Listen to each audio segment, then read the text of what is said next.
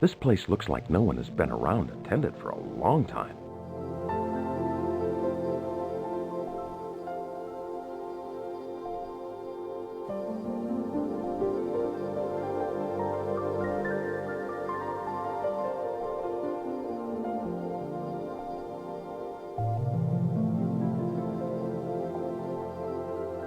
This time, it reappears some 11.5 inches away.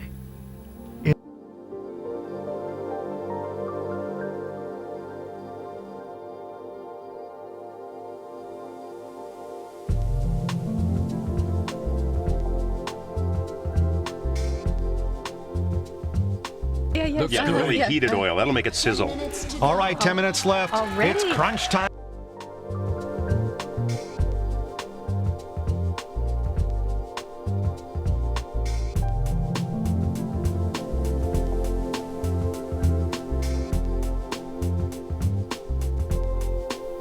I wouldn't tell you what I've just told you before I told the press pack, would I?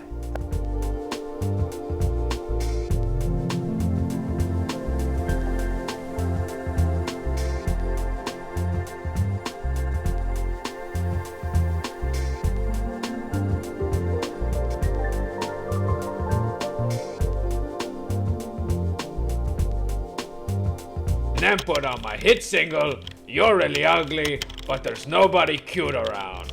I tell you what, he'll be all over you like the king of town on a Chinese buffet, man. Alright. Wow. We are down to 7 minutes left in the battle.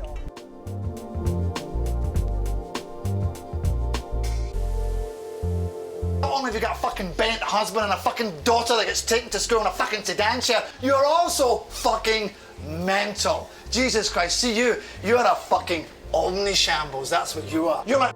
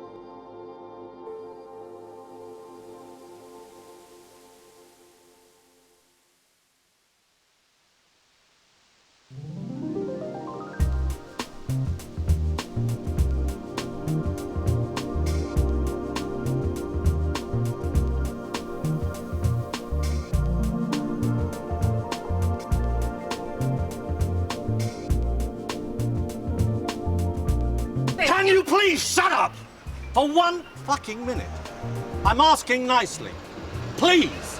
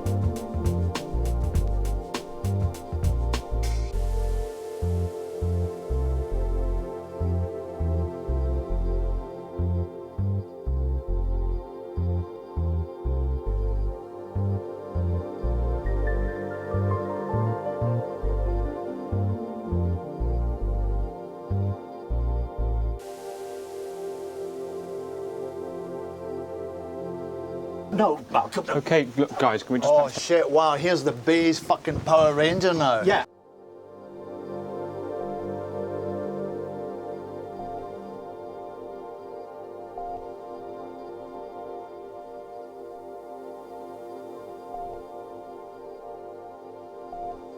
I'm sorry.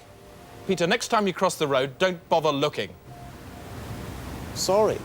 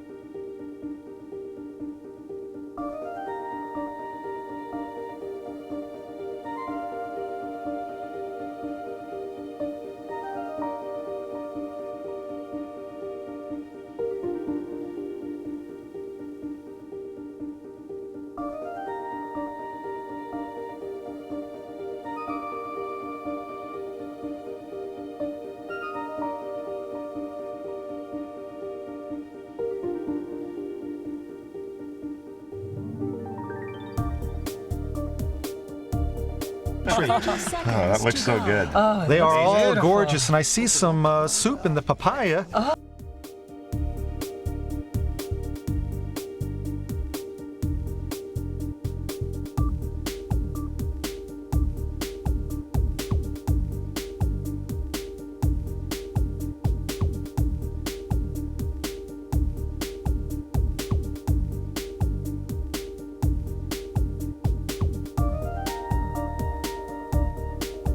Okay, you've waited enough. Hey. Hey. Okay, that caught me off guard. Hello, crushing ceiling. How is everyone doing? Hope everyone is doing well. Yes, I'm doing alright actually. We had a long weekend over here, so I managed to do quite a bit of work off stream on Are you so dense? I'm not going to have to run around slapping badges on people with a big tick on some and a big cross on others, so you know when to shut your gob and when to open it. Alright, fine. I'm choosing to interpret that as constructive criticism, Mad Moose. But welcome. Yeah. So we've made like a little bit of progress. So last time that we were on stream on Tuesday, we basically just got the code compiling. Like I had done I did basically a transcription from a crappy disassembler that I made, which turned basically like it took apart the Z basic code, which Fool's Errand is written in, and turned it into these 68, basically just Motorola 68K assembly, except it had a few niceties, like for instance, it would auto detect whether or not a memory address was part of like the heap memory or the variable store, and it would just kind of auto rename that. And oh yeah, also if there's like a system trap call, then it would just auto convert that to the name, do little things like that.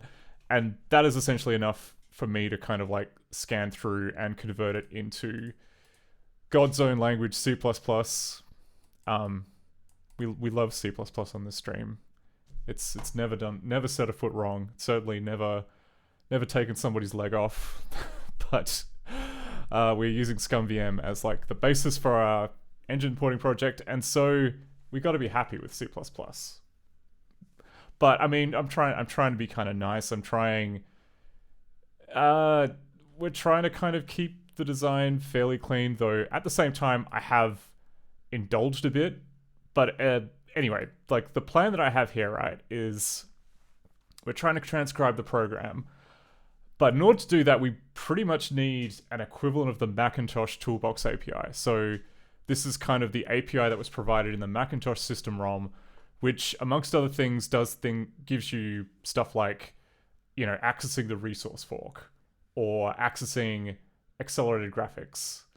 Mad Moose asks, have you heard the good word about Rust? I have, but at the same time, ScumVM gives us a bunch of stuff which I don't really particularly want to like redo, such as a simulacrum of like the Macintosh window system and stuff like that. Also primitive drawing, which we'll get to in a bit. But what it doesn't have is it does not have, like, all of these APIs are kind of like handwritten and do not match what the Mac equivalent is, which makes porting kind of annoying, because you know, it would basically mean that you'd have to like look at every API in turn and then like think, okay, how do I kind of like hack around this to make the ScumVM equivalent? Which is why I kind of went ahead and made this, which is a mostly syntax compatible implementation of a bunch of the Toolbox APIs. And essentially what that means is that if you're in the business of, I don't know, transcribing or, reverse engineering a program and then like creating the C++ equivalent, you don't have to worry about like how to translate an API call into something else. You can just call it in exactly the same way. And that includes, we've done like a little bit of magic here for some of the structures, like, because you can see here like a lot of the API calls here, like for instance, they refer to handle. That is quite common. Handle is the Macintosh toolbox type, which it's basically a pointer to a pointer. So given, it's like old, an old Motorola 68K system, which means that memory is kind of bank switched, and so it can be kind of like, there is segmentation going on in the background. So in order to like avoid the nastiness of like stuff being moved around in memory, because I believe, it's a cooperative multitasking system. So there isn't virtual memory, but there is, interrupts which then go to, return control to the system, which then do things like move stuff around. That is why like most of the time you're encouraged to use handles, which then mean, okay, the handle is always guaranteed to be good and remain in the same spot, but then the memory it points to, that could change like whenever the heap needs to, whenever it gets too fragmented, it might be like crushed together to save space. And that's fine if you just got a handle, because then your program doesn't need to know about ultimately where the memory is. But from our perspective, that's kind of like a very assembly-brained, I mean, you could do it in C without too much trouble, but essentially what we've done here is that we've wrapped, for handle, we kind of emulate it using two C++ nice to have. One is this outer wrapper, which is like a shared pointer. That essentially means that, it's like a normal pointer, except it's reference counted, and you can make as many copies as you want, and as long as, one copy exists, then the memory isn't freed. And then inside that we have this array structure, and that's because there is quite a lot of Toolbox APIs which expect to be able to, like, for instance, you give it a handle and it says, oh, this handle is this many bytes long, or oh, you give it a handle and say, oh, it's used for this resource and the resource. So there is a utility to being, and also the ability to resize the piece of memory. So we could do this with just like a bare malloc style, byte array, but it's easier to just do it this way. And, we're not reallocating this ever. Oh, sorry, we only, it's still a pointer, so it's not like we're passing stuff around by value or anything. It's not getting like constantly reallocated. It's only getting, and whenever we get a Toolbox API saying, please resize this handle, we can just tell the array to do it and stuff like that.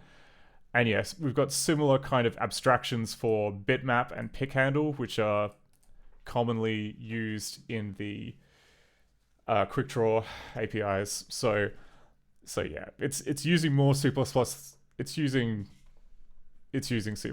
I can't pretend that it's a nice clean C API, but it does mean that we take advantage of some of the more powerful stuff that ScumVM gives you under the hood with it also means you can do, little things like this mean that you can now use a handle in a hash table. I did have to put in a custom hashing algorithm because by default in 64-bit mode, I believe uint is meant to be a 32-bit type, or it's I don't know. It can be.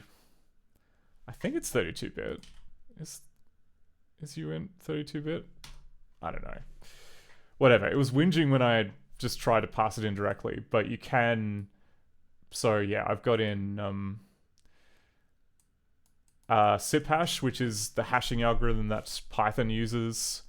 And that honestly should be good enough for the level of entropy that we want and that's just used to look up a handle in a hash table, or use a handle as like a key in a hash table, which is surprisingly common for some of these toolbox APIs. So we currently have. So when we left off last time, pretty much all these were stubbed out, but now I've started to fill in some of these. And there is a bit of jank going on here. It's nowhere near as kind of nice and speedy and clean as QuickDraw is because of limitations of like the surface model that we use.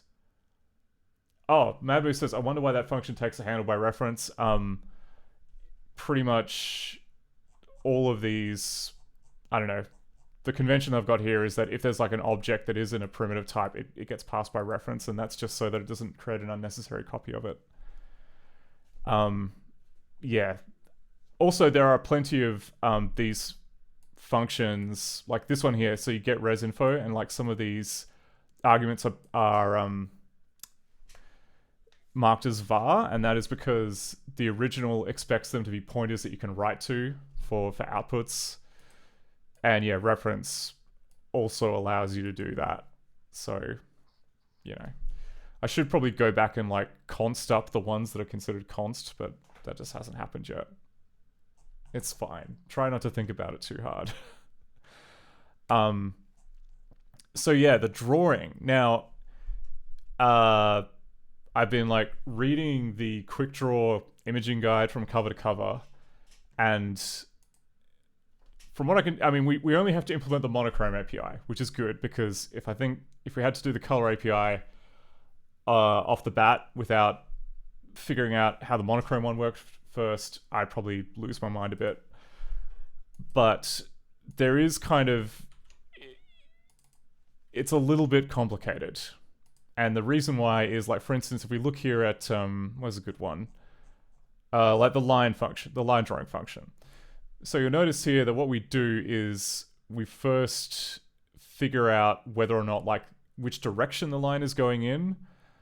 And then we have to create, like, an intermediate surface for the line. Unfortunately, I'd love to say we just draw the line directly on the target surface, but then that introduces a problem where you have 8 different blending modes for vector style graphics, and we kind of get around some of it. Like, we use what's it called, and yeah, so there is this draw primitives function which is used for drawing lines and ovals and such, and you can augment that with a thickness. But the problem is that that's also got to work with the blending modes, and it's got to work with the pattern. So when you think about, hang on, do I have the QuickDraw guide open? I've got Inside Macintosh open, but let me open up the QuickDraw guide because there's probably a better illustration of what I'm talking about. So, like, here you go. Here are the 8 different blend modes. So even though the source and the destination are going to be both monochrome, you have 8 different ways of interpreting the output. And the first one, super cheap, that's just a blit. The remainder, you have to do per pixel comparison between the two to figure out which pixel wins.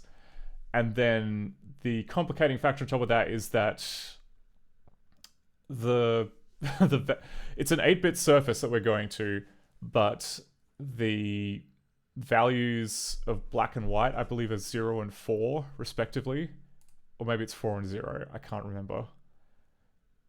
Actually, yeah, I think white may be 0, might be 4.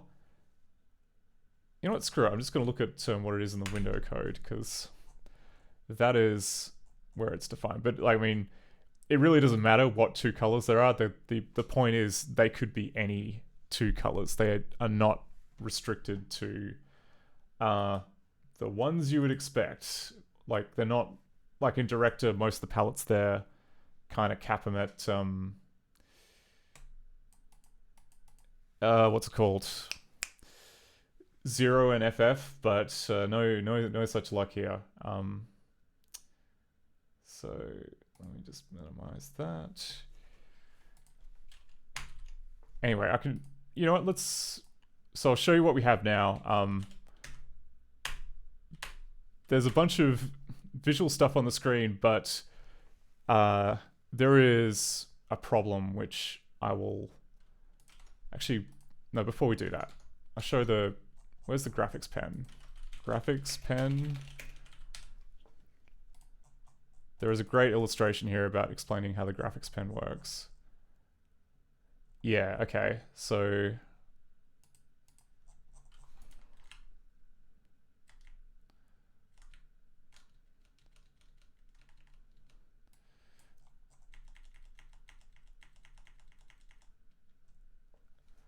yeah, where was it?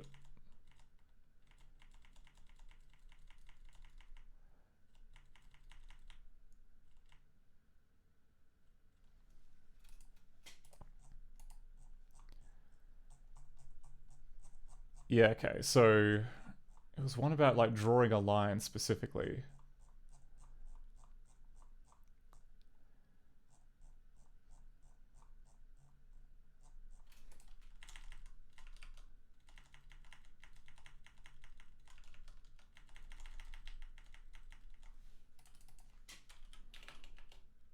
Line 2. Where was it? Sorry, I know I'm just like scrolling around this like mad looking for the one that I'm looking for. Oh, whatever. Doesn't matter. We can show it off here. So like this is pretty close. So when you draw something in Quick Draw, you define how big the I guess the pen nib is. So it can be like a certain number of pixels wide and a certain number of pixels high. And then it basically just drags the top left corner through the path that you pick, including all these other pixels. So if you've got a pattern, it'll just repeat that pattern based on whatever Cartesian coordinates it has. So like a pattern is like an 8x8 pixel pattern, but it just gets tiled, essentially. Now, for some of these other blending modes, you've got like XOR, and you've got, not XOR. Stuff which would basically, and if we were to just kind of like think, oh, I just have to draw this, every time I draw a pixel on the screen, I just have to run it through the XOR filter. That won't work when you are moving a pen around, because the pen, like the code will expect, essentially like, even if, I don't know, currently the primitive drawing code will draw pixels multiple times on the screen for a fat width of pen. Like, it will just basically draw everything in that square, then it'll draw everything in that square, then it'll draw everything in that square, and so forth and so forth. And that's not efficient by any stretch of the imagination, but it is also just a little bit of a pain to go back and change, because we're building, it's down to kind of inheritance, right? Because the Macintosh primitive drawing stuff, it's just an algorithm which calls draw point. And, mathematically that's fine because you can just say, oh, draw a point, just draw this entire square. And then it just repeats that as many times as possible. But that kind of screws up as soon as you introduce these blending modes because if, like, for instance, you've got the XOR brush, then that would mean every time you draw a square that overlaps a previous square, then that would be cancelled out because it's an XOR brush and stuff like that. So to work around that, what we do is that we draw it assuming just a copy, so no blending modes. We draw that to an intermediate surface, which is here. And then after we've got like an intermediate surface with the thing we want to do to the screen, we then blip that to the destination using the blending mode. And then that does like the per pixel comparison and change that's required. So yes, there is definitely more overhead than the original Toolbox API, but it is, I don't know, it's basically we have to do that because there is already this level of abstraction with how we do things in ScummVM. So we're going to start this. We'll see what we've got. So there is stuff that is being drawn on the screen. Unfortunately, there are no images, and we'll get into why in a little bit. It is actually, I'm hoping that it won't be too much of a pain to fix. So you can see here, currently it's showing like, I believe this is a screen that's complaining that there's not enough memory to run the prologue or that we need to change the color scheme. So I haven't implemented any of the text drawing APIs yet, so we do not see what it is complaining at us about. But if I click on this, we then see, yeah, so we've got this nice little kind of scanline effect which clears the screen. There's meant to be some rain appearing on the screen. That's not working at the moment, but we do see these flashes which indicate lightning strikes, which we get a few of. Then we come here to this completely white screen with a fade out. Okay, and now it's asking for another event, so I believe this is the next bit of the story. Oh, and then it crashes because we hit it with an invalid rectangle. Okay, so we're meant to be seeing like a bunch of pictures, obviously, during that introduction, but we are not. And I had like a quick look before we started, and I think I understand why. Now that I've started going through and renaming some of these like helper functions to actually be what they are about. So the way that the prologue works is that there are a bunch of picture resources here in in the executables resource fork, and they're all kind of stills which kind of get used in the prologue. The way that the ZBasic program works, because you got to keep in mind this is being loaded from a floppy disk. They're quite slow.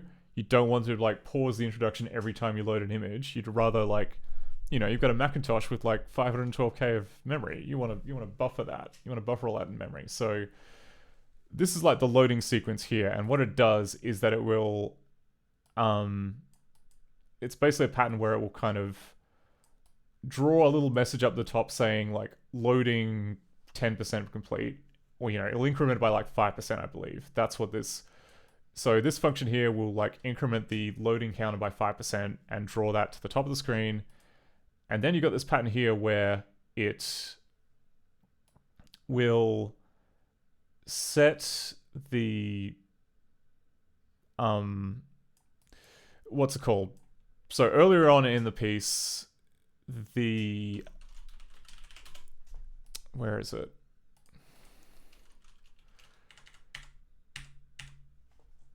So I've kind of had to convert this a bit from the original. So the original it basically allocated 12 entire screens worth of memory here in this array. And then it created references to that, which I believe were in here we go. Yep. So we don't actually use this. I can probably get rid of it. This is more just kind of a stopgap for me, but essentially it allocates 12 entire screens worth of space. And what the loader does is that it calls this what do you call it? It calls like the get picture API from the Mac toolbox, and that's kind of like an all-in-one function that says go into the resource fork, get the PICT resource, the picture resource, with this ID number, and then return a handle to it. And then with that, we have this separate ZBasic picture API, which it's a blit, in other words. So you give it a resource handle for a pict, and then it will blit to whatever is the current graph port, which is, it's kind of like a handle that's used to denote where to draw on the screen. And then it draws it. And then once that's done, it frees, like, the toolbox is called to release the resource. So that's all good. Now, where we were going wrong, like originally I just thought, oh, the ZBasic picture API, that must just draw stuff to the screen. Like it wouldn't be, it would be like super basic, right? And that's sort of true, but what I didn't take into account is that we've got this function here called set port bits to page, which if we look it up is a helper function which picks one of these like one of the 12 pages that we have, one of the 12 screen pages that we added, and then just tells the graph port to use that as an output. So essentially, instead of drawing directly to the screen, we are just buffering it to one of these other surfaces. So I think the reason why we're not seeing any graphics in the introduction, or at least the reason why we're not seeing any graphics is because this isn't wired up properly, and I think it's just writing it to the screen and then getting overwritten by whatever rectangle fill operation that we're doing. Yeah, so this is back before I wrote in most of the Mac Toolbox API. So let's sort this out. So really all we need to do here is get the current graph port, which I think we should be able to do. I mean, sorry, no, we don't even need to get the current graph port because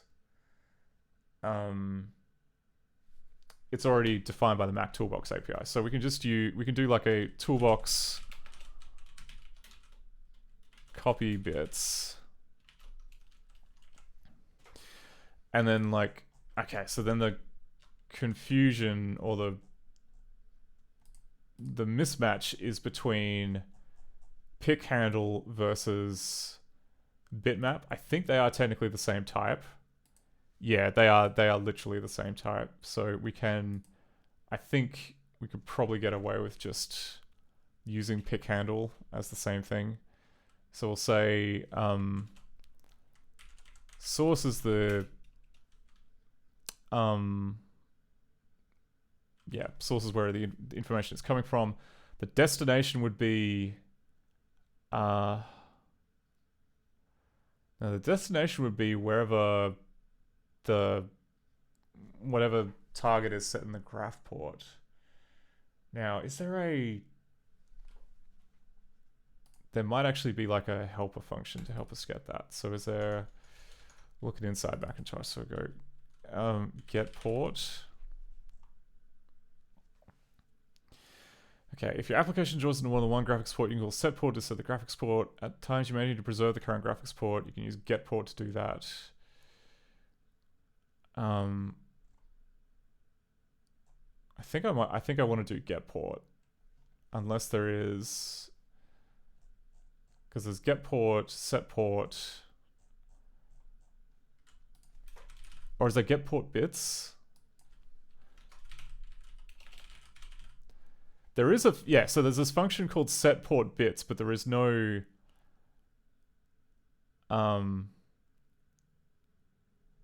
Okay, set port bits allows you to perform all drawing calculations about the other than the screen. For example, copying a school off-screen image onto the screen with copy bits. However, instead of using set port bits, you should use the more powerful off-screen graphics capabilities. Using the other thing. Fine. Let's just... Yeah, okay, so there's a shortcut for just setting the destination source of the graph port, but I think what we want to do is implement get graph port so then we know what so we can just get the destination that way,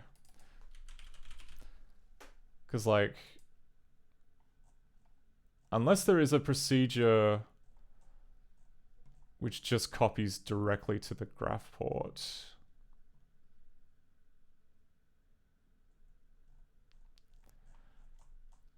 Because, I don't know, it's much of a muchness, but we've got...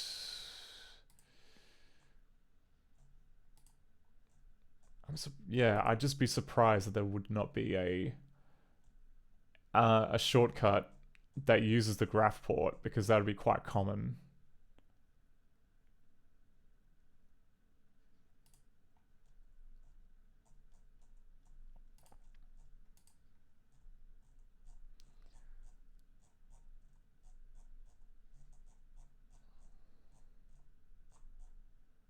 Okay, copy mask.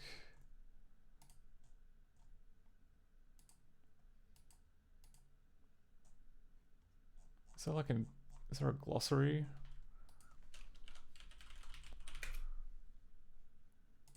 Oh, here we go. Okay. So we've got copy bits, copy mask, get pattern.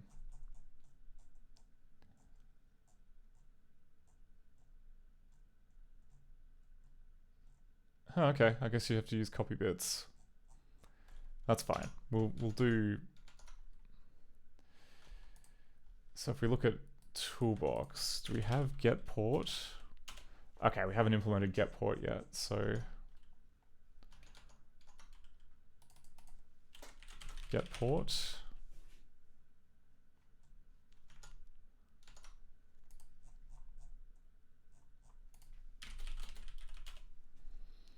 Because we've got open port, we've got set port, I've got to add get port.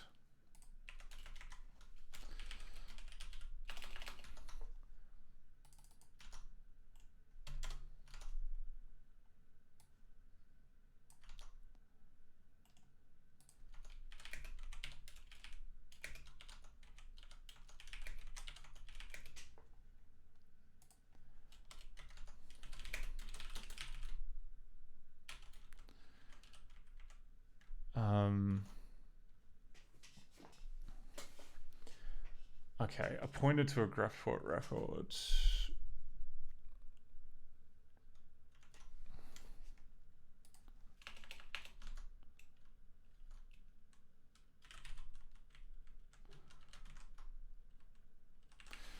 Alright, so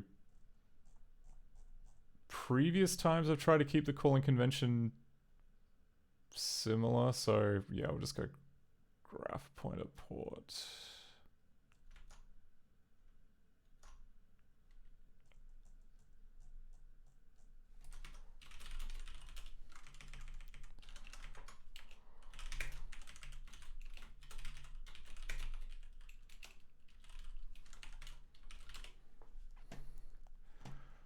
Okay, and then in our toolbox code,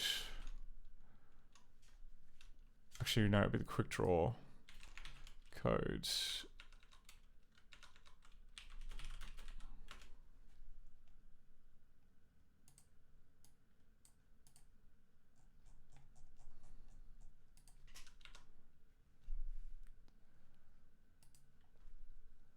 Oh, hey Kennikos. Kennikos, we're in the middle of reversing The Fool's Errand, which is a game from the Macintosh from 1987. Oh, how was your stream? Sorry, I was I was working right up until we started broadcasting. we doing? Okay, get port.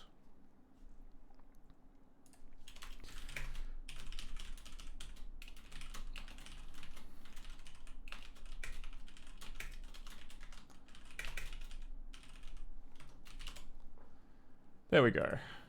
So now we've got this, so we can then go back into ZBasic, and then go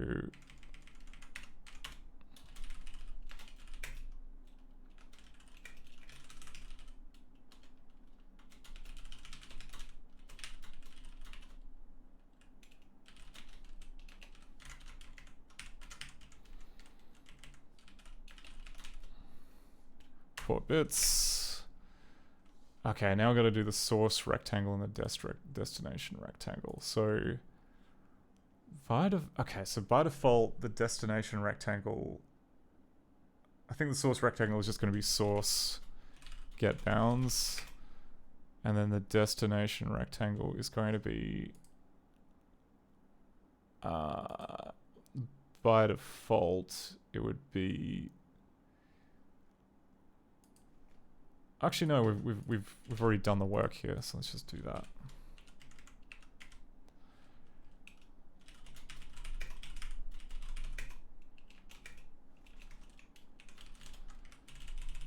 Get rid of these because that's now handled by copy bits. Oh, and get rid of that. Okay, now the source mode is going to be k source copy, I assume, and then I guess it's just going to be null. Kinnigo says, it was fine other than some graphical glitches due to improper texture palette assignments, causing some pixels on custom textures to be full bright. The git commit I built on Dark Places on still more or less fully supports the Nahara machinima, and my issue I reported years ago seems mysteriously fixed. There's no more disappearing entities. Oh, is this the System Shock source translation port thing that you were trying to get MIDI pass-through working? Oh no, this is Quake. Okay, my apologies. Okay. So we've done that, replace it with copy bits. Let's see if we see anything now. So now that we've modified this to actually just check what the current bitmap destination is, it should actually be copied to those extra surfaces that we have, rather than whatever, just the screen where it immediately gets overwritten. So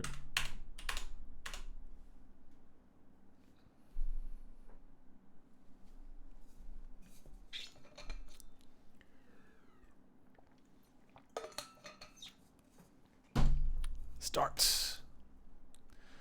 Okay. Looks basically the same. Alright, we've got like a white square instead of the title. Another white square instead of the actual thing that we want to see. I mean, okay, we're at least the bounding box is okay. We can we can kind of make out the bounding boxes, but unfortunately we don't seem to be having things blit correctly. Why would that be? It could, okay, so one reason could be that it's not, well actually hang on, no. If we think about this, these are going to be full screen pages, and by default they're filled with the black ink color. And when we did copy bits from the source to the destination, it did not work. Or rather, like, so, but yeah. So maybe what's happening here, right, did I convert the pick handle? So if I do like get picture, which is the function that gets stuff out. Yeah, alright, so we have, okay, yep, so I run it through create remapped surface, which does, I borrow this from the Scum Mac code, and it essentially goes through and converts it to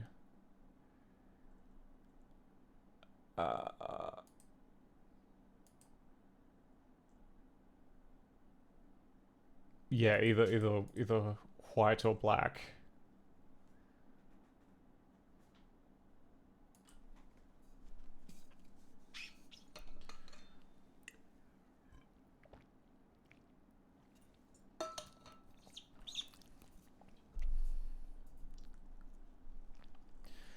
Oh, I see. Okay, no, so it is actually different, I think.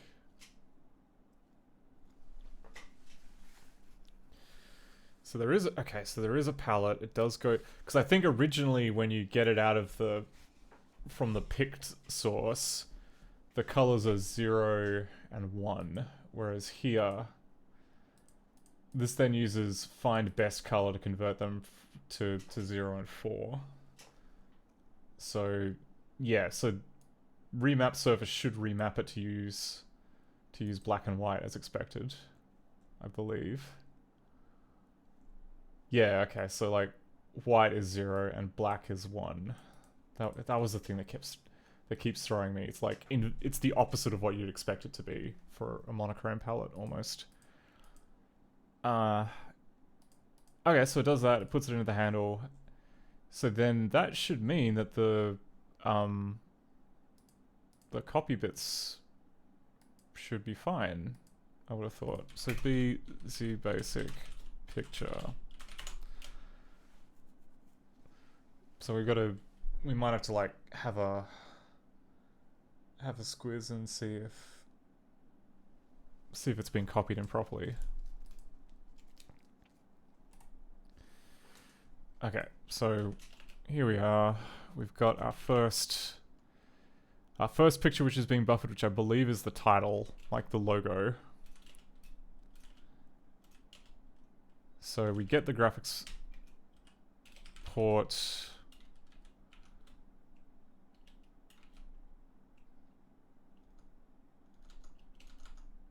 Which contains port bits.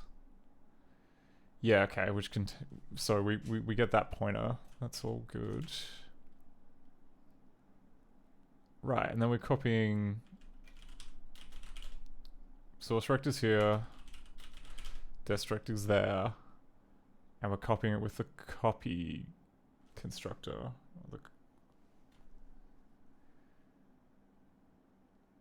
Oh, Kinoko says, also, good fucking god, the Seal of Nahara is an ancient relic of the past. March 3rd, 2000, August 1, 2000, according to the end credits. A 26-year-old Quake 1 Mishima that is 4 hours long. Dang. That's yeah, it's pretty impressive making a 4-hour movie in 2000 era. Well, I mean, Quake was like 1996 technology, but I'm assuming...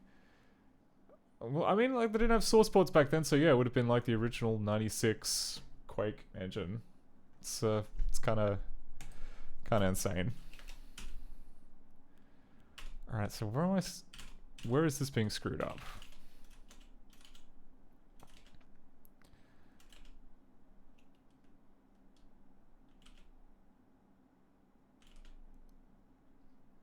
So...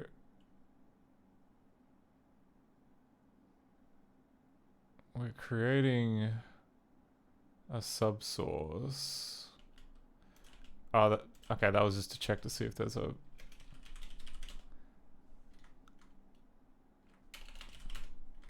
So we got this. Get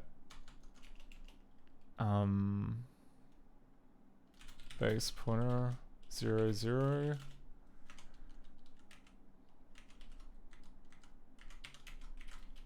Byte. Yeah, okay, so it's converted it to yeah, 4 and 0 notation. And I imagine... Yeah, okay, whatever. So that's to be expected. Okay, and there's no mask. It's calling blip mono.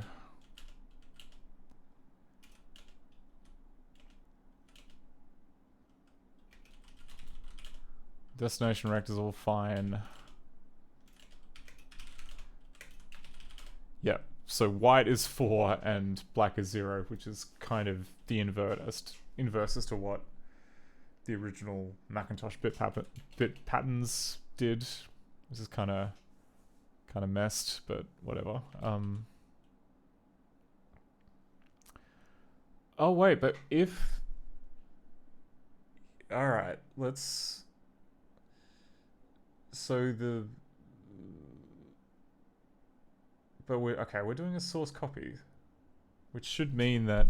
Because I was thinking, like, if the original bitmap was, like...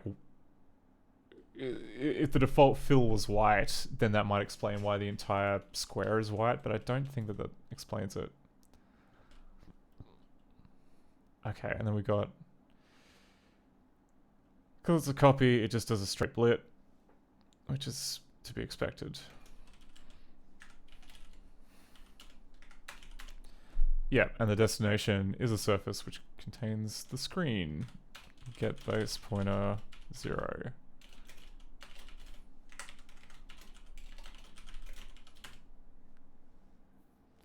Yep, okay, and then by default is filled with nothing. Just nulls.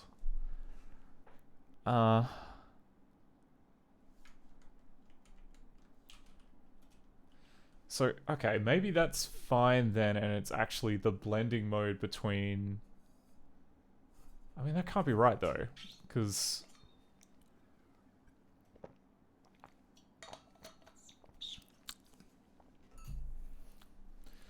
Because if it was a blending mode problem drawing the buffered page to the screen,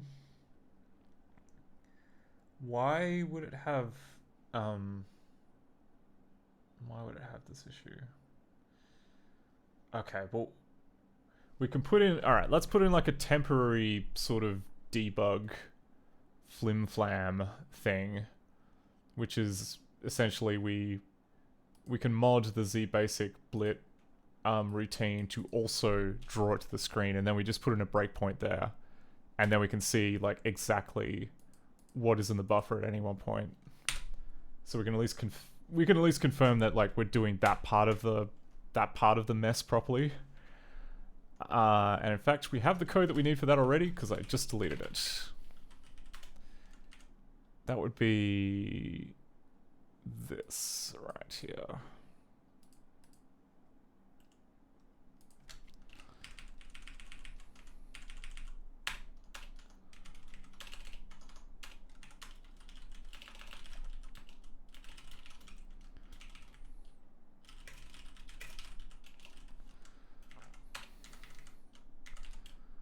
Okay, and then we can...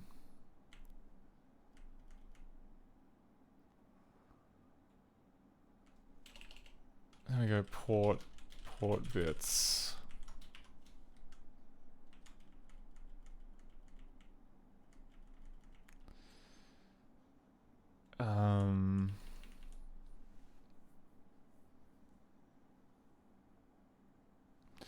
There we go, port bits, get bounds, and we'll do that for both.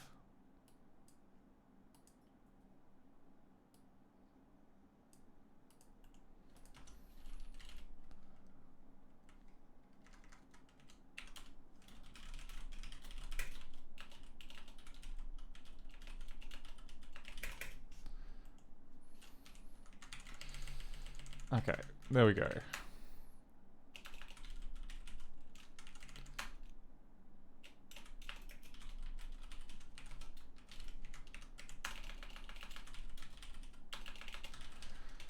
Okay, so we've done that, and then now we have to toolbox delay 0. Okay, so that will, we should be able to like visually see what is going on the screen. There is a debug function in ScumVM which allows you to print the contents of a surface to the command line prompt, but because the numbers that we're using are between 0 and 4, that does not show up. And also invoking the debug printer is a massive pain, and I can never do it properly from inside here. So we're gonna have to just, this is much easier. vzbasic.cpp 2d6.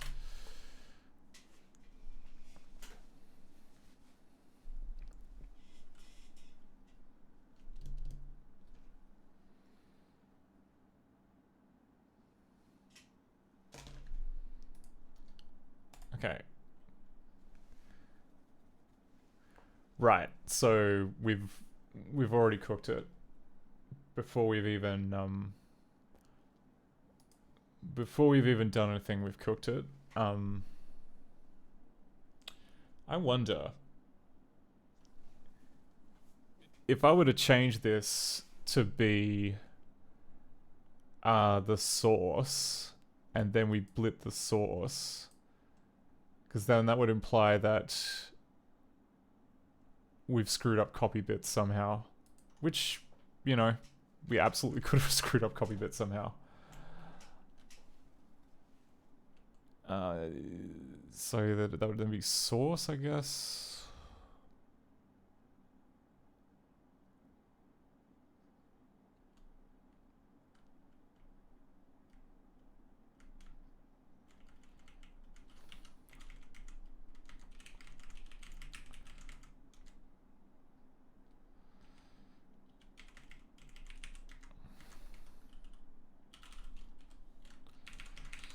Okay, so if we go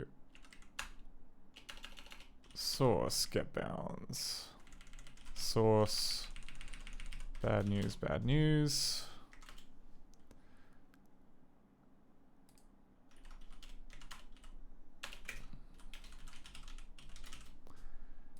And then that would be at 228.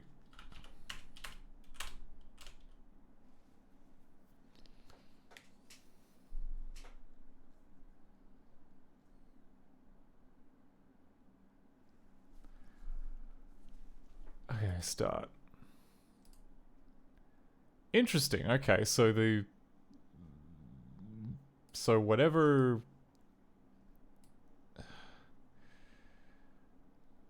going into here is now being, oh, okay. That could be, alright, I think I know what it is. So I made a change to the picked loading code, which may have inadvertently like wrecked everything. So I'm gonna roll that back and pretend that didn't happen.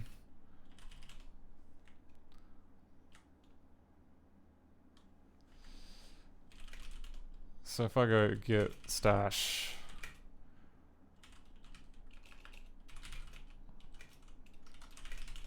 is this based on anything? Yeah, git rebase master.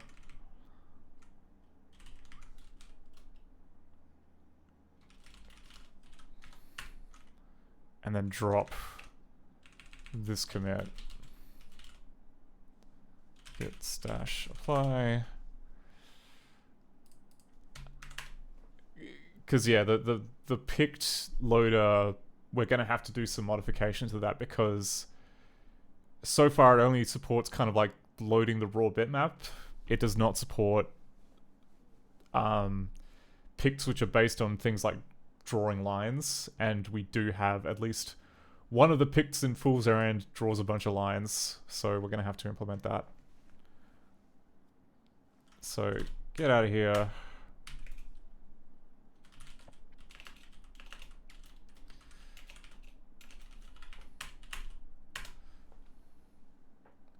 Oh, Kineko says the source code of Quake was released on December 22, 1999. Oh, okay, neat. So that's actually, yeah, man. Imagine releasing a game, and then 3 years later making making the source code available. It's just hard to fathom. There we go. Okay, so it was me wrecking the picked code. That's okay. So then that should mean that if I get rid of these lines and then uncomment these lines, that should start drawing things in the right spot.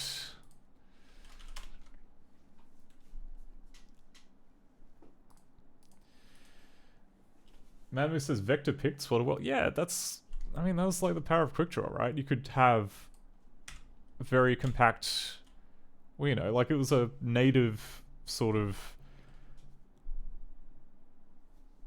I guess not really a vector format, but it's more of a kind of page description format, which later on, I mean, like, Windows had that too, like, which, I don't know, I'm thinking like PCL, which is the printer control language, which was based on GDI, which was the Microsoft graphics, you know,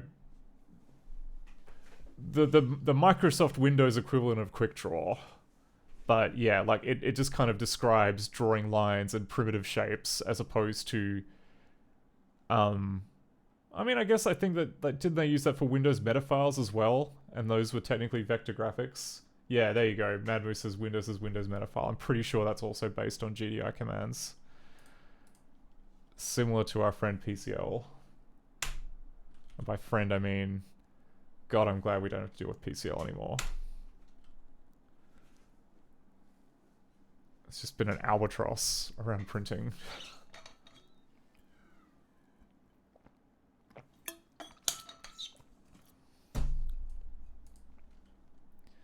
Okay. Well, there we go. We got like a quick screenshot. Okay, great. It's working. Let me turn off dodgy blit to screen test. So now that should be okay. Should be blitting those images to our off-screen pages and then drawing them when it needs to. And at least one of those gets, well, at least one of those is showing up, which is good. I wonder how I screwed up like the picked loader then. Okay, so screen disappears. Logo shows up. Rainstorm not rendered shows up. Oh my god! Oh my god.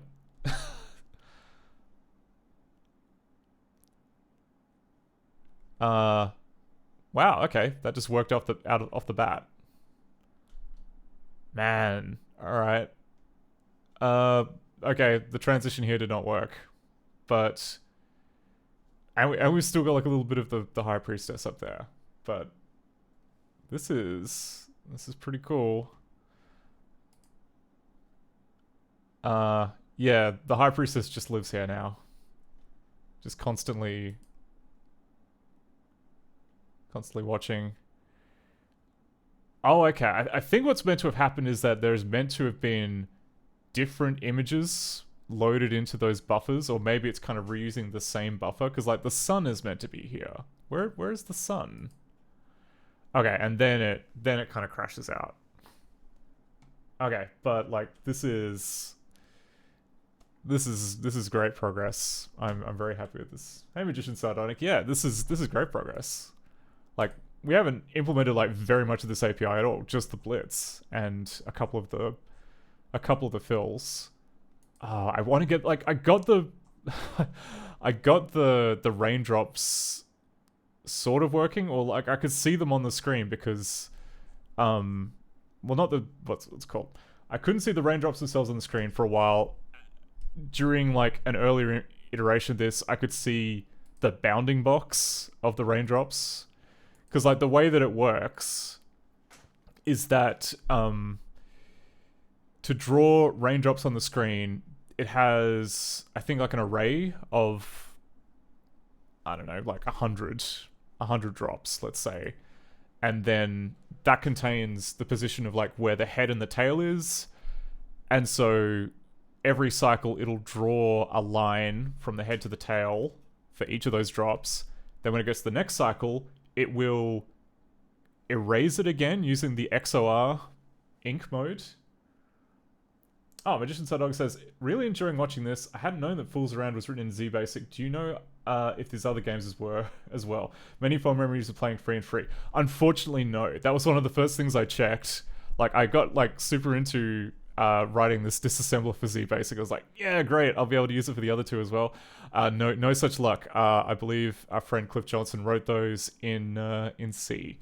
But that's okay because, like, really, I mean, the hard part of this, or rather like the reusable part here, is the Macintosh API. Like, that's kind of what's kept the games stuck in just firmly in emulation territory, because, like, yeah, Cliff wrote like this fairly involved renderer for all this stuff, and that just uses QuickDraw from top to bottom. So if we can implement most of QuickDraw, then it's just a case of like loading the source code in Ghidra, or loading the exe in Ghidra, which so far Ghidra's been really good at taking apart Macintosh code, mostly just because it's position independent and doesn't use...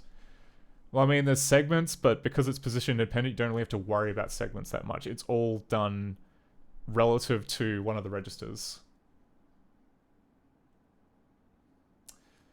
Yeah. Hey Mary, how's it going? Yeah, so great. Let's just watch that one more time and see, like, let's just take stock of what we're missing. Also, we got to fix this crash. I don't know what's going on here. This crash is currently happening because somewhere in the code is trying to set a...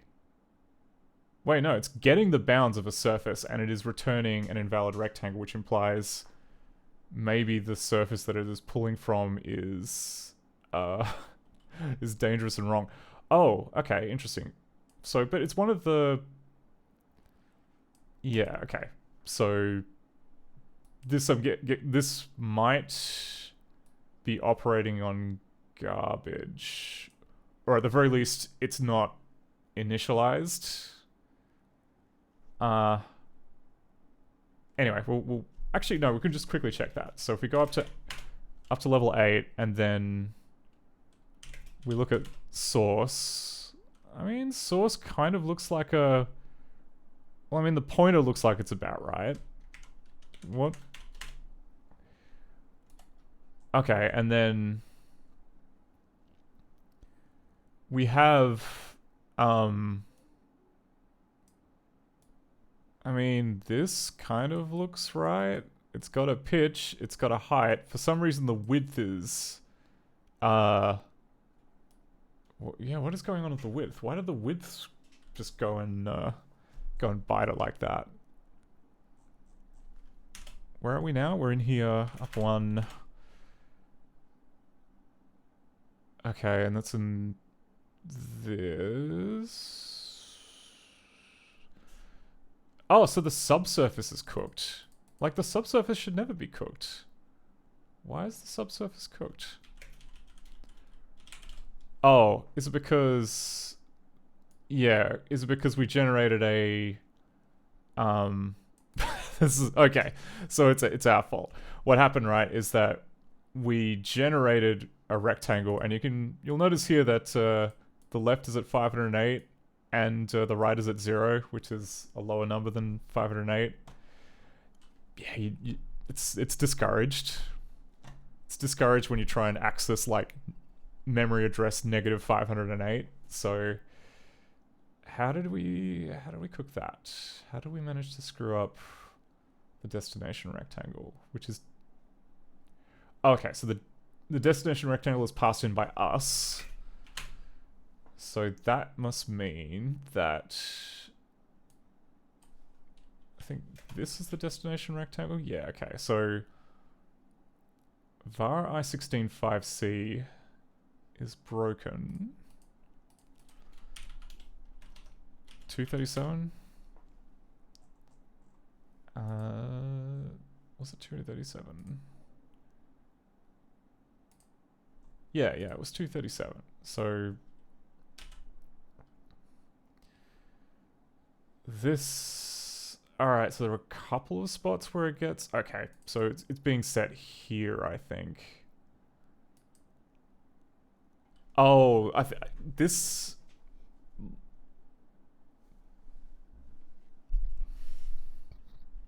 Okay, this is unusual.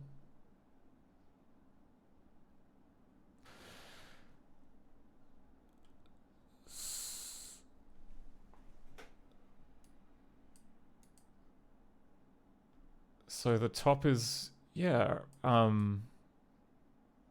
did the math get screwed? How did the math get screwed up here then? Oh wait, no, that's in a different method. It's difficult because like the Z basic code reuses a bunch of variables. Like, you know, it's like basic. You can basically just say let a equals x, and that can happen. That just across the entire code base that replaces a. So all variables are basically global, which then means a couple of cases. Obviously, the name was too, they've been reused. So we have this code here, which to my eyes seems okay. Like, I can't see how left would ever be before right. And then there was one other place which we were using it, which I think is closer to where it screwed up. Yeah, it would have been here. Okay. And then that calculation seems off. Or rather, like, no, it just never gets... Oh no, it does get set, but... It gets set, but maybe the order of these is around the wrong way. I'm gonna just double check what the disassembly said for this. Because, yeah, it's quite often, when I am, like, I don't know, sitting on the couch, just casually, like, converting one thing to the other while, I don't know, Iron Chef or whatever plays in the background, I tend to make mistakes. So that's okay. I can double check once we're at 050A.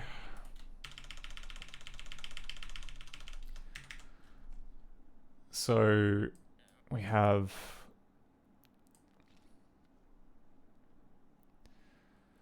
Okay, so we've got... This is taking arguments off the stack, which is being used for passing arguments in. I believe screen page is the first one. 128.050A.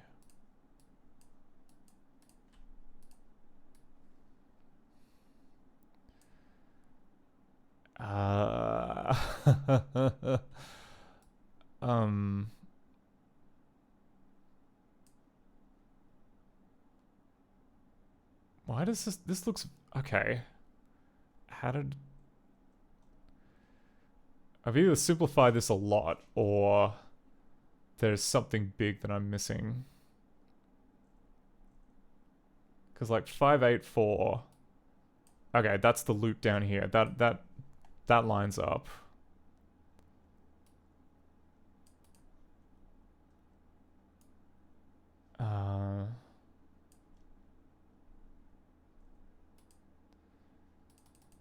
Oh, okay. There's a big switch statement that like overrides the value of the first argument.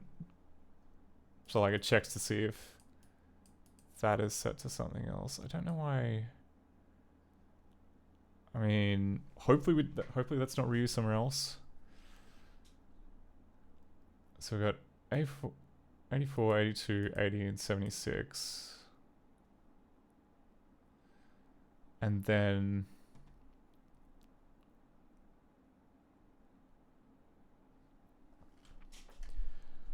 Okay, and yeah, okay, so this is then setting the screen page.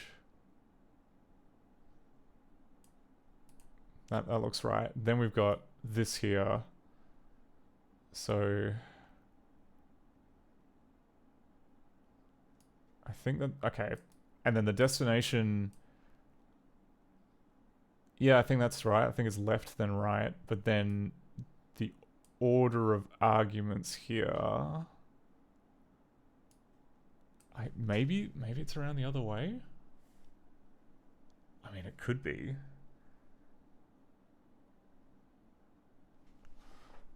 Alright, and then... Alright, and then it checks 184.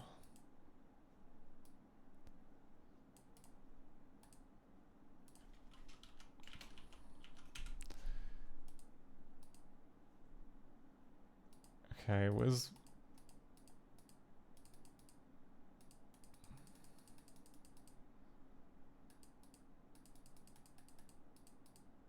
I mean, was there no...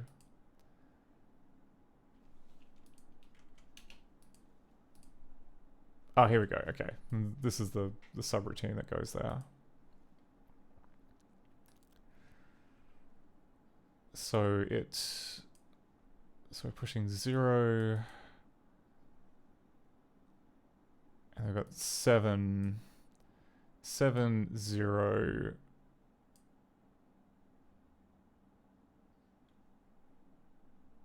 And then 1 FC.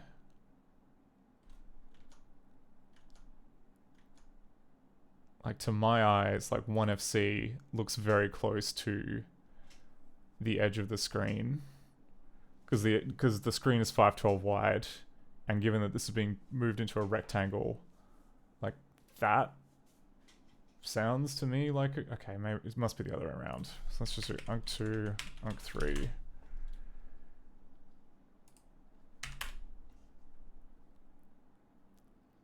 That'll at least prevent the crash, I think.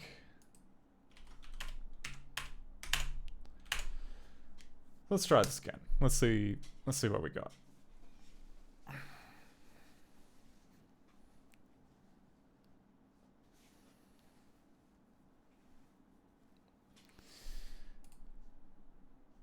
Okay, so we've got the warning message.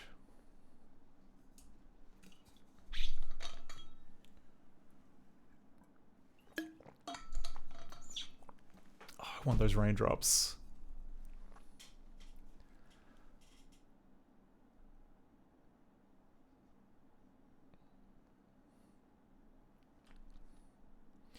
Yep.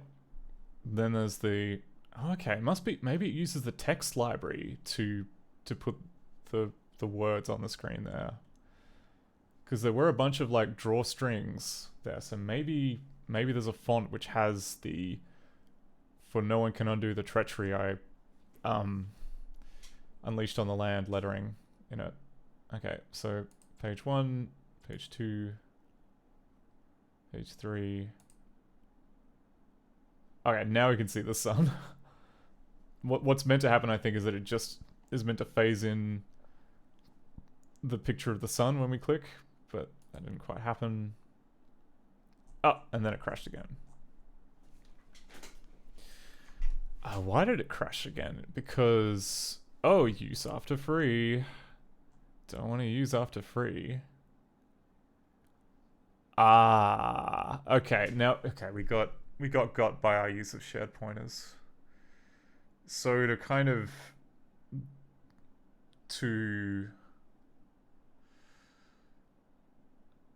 kind of work around the fact that our Toolbox API takes shared pointers. I added one to the surface used for the window, which is great right up until the point where you quit the engine. Then the shared pointer disappears, and so does the surface that the window expects to have. That's very cool. I guess we can work around that by cheating, or like, I don't know, like the problem is, like, as soon as you create a shared pointer, then you've created like, yeah, is there such a thing as a weak shared pointer? Like something which is class compatible with the shared pointer, but not actually destructive? I mean, I get this kind of like removes one of the benefits of shared pointer, but But yeah, like it is good. Like I like having the reference counting for the rest of it. Just not that. Pointer.h or shared.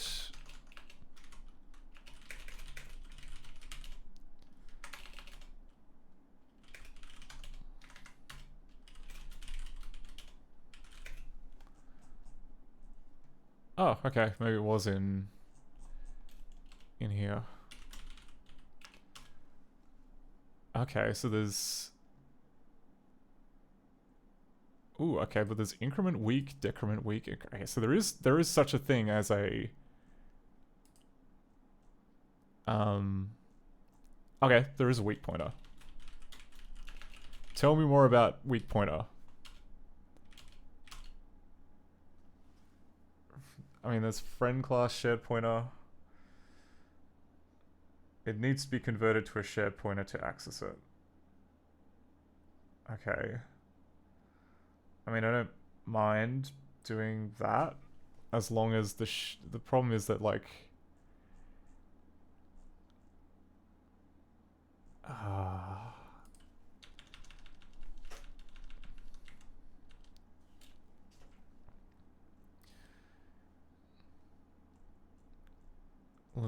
let's read this doco. This object keeps track of the assigned pointer and automatically frees it when there are no more shared pointer references to it. To achieve that, the object implements internal reference counting. You should try and avoid using the plain pointer after assigning to a shared pointer. If you still use the plain pointer, be sure you do not delete it on your own. You may also not use the plain pointer to create a new shared pointer object, since that would result in a double deletion of the pointer sooner or later. Oh my god, there's like a... I'm overthinking this. All I need to do is create a... what's it called?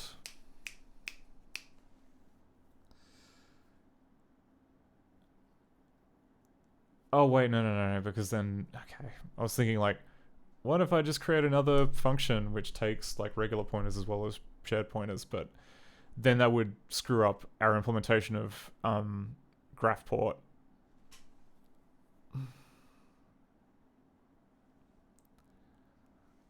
Okay. Be sure you're using new to initialize the pointer. If you do not use new, you have to display a deleter. Shared pointer object from a null pointer. You need a real definition. You want to type on shared pointer to manage. A simple for definition is not enough.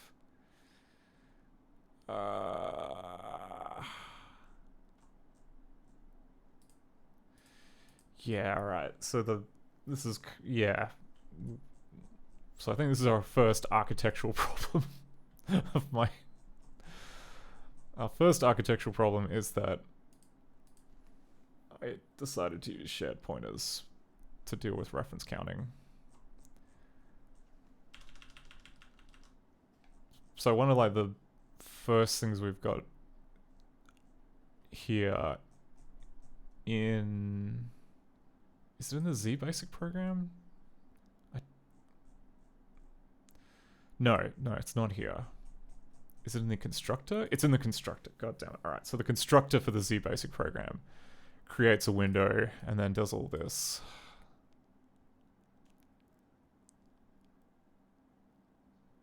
So...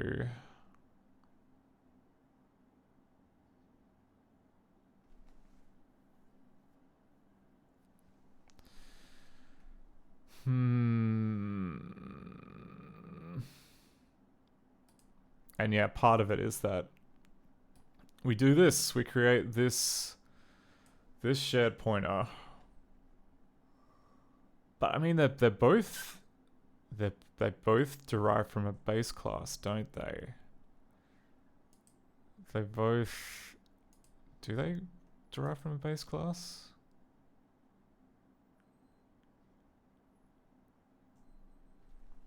No, they're different. I think they're... Yeah. That's unfortunate. Okay.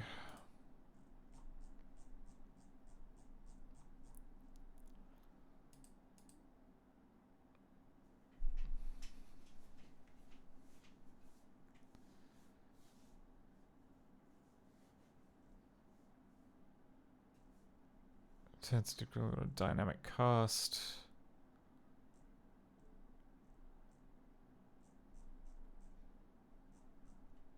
Okay, is there anything...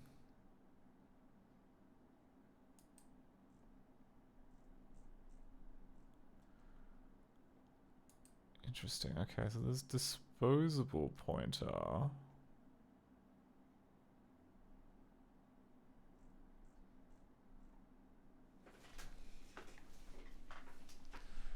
Unaligned pointer. Oh my god, there's so many pointers.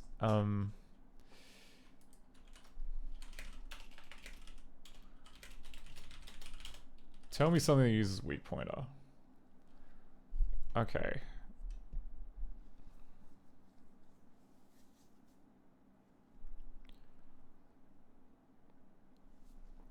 It's actually, okay, it's quite often used here. So we could make it so that the... Alright. Suppose the graph port copy was a weak pointer as opposed to a shared pointer. Then that could mean... I mean, we could still track, like, the bulk of everything using shared pointers. Would it cast it automatically, though, is the question. I want to save what I've got, because I think we've got, like, graphics and stuff. That seems significant.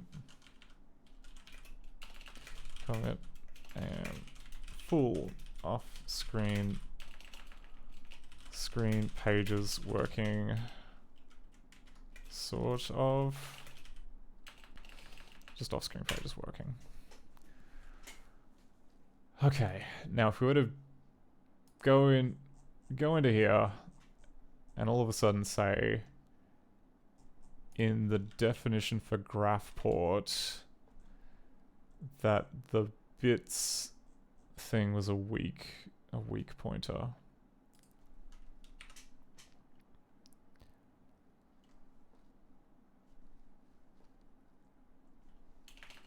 Common weak pointer.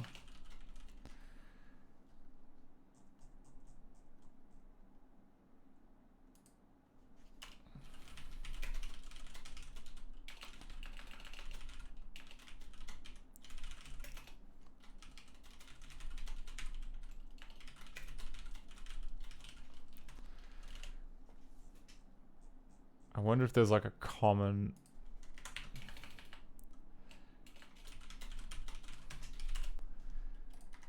Okay. Will this break everything? It sort of does. Okay. So there is this. Okay, because it's currently like it's passing around that as a reference. And yeah, it's not okay, it's not derived from shared pointer. Is there a way of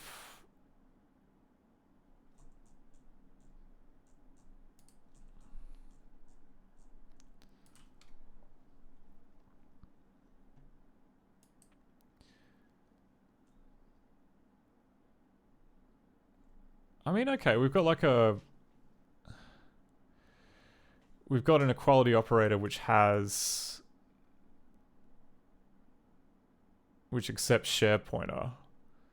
So while I think all we need to do maybe is like change the references in prologue. Like we've got a couple of these which are handles rather than ownership. So if we just go weak bitmap for that.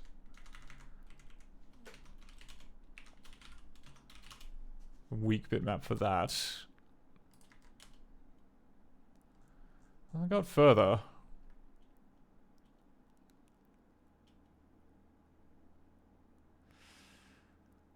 Okay, and then we've got like the whole rigmarole of copy bits.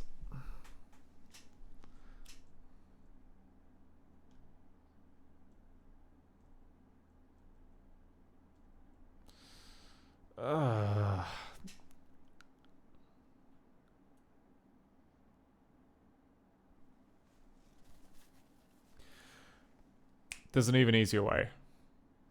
There isn't... It's like, you know... This is kind of like the chic solution to the problem of like, fuck it, we're adding 5 blades. Let's just add like another. If we would just add one more, just one more surface. And have that be the screen. And then we just update our screen refresh function to use that instead of whatever surface that the window manager has. Just one more surface, and then we don't have to worry about any of this. Like, really, that sounds quicker. That sounds easier. So if we go toolbox, let's CPP.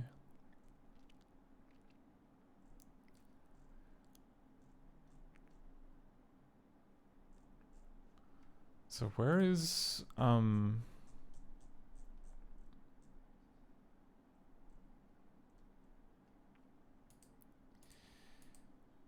yeah, okay.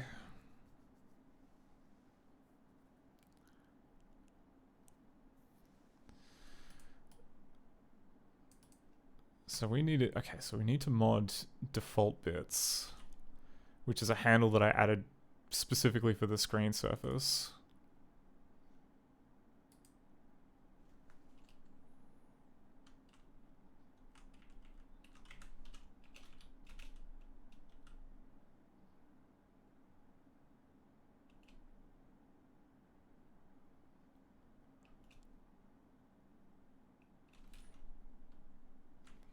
New graphics managed surface derived from this.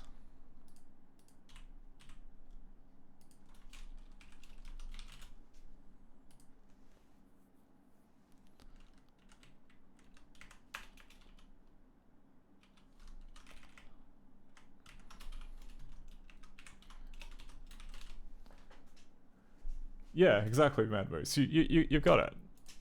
Just okay. Manage surface is deprecated. Use copy from a move constructor or supply bound. Wow. Okay, I've been doing managed surfaces wrong this whole time. A move constructor or supply bounds. Okay, can we?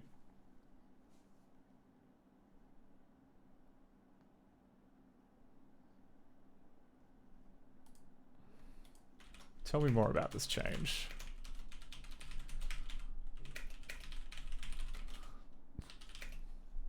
Because...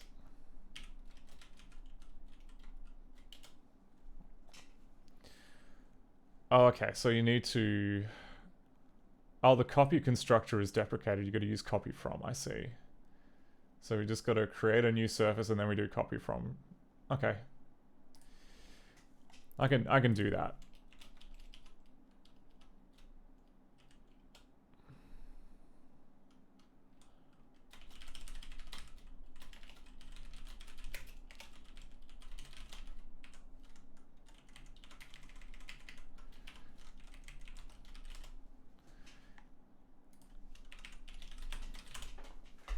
Okay, so we've done this.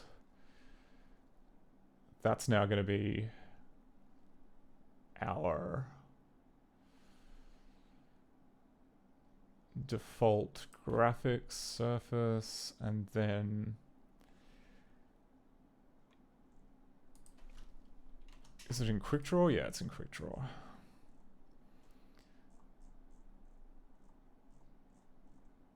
I think it's in Quick Draw. Oh no, it's just in plain toolbox.cpp, I think. Yeah, okay, so we've got these methods here which kind of bridge the ScumVM event system, and this one here which injects like a screen update synchronized to 60, you know, the vsync interval. We're assuming it's going to be 60. This will probably break if vsync is something else, but it's good enough. Okay, so in update screen, we want to copy back. So we want to go window get surface.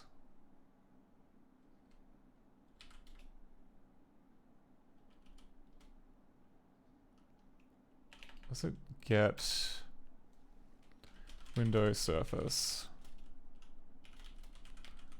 from default bits?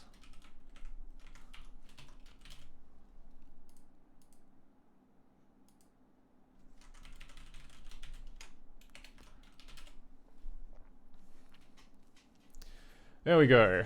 One more layer of indirection and 28, I don't know, how many wasted K of memory? It's fine. It's less than a megabyte. I'm not going to feel bad. I refuse to feel bad. Window. Is it? Oh, default window. Okay, now there was some other skullduggery that I was doing here to also add... Oh, it's fine. It's fine. It's adding... Like, I don't care about the dirty rectangle. Like, that can still be updated. It's just more... Yeah, that's all fine. But there we go. That should... hopefully... save us from having a crash at the end. Where we try to free everything.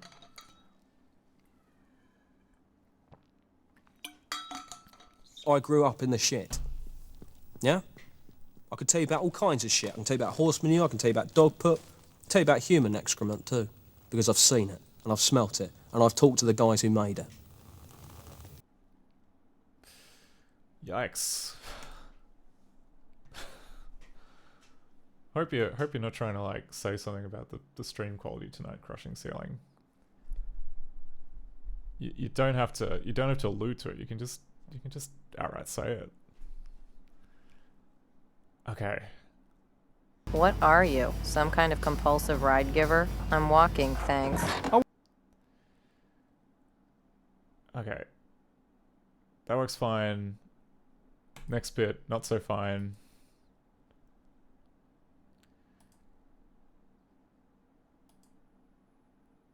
And great. Okay, it exit without any... Hopefully without any leaks. Oh, I should run without...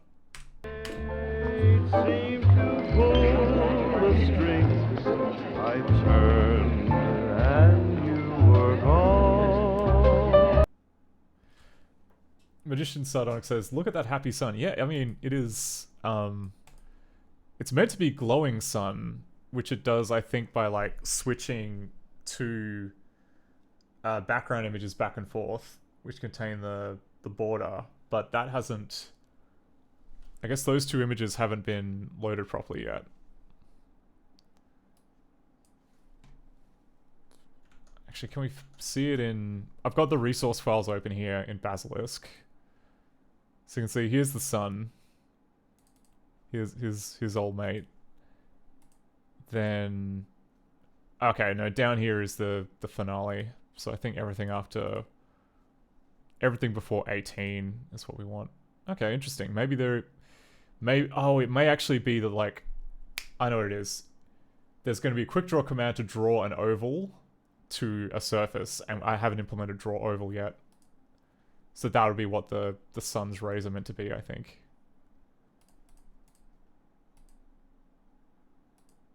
So... Are we leaking any memory? Nope. It's just our friend Dbus having a normal one as usual. But that's okay. Those don't count as memory leaks because actually it's not Dbus. It's really OpenGL. NVIDIA's OpenGL having leaking memory with Dbus. Nothing I can do about that, I'm afraid. But that's good. So we've sorted out our shared. We can just use shared point. So we have sorted out our shared pointer problem. We can use as many shared pointers as we damn well please. We just need now to... I guess like next issue is like, what is happening with those raindrops? Like why no raindrops? I don't think Fool's Errand runs in Basilisk, but we can We can try. I'm curious to see if it'll even load. Okay, so this is an example of like what was meant to be shown on the screen when you at the start. I think this is, yeah, so obviously we're missing some kind of, well, I mean, like there is code here. So if we go into the prologue code and we look at like what runs at the beginning, I believe it checks to see if like it sets what do you call it? It sets one pixel on the screen, which is with this weird color, and then it tries to get it again. And I think that it uses that to check if the pixel that it gets back is not pure black or pure white. I can't remember. I think it's pure black. Then it says you should change to monochrome mode because this is too new. But we can try that. Let's try to... So we're in monochrome mode now. Okay. Yeah, alright, so you can see here, that's the rain that's meant to be showing up on the screen.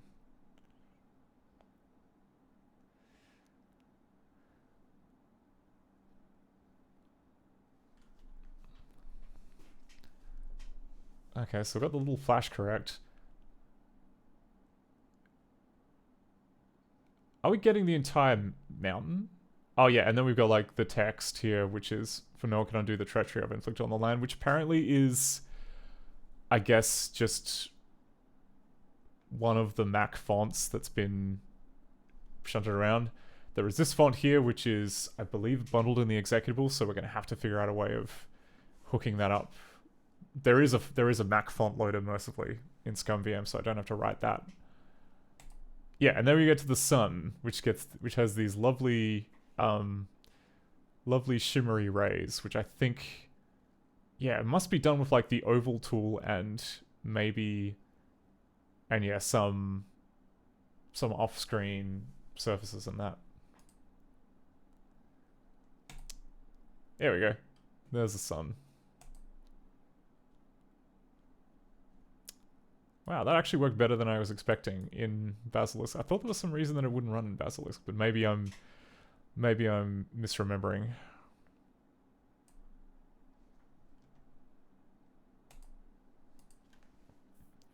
Our home was filled with her creations, especially the beautiful things she did with candles. There was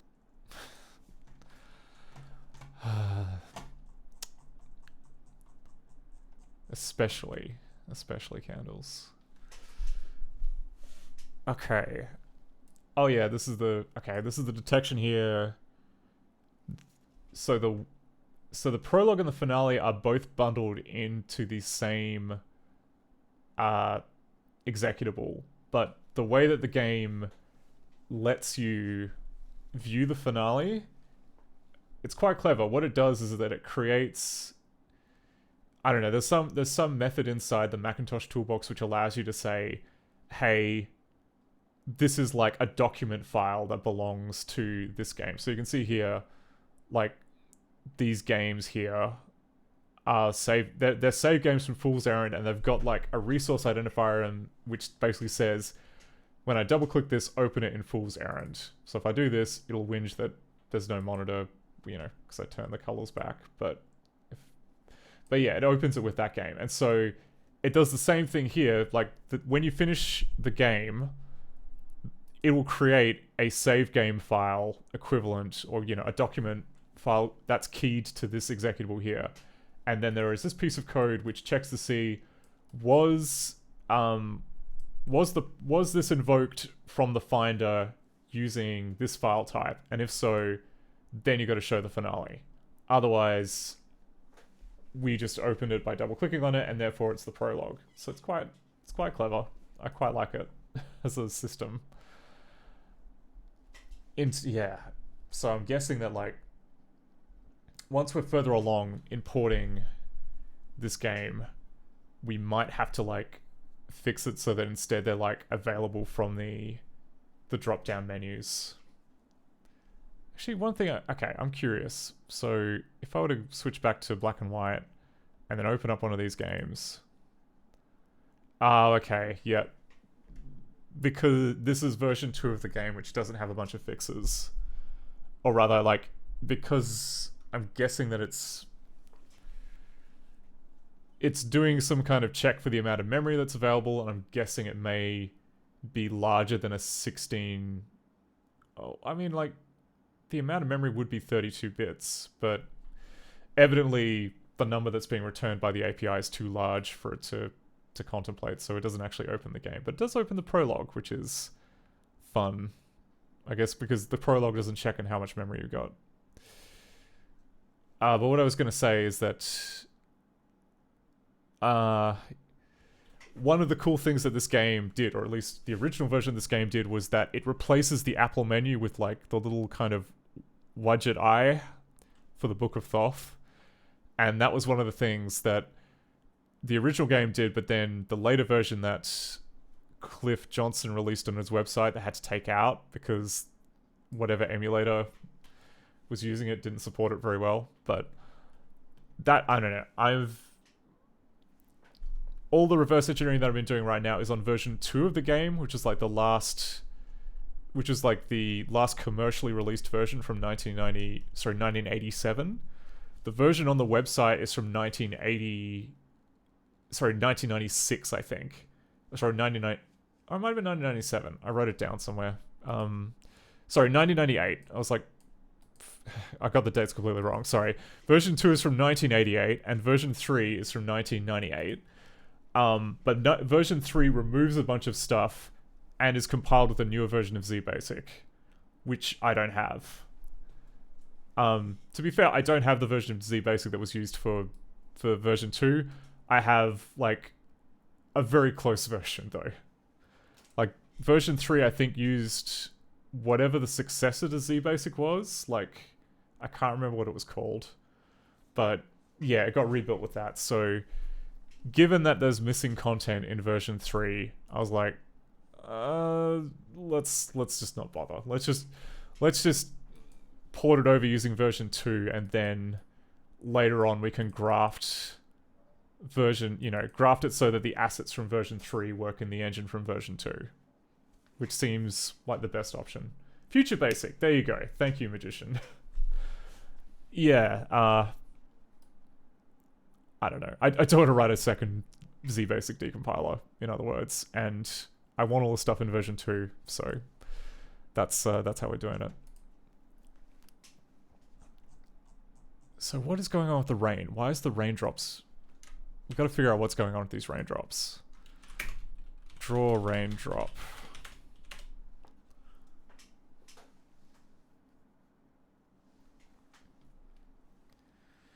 There must be something about the blip mode there, which is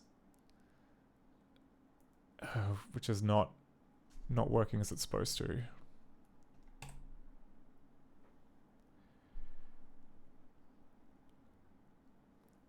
Okay, so we see the title screen. It tries to draw some strings on the screen. Again, we haven't like implemented the text API. Because I mean, I guess we could. We just need to like get the font loader and everything set up properly, which takes effort. So the code has this helper function for drawing a single raindrop, which references this array, which contains the position of all the drops. I think there's a separate function which updates the contents of the drops. And if we were to print this, we've only, I believe there's only one raindrop that's been added. And we can see that it is,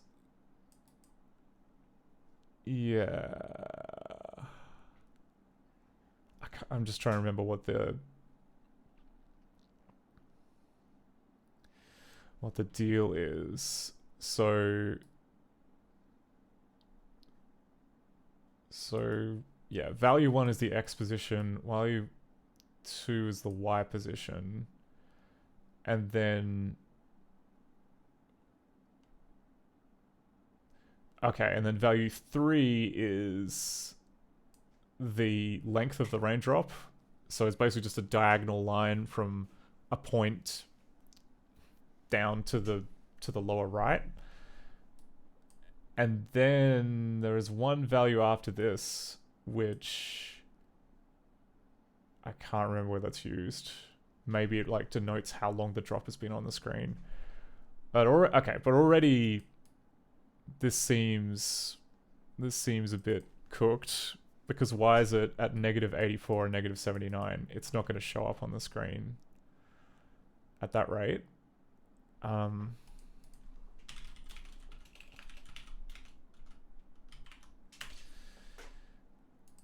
Oh, okay, but this seems to be kind of like a... This seems to be... Ah, right, okay. So, I was going to say, the original code, I double-checked the original code, and it definitely does this -64 shenanigans. So what could be happening here is that, like, there is a... Like, you can modify the graph port to change where the relative coordinate system is. So perhaps this is now set at like the center of the screen, and we just haven't implemented that. Like, what have we got? What methods have we got? A bunch of stuff about string width, put text, string width, drawstring.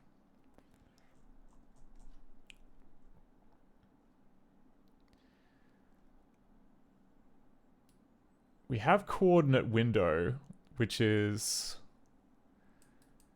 ZBasic to always use absolute positioning as per the window for drawing stuff. We do have but then we do have this call to unc20, which is something that I just haven't figured out what it is.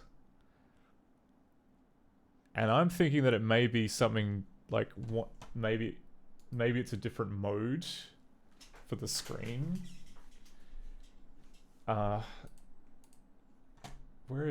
me open the ZBasic manual, because in order to figure out like what the ZBasic functions are, like, I've had to create a bunch of test programs in ZBasic and then decompile them to see what methods get pointed to. So if you have which you can kind of work your way around if you have a rough guess as to what the method is going to be. So here is the appendix for all the crap, like extra crap they bolted on for the Macintosh edition. And one of the, if it is something like screen coordinates, like where is,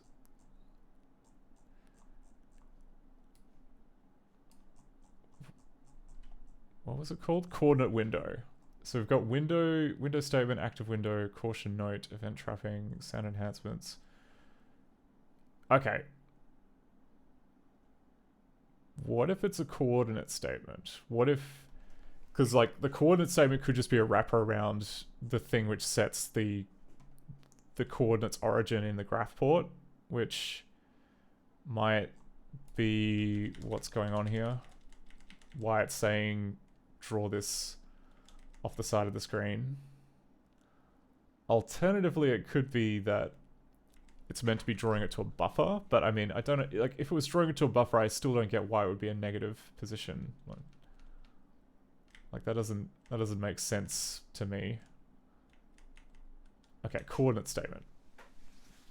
Allows you to define the coordinate system used for a window, printer, and most other Macintosh graphic devices. The ZBasic default coordinates are 1024 by 768.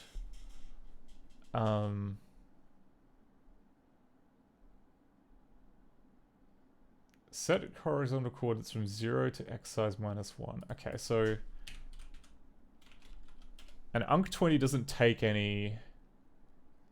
Unc20 doesn't take any values, which is frustrating. I can open up the... Actually, let me open up the disassembly of unc20 and we can mull on it for a bit, maybe.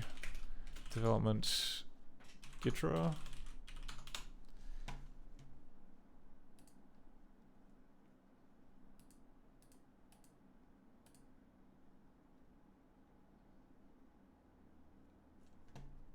Okay, so here is my disassembly of Z Basic 3. We've got hey Mac on Mac, how's it going? Alright, now I gotta look at my crappy disassembler.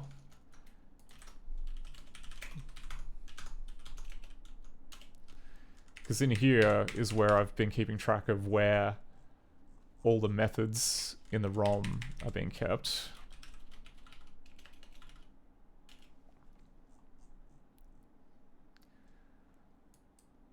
Oh. Okay.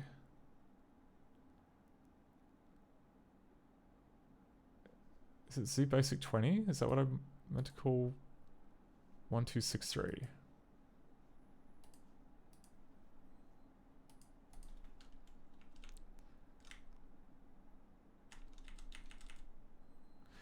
Okay, yeah, it's Z Basic 20. So 56C.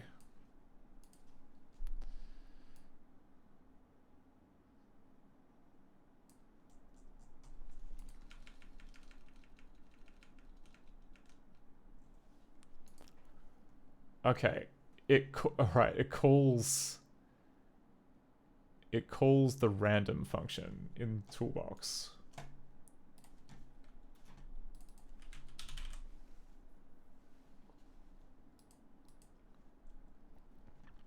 This function returns a pseudo-random integer distributed in the range -300 to 32,767 through 32,767. This value, the value of the sequence starts from depends on the global variable randseed, which init graphs initializes to 1. Let's start the sequence over again, reset randseed to 1. Okay. So it gets a random number.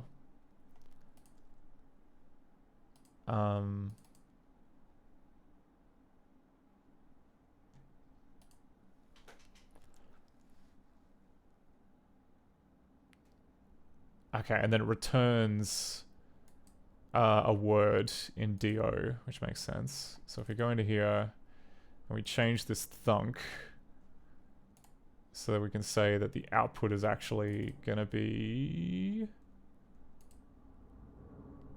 data type is gonna be int16.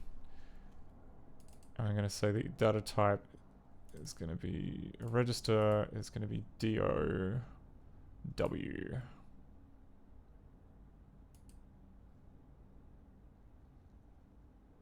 Oh crap! Oh no! I keep forgetting that.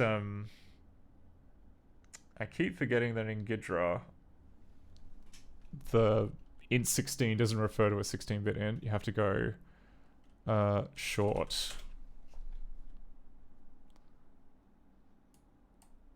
Okay, but now we've done that.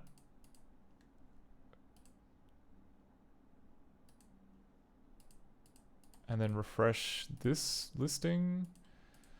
Oh, okay.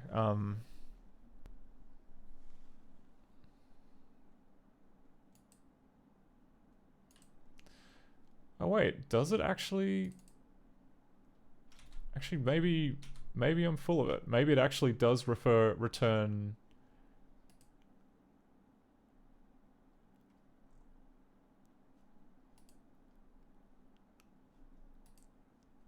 Hang on.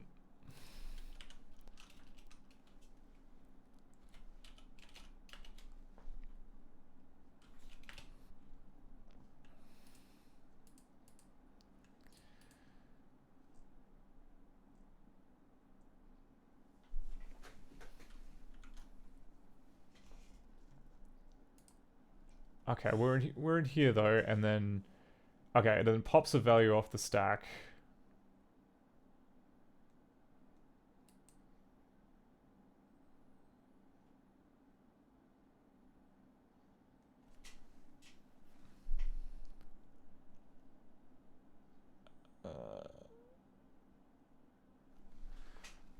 Hang on. Okay, it's left to right assignment, isn't it, in 68K? So it's moving whatever's on the stack into DOW. Okay, sorry, I got it wrong. I got it wrong. So if I edit the function signature of this, and then we just go short.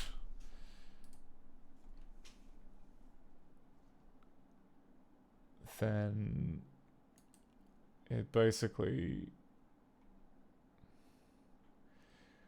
we move the value of the random thing into here, and then we move it into this piece of internal memory.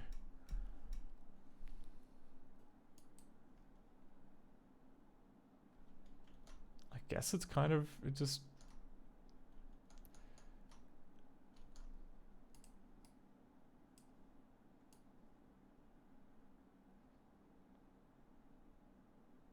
I mean, it gets, yeah, we okay.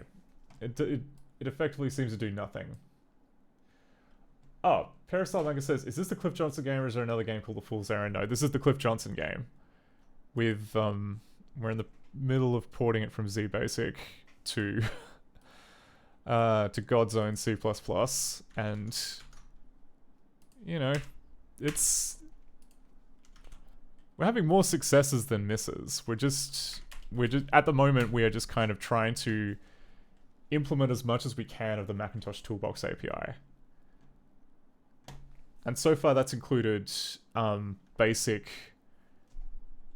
graphical blitting and event handling, but we are now up to the point where I'm trying to draw in, we're trying to get the lines, because there's meant to be rain on this scene, and that's done by blitting in little lines over the screen, and for some reason the coordinate system for those lines seems to be a bit messed up, and I'm trying to figure out why that is. So, yeah, okay, so like when it draws the lines, it sets the pen pattern to XOR mode.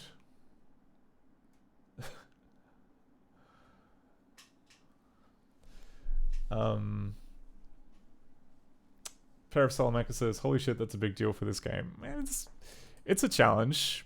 I mean, it is a challenge, but what I'm hoping to get out of this, right, is that if we can do this for Fool's Errand, or if you have like a system which makes it just as simple as you can get, you know, you can take a Macintosh code base and lift and shift it into ScumVM without having to think too much about rewriting everything, then that kind of opens the door for, you know, Cliff Johnson's other games, for instance. And I don't know, maybe, you know, other Mac titles like System Twilight or the glider game with the paper aeroplane, and, you know, plenty. What I'm saying is there's plenty of games which are kind of welded to macOS that just saying there is potential here. Okay. Now, what I don't get. All right. No, wait. The other thing that we did change until now is that off-screen buffers work. So I don't think that the rain is being drawn to an off-screen buffer, but we may as well check.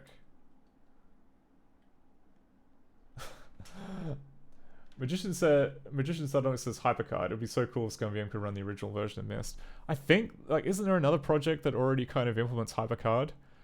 The problem with well, you know, the difficulty with Hypercard is very similar to the difficulty that we're having with Director, which is that there are a ton of extensions or X commands, XFCNs. I can't remember if it's Xcommand or XFCN, which is the Hypercard original one, but yeah, it's not enough to just do the base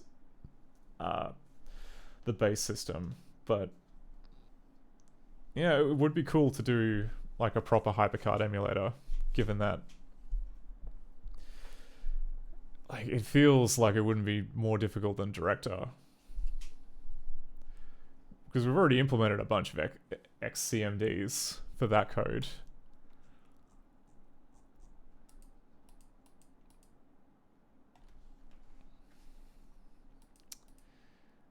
All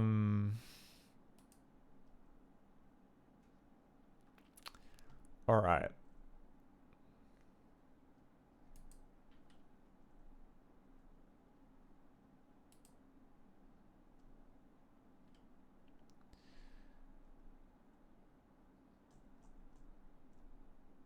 So where is the... Hang on, I need to put in some comments to like... Oh, crap, we're in the finale. That's why I don't recognize any of this. Yeah, so I haven't finished porting the finale over. This because I just decided, you know what? We've got the introduction or the prologue. Let's just try and copy that. Manu says the really fun part is when a director game calls a separate executable for part of a game. Yeah, Mackenzie & Co. did that a lot. Had a bunch of mini games that were written in like VB or something, and absolutely no reason they couldn't have written them in director, but they decided not to, which then kind of makes the whole point of writing, I don't know, it makes it a lot harder to to do in ScumVM, because then all of a sudden you have to do all this like bespoke code to replace pretty basic mini games and that. Okay. So we've got the Fool's Errand title card.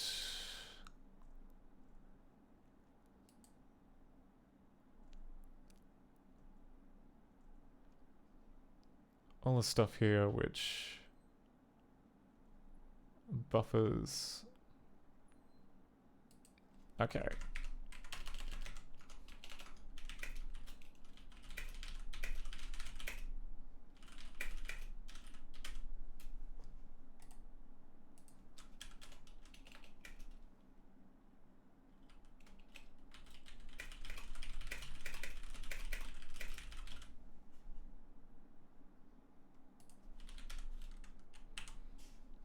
Okay.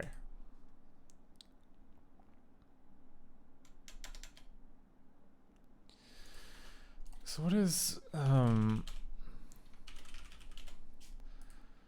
sub 128 610?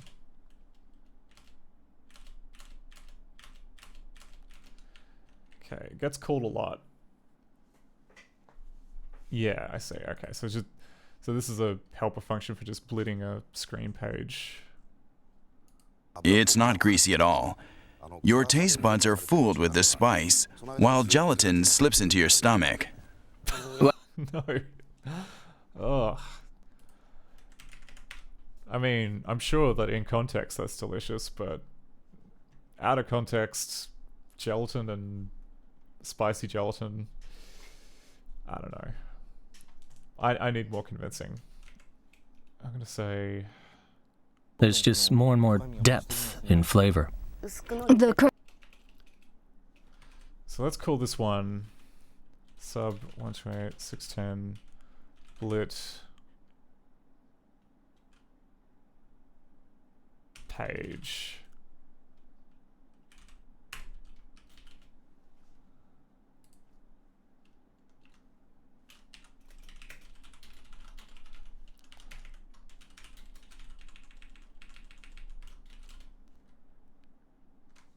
I've changed my mind already. Blue page to screen.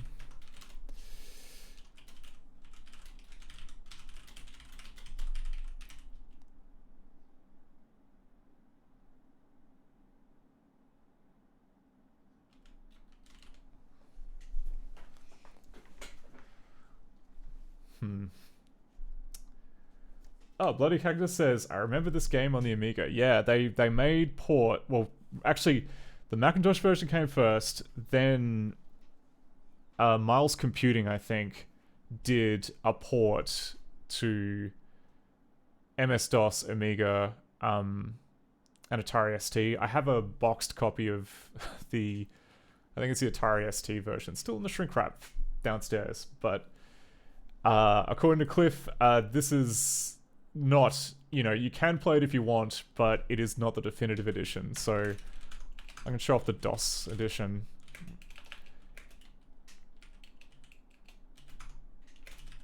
Next, a World War II story with a surprising twist on Beyond Belief. fact or fiction. Have you ever had the desire to write your initials in wet cement? Tempting, isn't it? Wow, okay. You know what? You got me there, Frakes. You got me there. So, like... So here's the DOS edition of the prologue. Now you notice that it's in color. And I also notice that it does seem to be using very similar logic to the Macintosh edition. Like it is using XOR for the raindrops. But the resolution is nowhere near as good. And honestly, I think it does kind of lose something by not being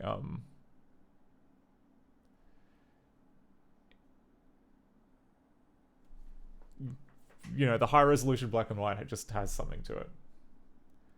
Bloody Cactus says, that sounded like the Star Trek guy. I mean, yeah, this was... Beyond Belief was a show that was hosted by Jonathan Frakes. And you've probably seen the meme of him just, like, kind of being asked questions. Or, like, asking you questions.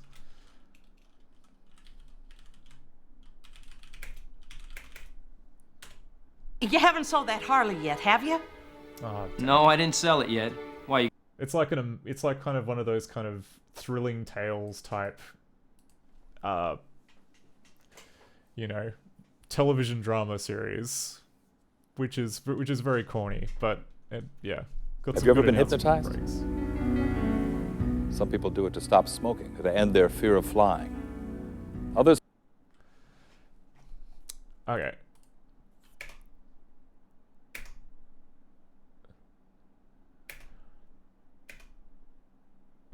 Okay, the sun looks a lot smugger in this edition. Okay, but I don't think the DOS edition uses BASIC. I think they just ported it to C. Like it's a... I've got like all these res files.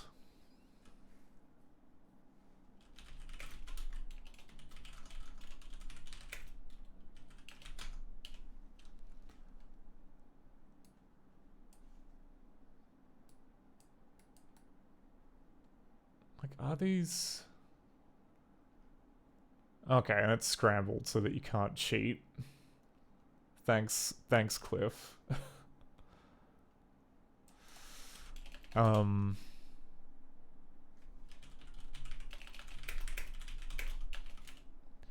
Yeah, I think, yeah, I vaguely recall, like, trying to disassemble one and it just looked like crappy DOS, you know, bog standard 16-bit DOS, and I was like, nah, not super keen.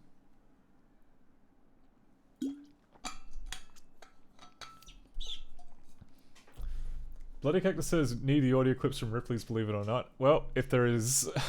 Have you noticed how many successful restaurants are theme-based these days? I have not. Thank you, Jonathan Frakes.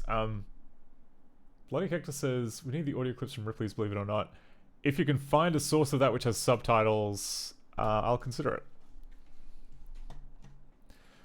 I don't know. We're lucky that like both Iron Chef and Beyond Belief are available in their entirety on YouTube, complete with subtitles. So that is how they've been loaded into the audio sampler.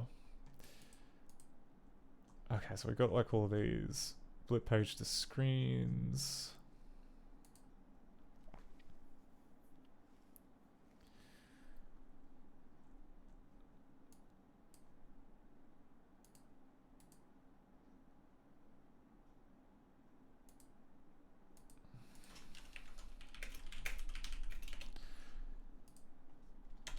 We draw the logo, then we call whatever sub 130 dBO is.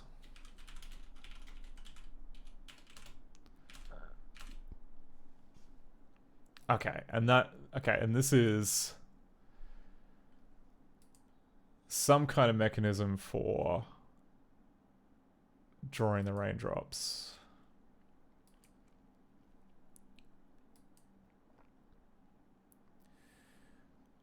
Huh. Okay, so the maximum number that would come out of this thing is hex 264, and like the screen is hex 200 wide. So it would. So maybe that's fine. Actually, maybe that would. Maybe it's impossible. I don't know why it included like a big area off screen, but I don't know. I mean, in theory, right? This should all be within the screen bounds. Wait, I know. It's because like if the raindrop is moving from off the screen, you would want you'd want a dead zone in the top left so that would appear coming from. Yeah, okay, I understand now. Okay, Cliff, I understand. I understand where you're coming from. So this is actually correct, I think. There is no change in coordinate system. It is in fact there's just rain that can appear from either off the top or up from the left of the screen, so that it does, so that it doesn't just kind of like artificially start at the boundary of the screen. That makes sense. Okay, so we've got this method here, which then generates a raindrop, then it calls draw raindrop, and then does this for hex B5 drops.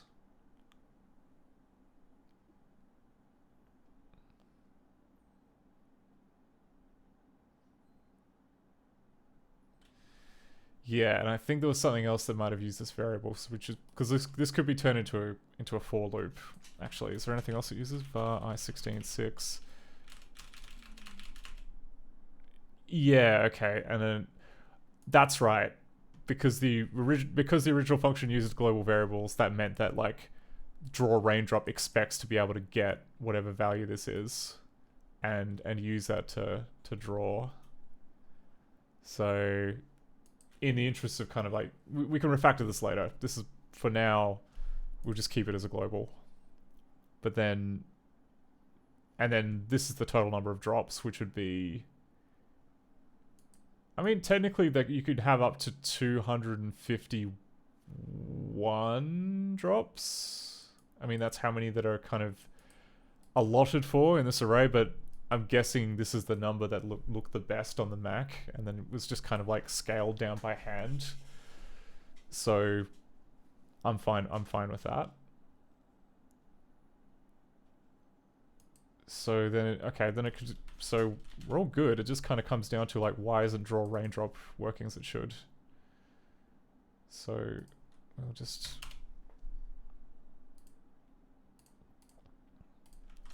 quit this, draw raindrop.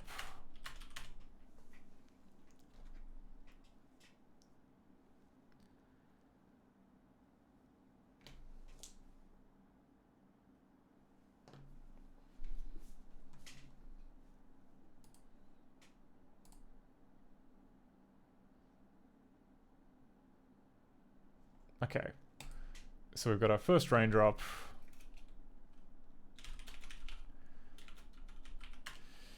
It's okay, and it's on the screen. Starts at like starts at position 290 and ends at position 290 by 139, which is on the screen. So we'll let this move the. We'll just double check that the numbers on this are right, but if we were to step into move to, yep, the numbers are correct, and then it sets the pen location, and then we have line 2, which actually draws the line. And that's just these numbers both with 5 added to them, because the drop is 5 pixels long, or 5 pixels square.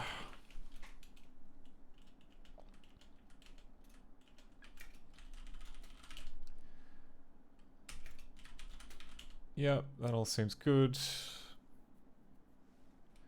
Create an intermediate surface. We create a mask. We use whatever the... Okay, tell me what this pattern is. Okay, the pattern is all zeros, which... Oh crap, I need to write down a hint for like whether 0 means white or black in this case. Because it always changes.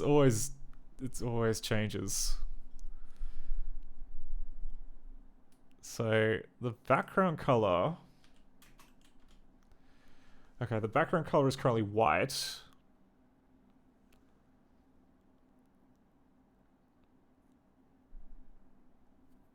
And then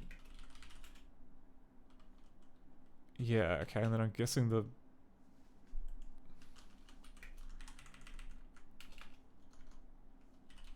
foreground color is currently black. But that should be okay because... No. Okay, it won't be okay. Because the background is that we're compositing to is pure black. And the XOR filter expects...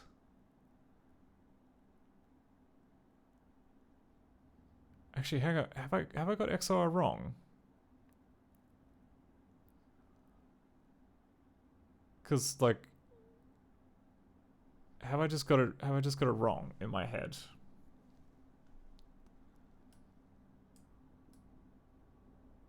Because my thinking. Okay, let's look at the quick draw manual again. XOR.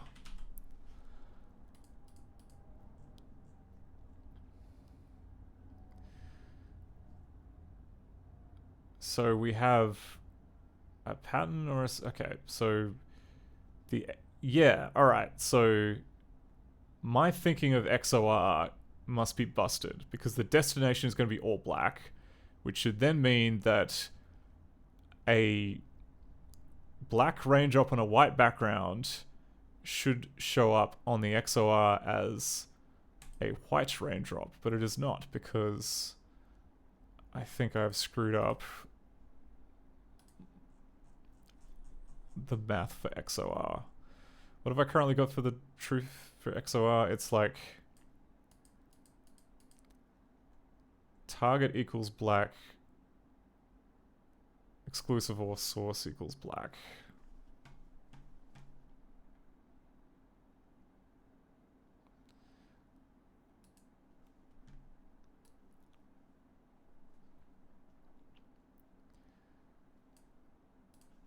And then, oh my god, okay, Python.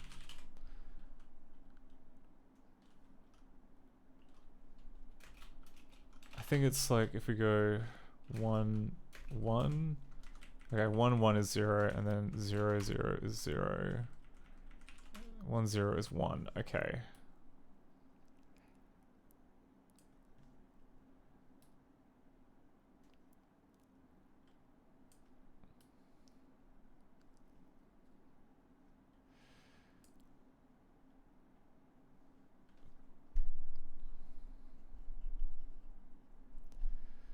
So, okay, so really it should be...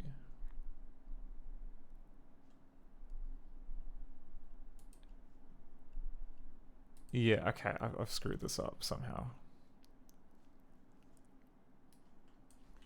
So false, false, true, true, false.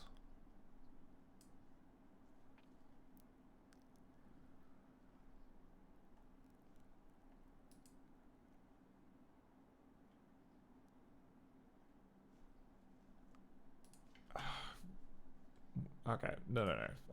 What am I doing wrong? Let's do a truth table. So we've got source 0, 0, 1, 1 dest 0, 1, 0, 1. Okay, so that's every combination that you can get. And we know that copy is going to be equal to 0, 0, 1, 1.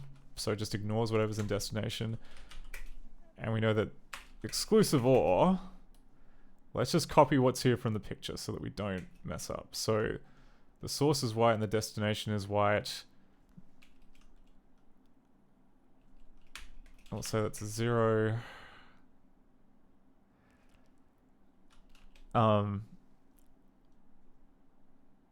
Okay, the source is white, but the destination is black. Then that's going to be black. Source is black and the destination is white. Then it's also going to be black, and then the remainder is white. Okay, so it is like this.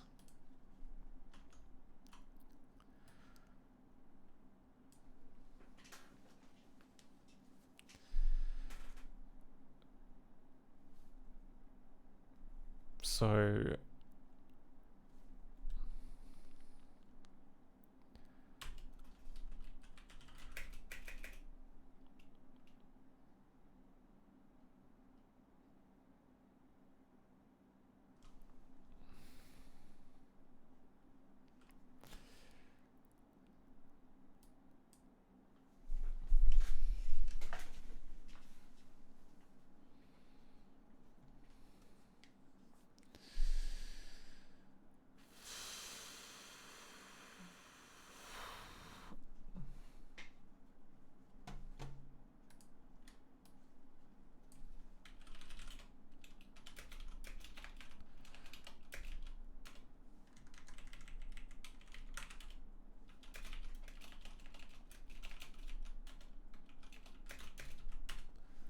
yeah, okay, as expected.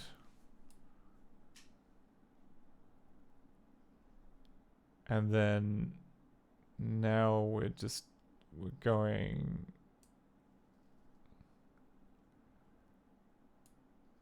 So this is either 1 if the target is black, or 0 if the target is white, or 0 if the target is, or 1 if the target is black, 0. Okay, that should be it.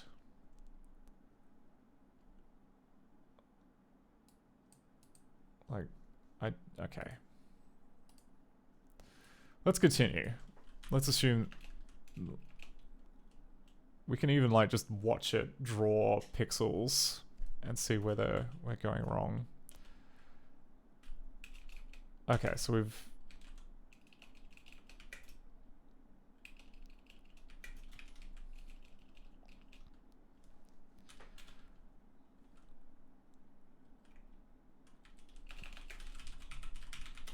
get base pointer 0, 0 byte.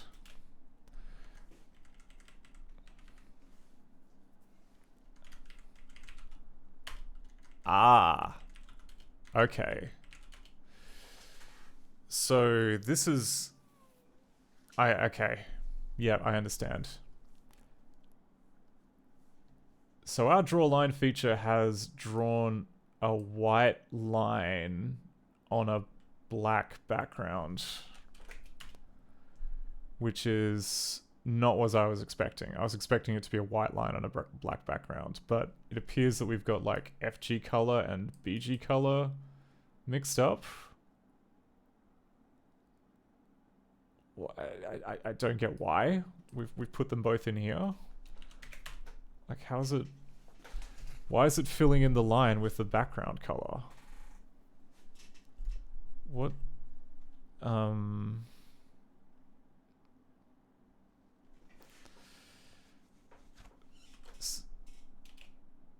So if we do this again,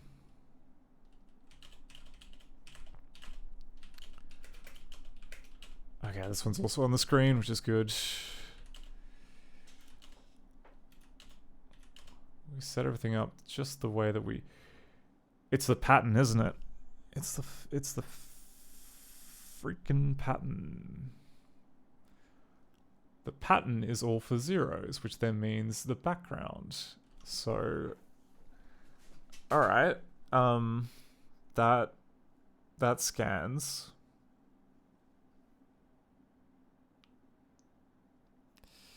I understand now. Okay, so because the pattern data here was all for the background.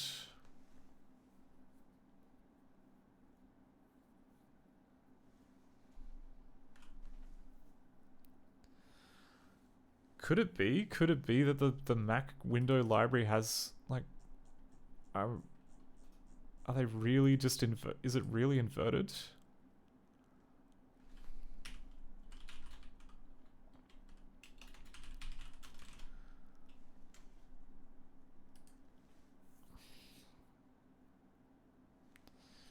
Okay, so it assumes 1 is black and 0 is white. Okay, that's understandable.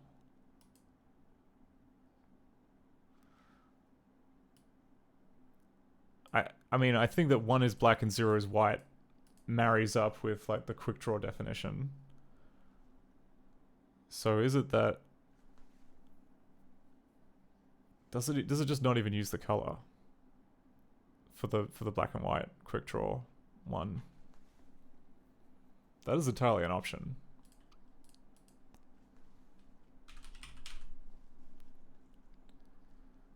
Using the line to inline procedure, you can draw lines on screen using the size, pattern, and pattern mode of the graphics pen for the current graphics port.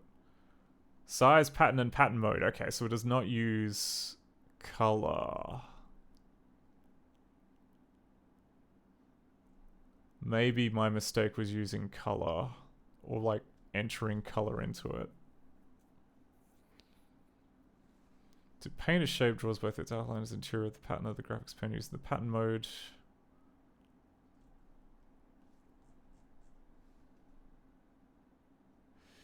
Madman says, in what topsy-turvy world is 0 white and 1 black?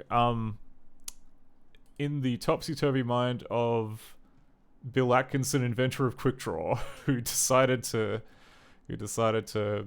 set it that way.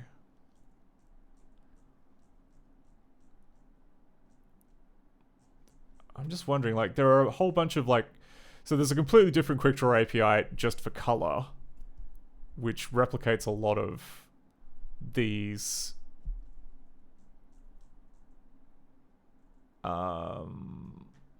commands. I'm just wondering,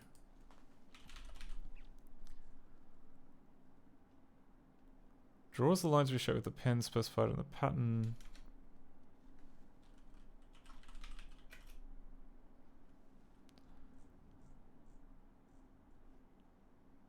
Maybe we've got to go to the color quick draw chapter. Okay, color quick draw, painting and filling, copying pixels, Boolean source modes, default color tables.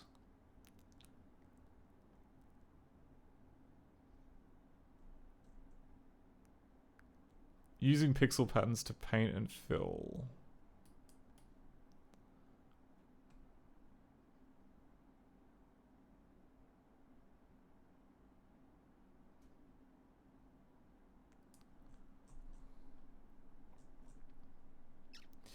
Using pixel patterns, you can create multicolored patterns for the pen pattern, for the background pattern, and for your film patterns. Oh my god, yeah, okay.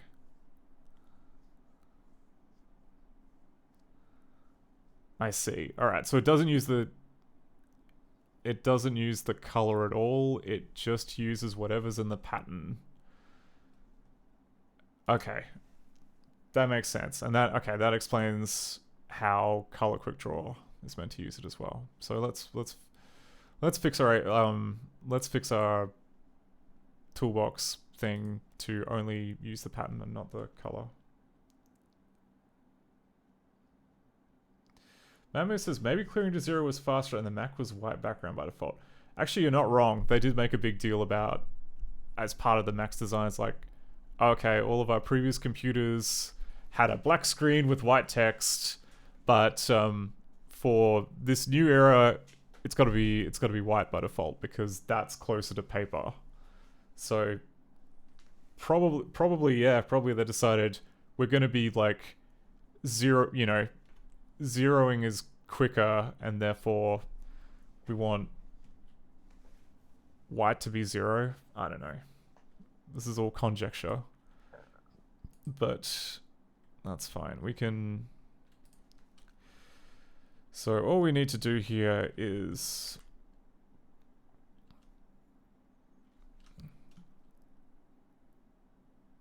we would just need to, I guess, invert everything. So instead of using the pen color... Stupid me thinking that like the fact that the pen has a color meant that like the line function would draw using the pen color. Nope, uses the pattern. I think. So whatever the... Okay. Port. So BK, okay, so we just need it around the other way. So we need foreground, wherever we've got foreground color is going to be white.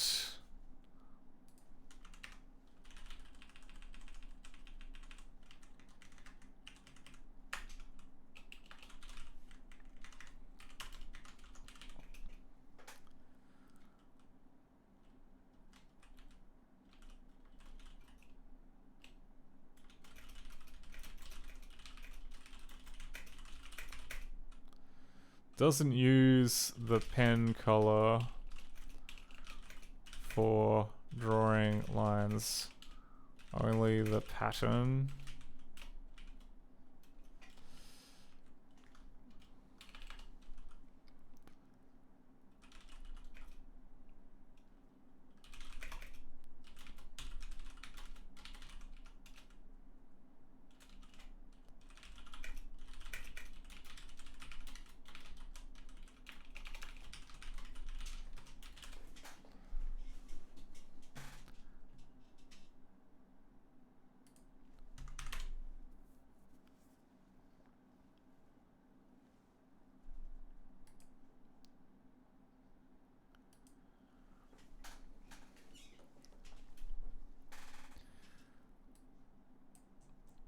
Okay.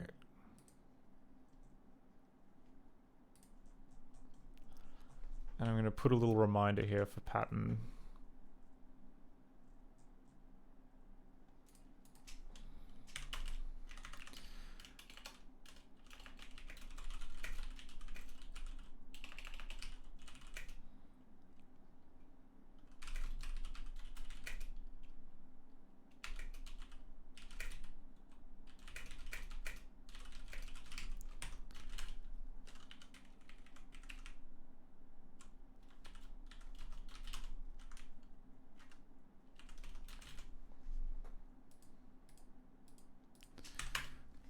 Okay, well now that we've inverted that,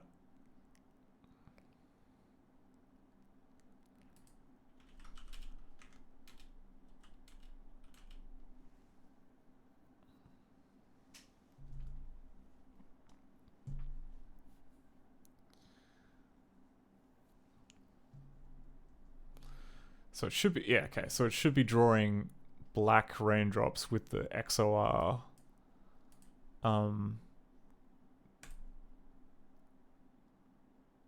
Okay. Well, we broke the initial,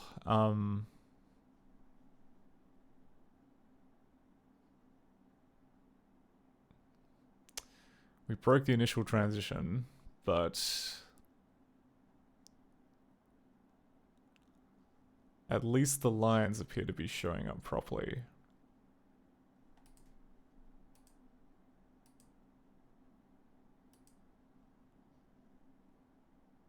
So how do we break the initial one?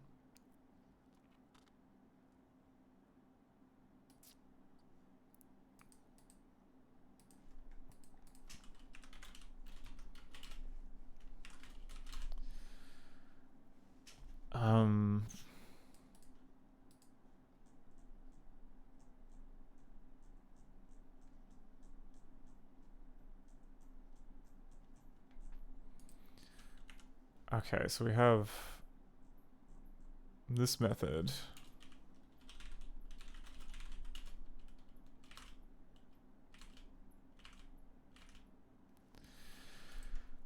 Right, which just draws lines on the screen.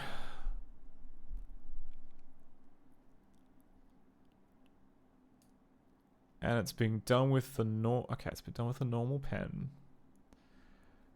However,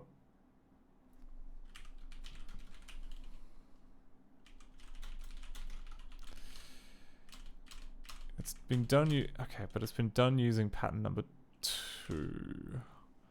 And number 2 is all solids.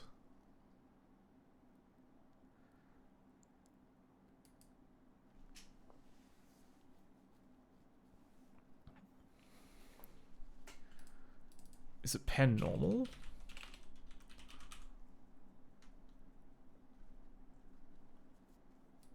Does pen normal reset something that I'm not taking into account? Does that reset the color of the... Okay.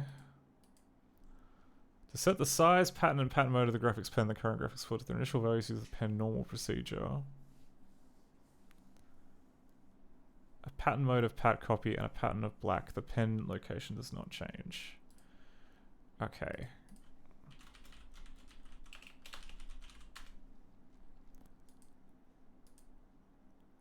Ah, okay. Here's where I screwed up.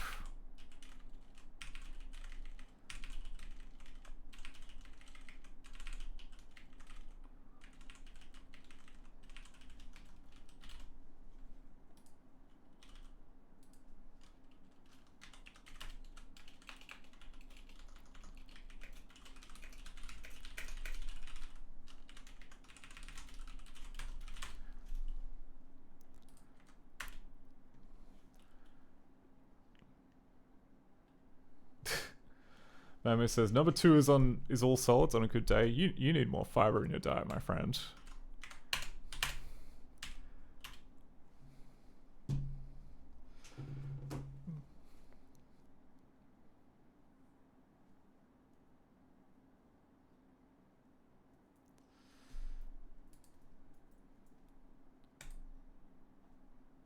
Oh, okay, come on. Oh, I guess because it gets overwritten by something else.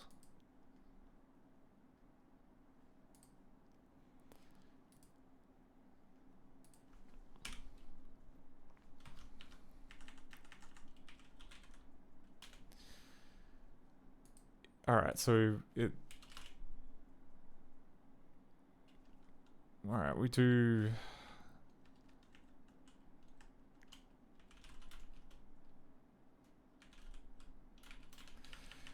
Where do the scanline patterns get set? They get set here. Okay, so yeah, it gets set to the default pattern of solid black. But now it's not being... Yeah, okay, so there's no ambiguity here. Why is that not working?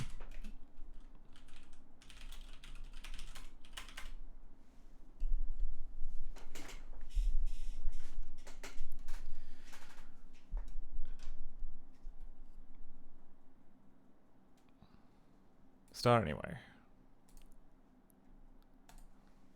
Okay, so the pen... We'll just double check that the pattern is correct. Yeah, okay, it's all solids.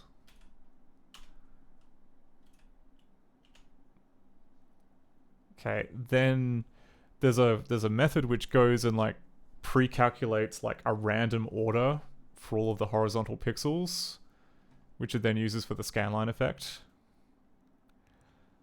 So we're picking one of these. So position 297, fine. And then it does line 2.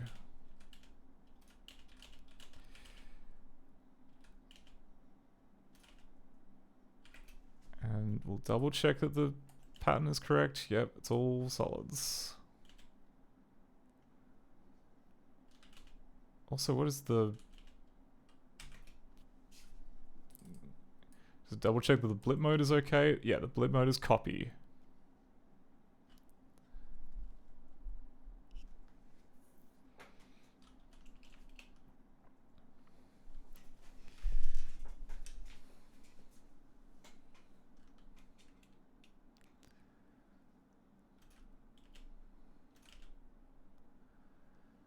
Right.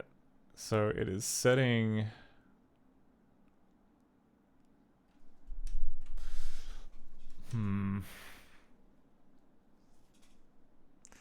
No, but that wouldn't be correct then. Yeah, because the hang on. So full 0 means use the whatever the background is, and full 1s means you use whatever the foreground is. So in order for that to line up, we would we had it right the first time. But then that would mean presumably the raindrops have messed up. I don't know. Line 2.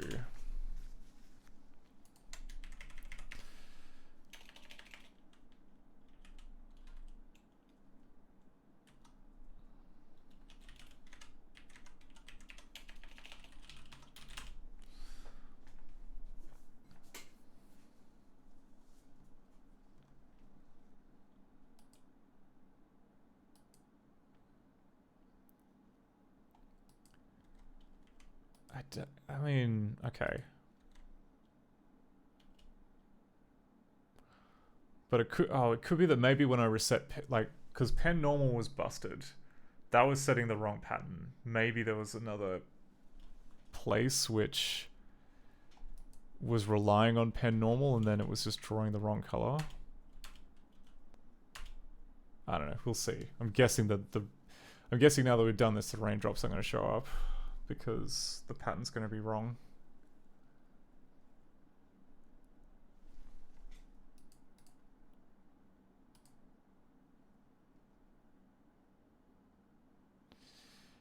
Oh no. It's working. Well, it's confined to this little corner of the screen for some reason, but we've got rain.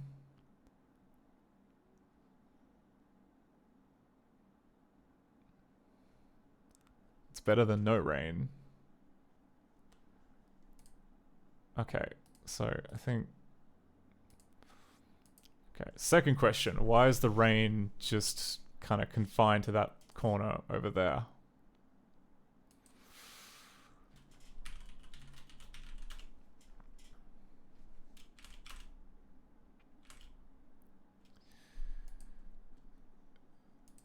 When really it should be...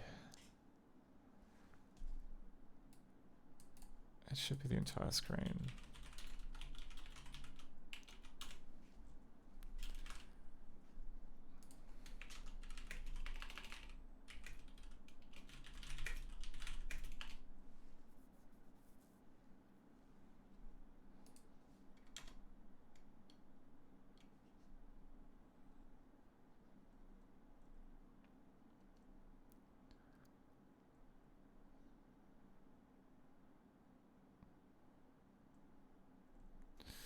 Okay, then we have like this whole segment here, which is about showing the mountain and animating that.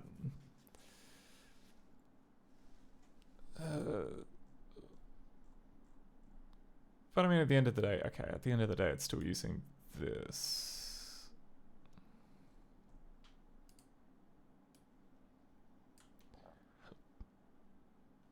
So I mean, perhaps there's something wrong with like Z basic random int.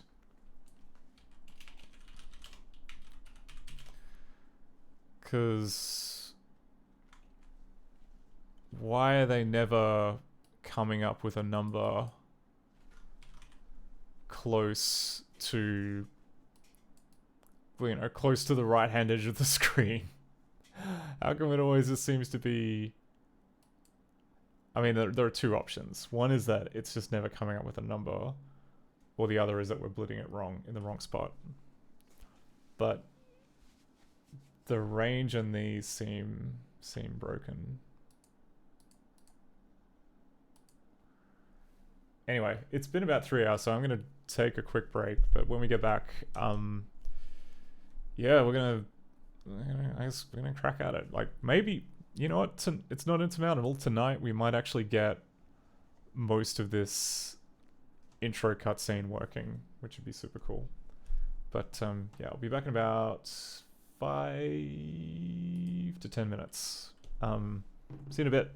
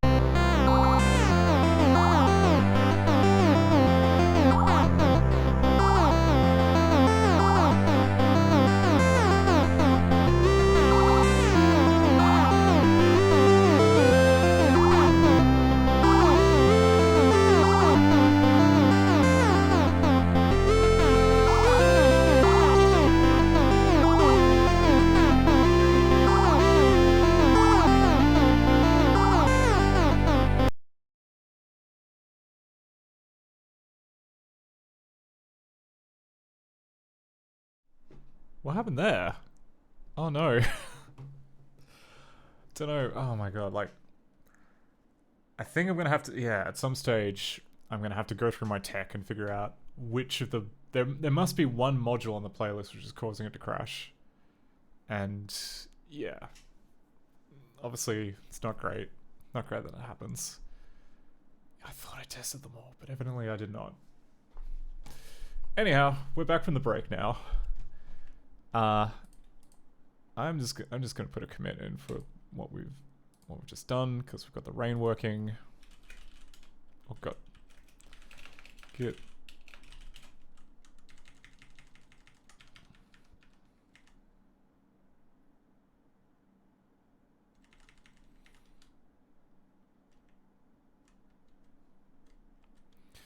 Yeah, alright, so it's...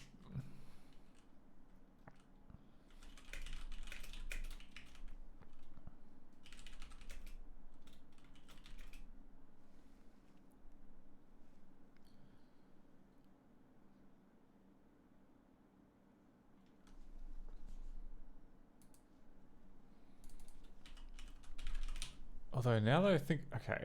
A pair of fields in a graph report record, FG color and BG color, specify a foreground and background color. Foreground color is the ink used to frame, fill, and paint. By default, the foreground is black.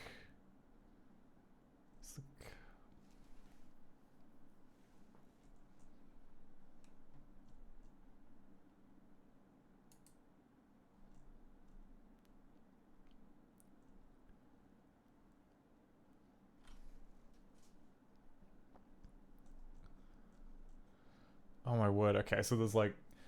In addition to color quick draw, there is basic... Well, there's there's...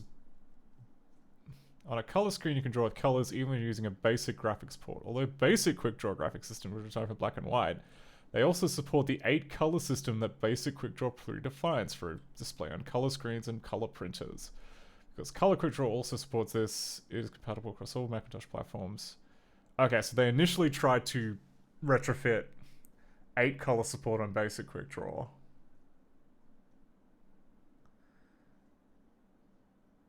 Which is interesting. The foreground... Okay, so the foreground color is the color used for bit patterns in the graphics panel drawing. By default, the foreground color is black. Okay. So, technically, we were correct. Initially, when we said that we used the colors instead of the pattern, it's just that you only ever run into it if you use color quick draw. So, good to know. Let's...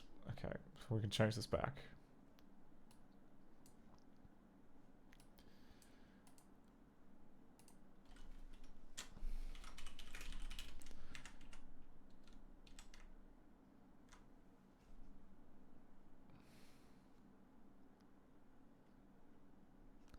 So it's BK color and FG color.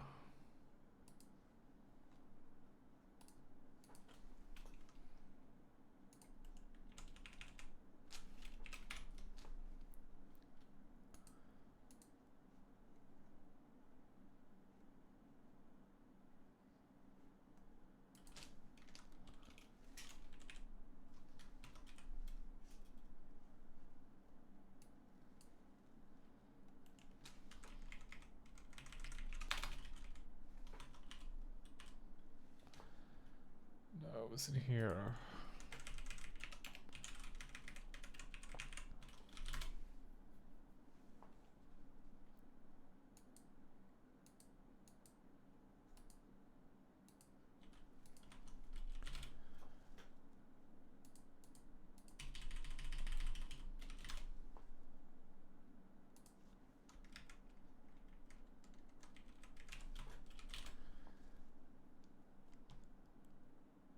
Okay, that's...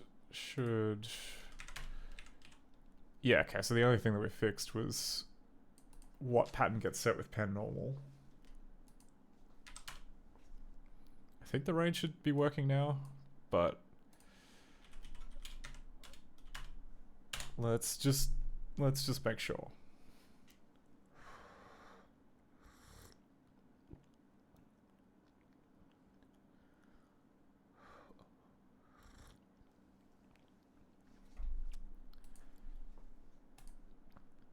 Okay. That transition works fine.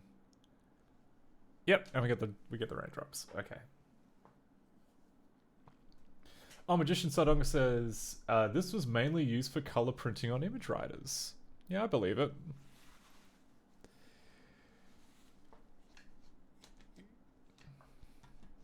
So I guess, yeah, that would also use Quick Draw. Similar to our friend PCL on Windows. But hey, no, it makes sense. So that's all good. I'm gonna stick a fork in that because that's good. Commit full fix. Did anything else get bundled in here? Yeah, okay, a couple of things got bundled in there. Fix rain.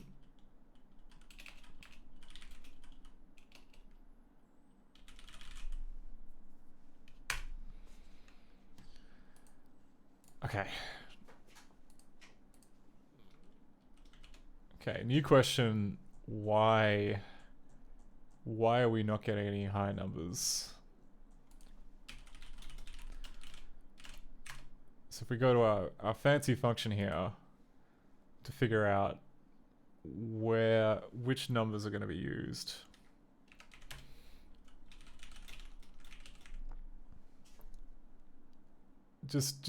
Yeah. I want to see everything on the screen.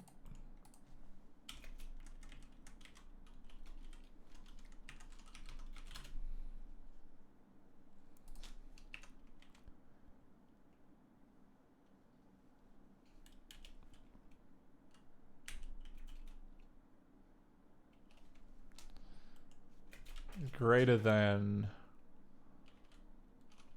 180.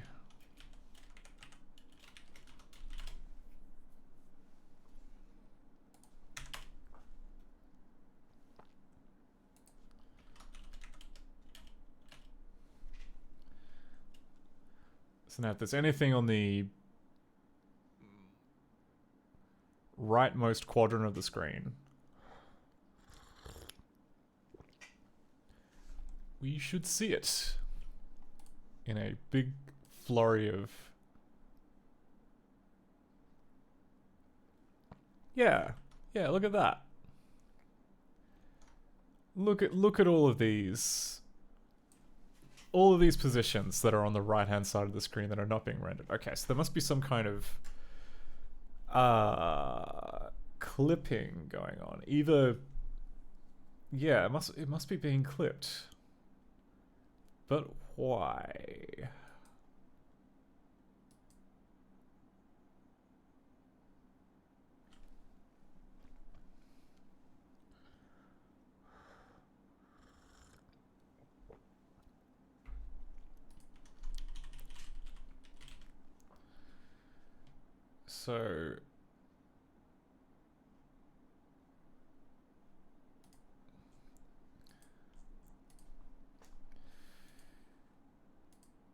So I say we're going to have to put in a breakpoint for line 2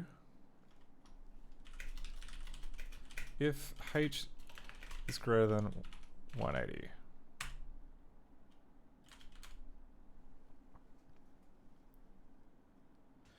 Mad Moose asks, what's the resolution? The resolution is the Macintosh original resolution of 512 by 342, I want to say.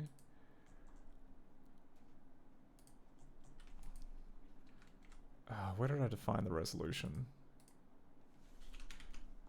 Did I define it in ZBasic? That would have been a stupid place to put it.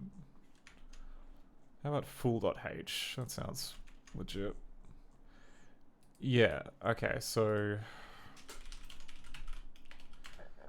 512 by 342 is the resolution.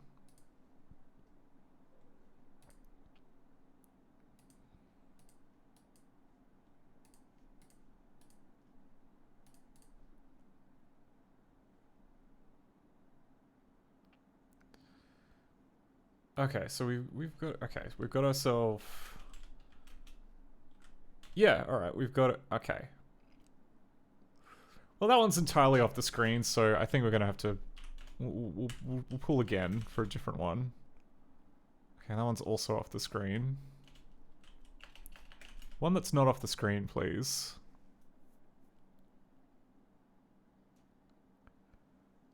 Oh my god, all of these are off the screen.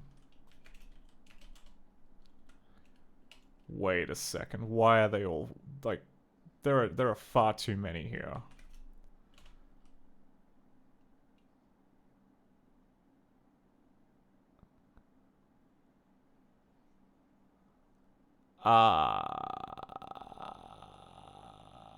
Oh, wait, no, because it's the, okay. It's the, okay. Alright, I was a little too hasty. Okay, disable 1. Breakpoint, draw rain.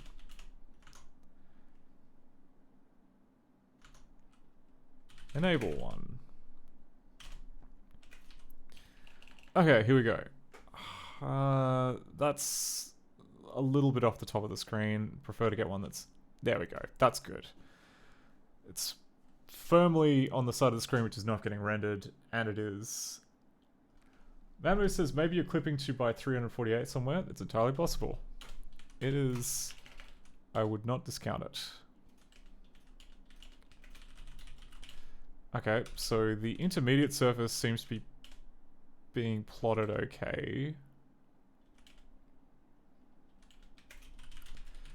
The destination position seems okay. Which would imply that... Oh yeah, and then we... So... This blitting function here is also responsible for cropping it. So maybe there's a screw up there.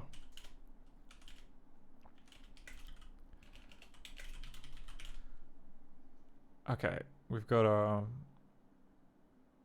Yeah...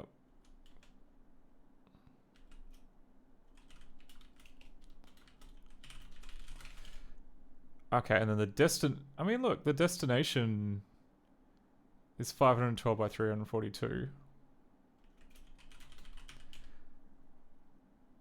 That's all within the bounds, it would appear.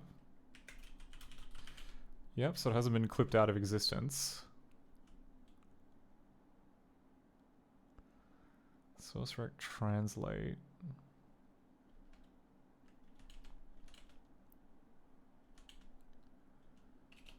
Okay, and then it's doing its exclusive OR thing.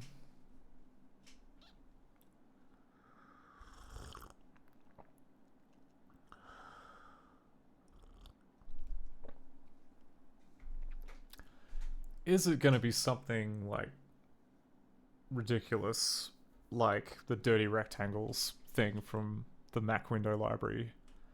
Not doing right. Because yeah, it's returning this rectangle. It's then checking to see if we're... Okay, we are drawing directly to the window, so...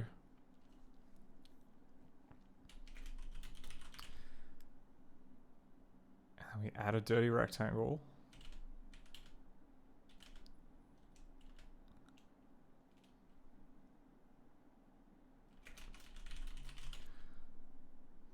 We have... Okay, it's checking to see that it's within the right dimensions. The bounds rectangle still exists, and then it gets pushed to the back of dirty rectangles.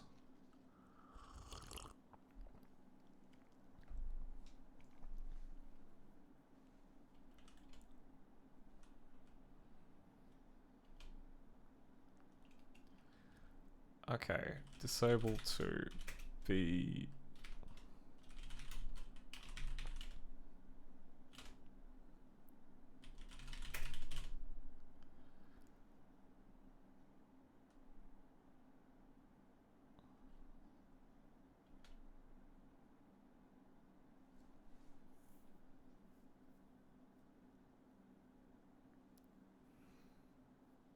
Right. Okay, so we do our little Blit. I mean, this function should be okay because we've got like other bits of the introduction which show all the cool stuff happening.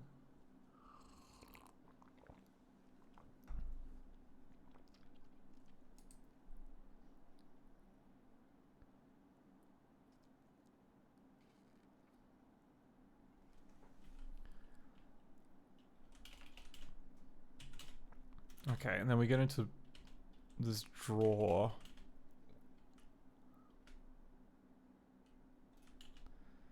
Thing.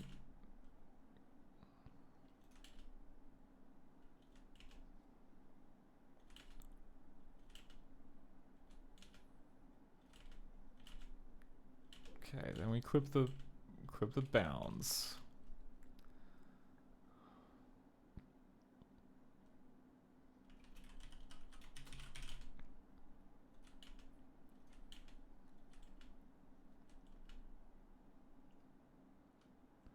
Ah, bollocks. Okay. That was the one I wanted to step into. That's okay. Hang on a second. We've got raindrops down here. How come? Okay, so they must be...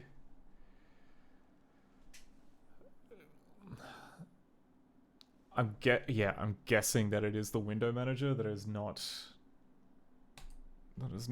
working properly.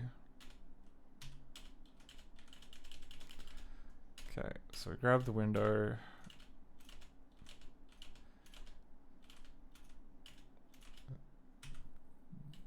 Okay, then we go into the draw function.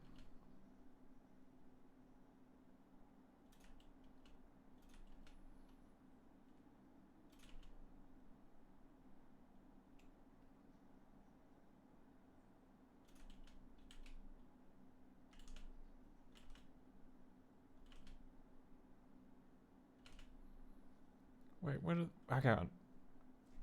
are the dirty rectangles in all of this?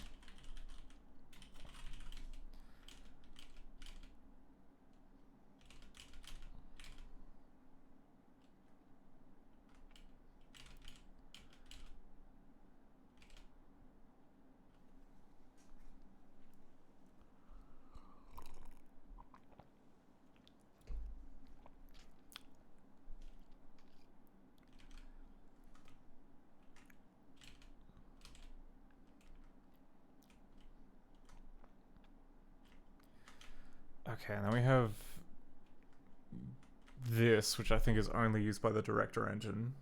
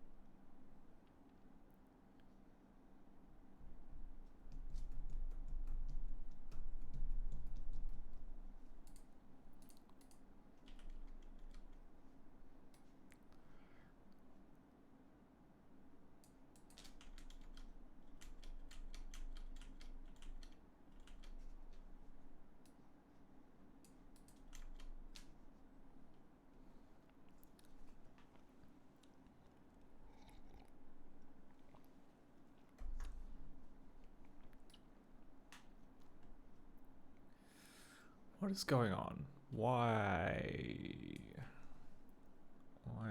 do this?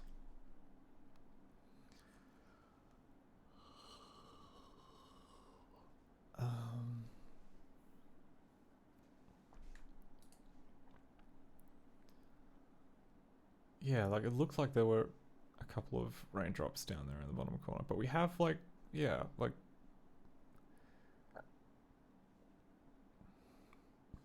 okay. It can't be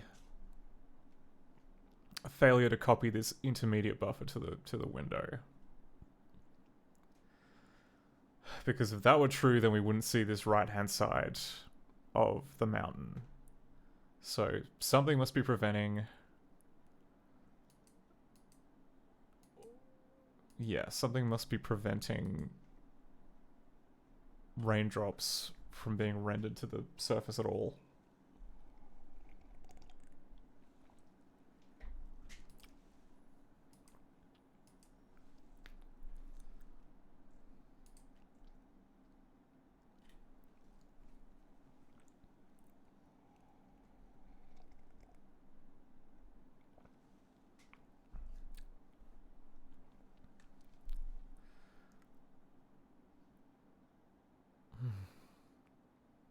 Okay. So if we were to... Okay, so if we do line 2, but this time we just do anything in this bottom right corner.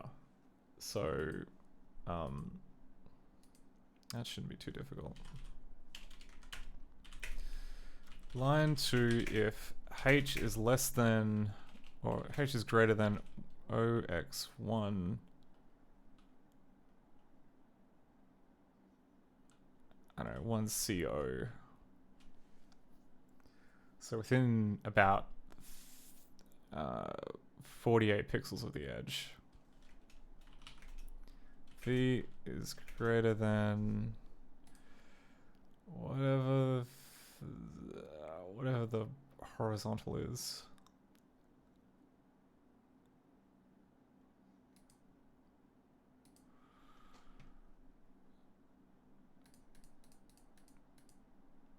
Oh, 156, so 126.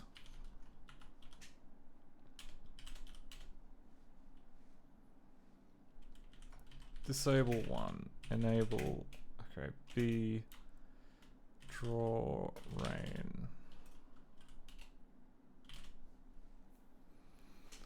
Because the, yeah.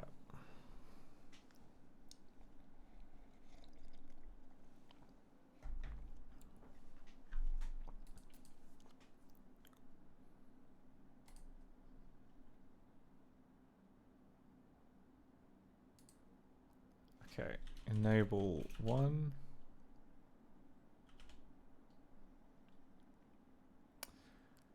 Right, so we have a line that is definitely in the area that is not being, we can't see.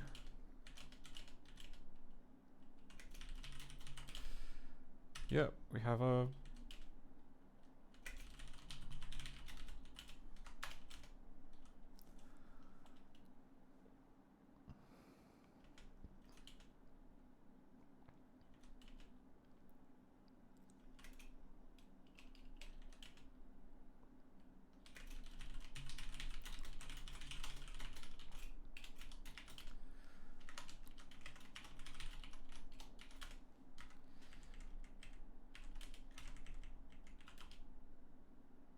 Wait, what?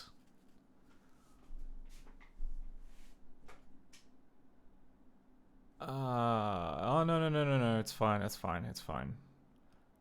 It's all black, but that's okay because we've also got the mask buffer, which, yeah.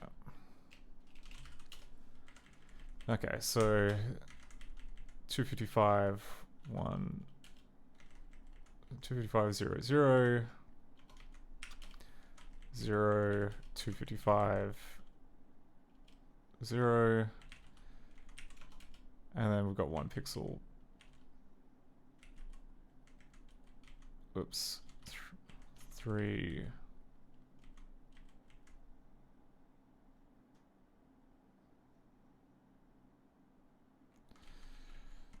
Zero, 1. Oh, and there we go. We've overflowed it, I think.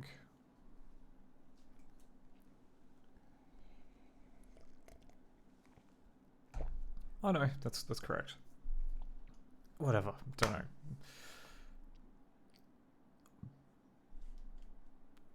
But that all makes sense.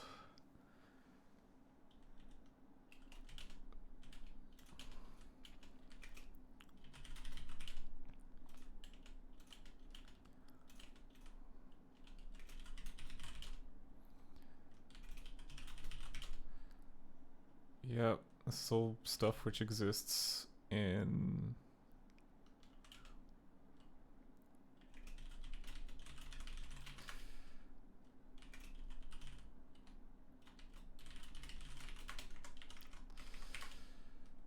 Yeah.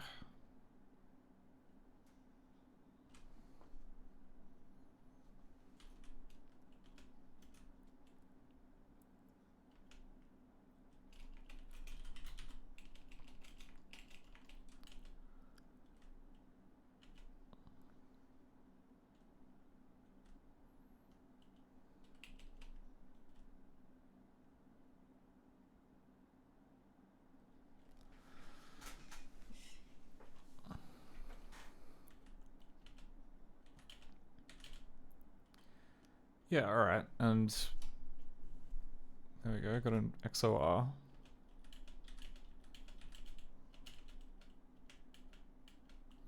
Nothing, nothing. New row. So there should be nothing first, then there should be a byte. Yep. Then there should be nothing. Then a new row, then there should be nothing, then there should be nothing, and then there should be a byte. Okay, so it's drawing to the damn... It's drawing to the surface.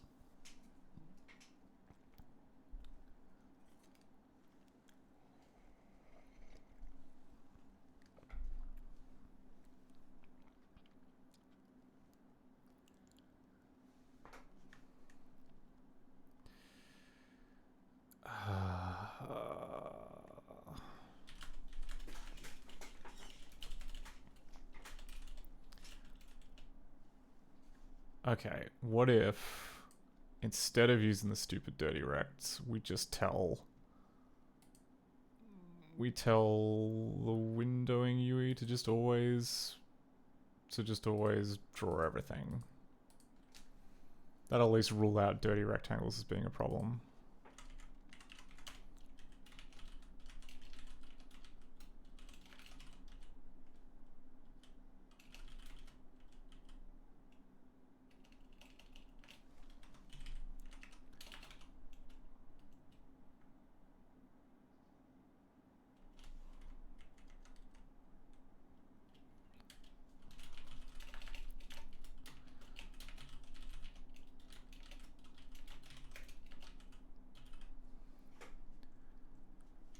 What was it? I was like, oh, it's a shortcut to just make everything, set everything to be filthy.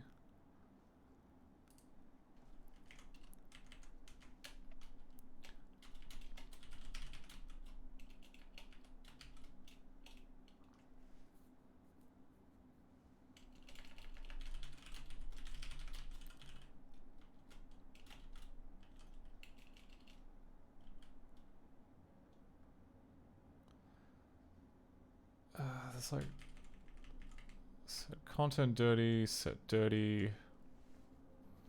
It's set content dirty, which is the one which just throws everything in there.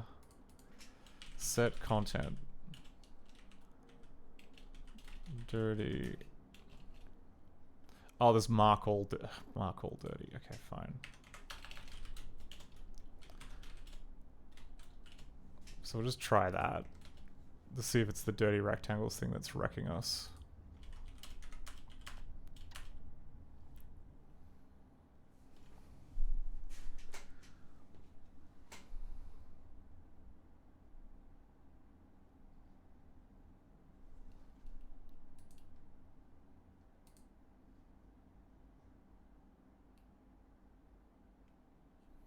Nope, it is okay. We've at least ruled out dirty rectangles, because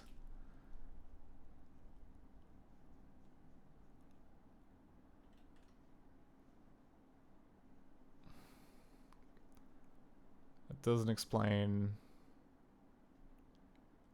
all that other stuff.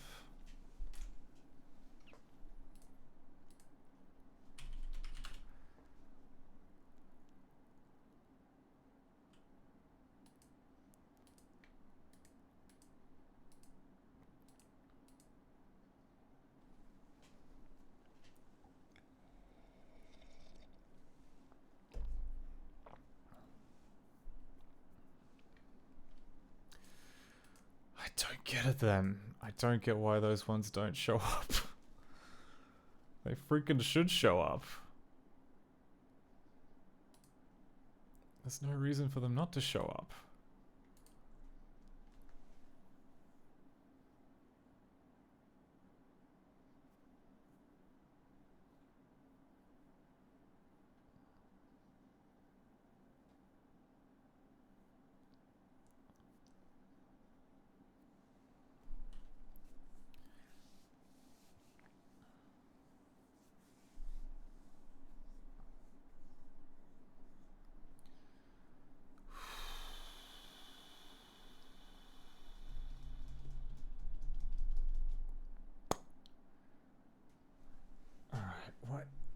What am I missing?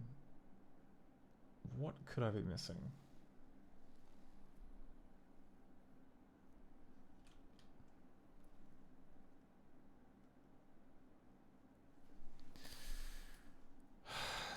We know it's not this.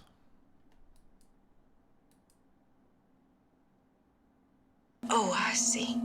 Oh, no, I'll call back in about half an hour. Thank you.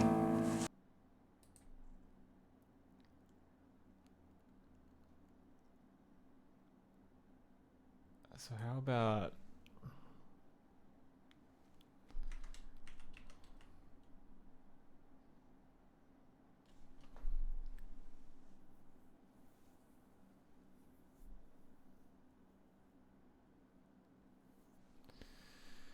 Alright, well we can... What if... Okay. I'm just gonna put in an... I'm just gonna put in an inhibitor here. So if we go... If this is less than... So, dividing the screen in two. So if this number is less than... less than 256, don't draw it. And if everything is happening as we expect it to happen, that should be like straight down the middle of the screen. If it's not, then we've got some kind of treachery going on.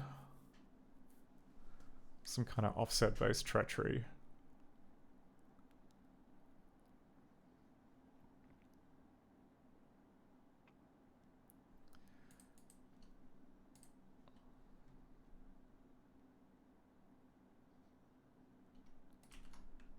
What have we here?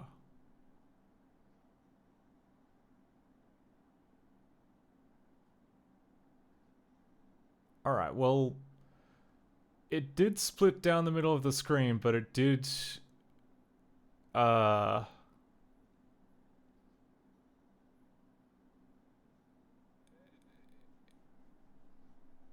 It's kind of a mirror of where I expect it to be. Because, like, okay. But, I mean...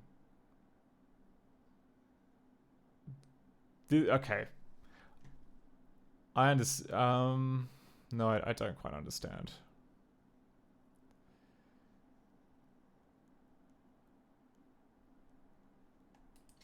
Oh, no. Okay. No, this... Yeah, okay, no. That mostly lines up with where I was expecting it. Mammy says, what if you hardcode some move to line 2 calls and check if that works? That's smart. That's not a bad idea. I reckon...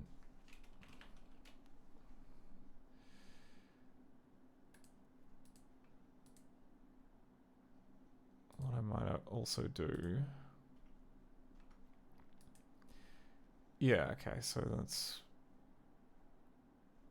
I want to say that's half the screen, but...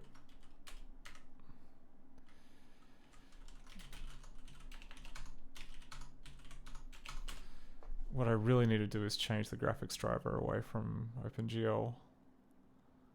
Because I'm sick of not having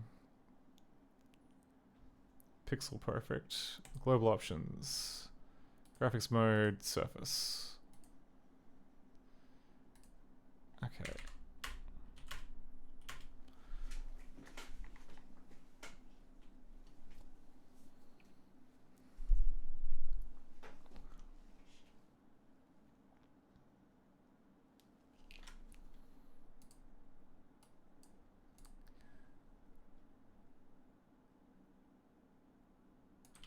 Okay, so we've got our...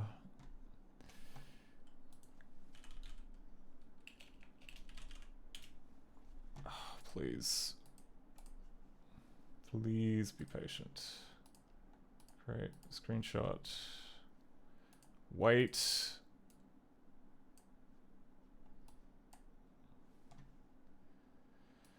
Okay. So here we go. We've got the window. We know that the interior is going to be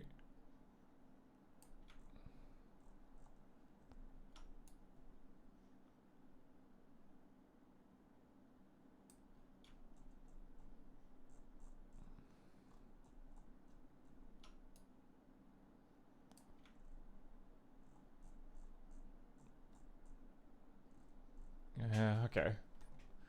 And if we cut to about here... Yeah, alright, 256. So then the margin off the end is about... Oh, it's close to 100. In fact, it's exactly... I mean, oh, no. Give or take. Give or take 1 or 2.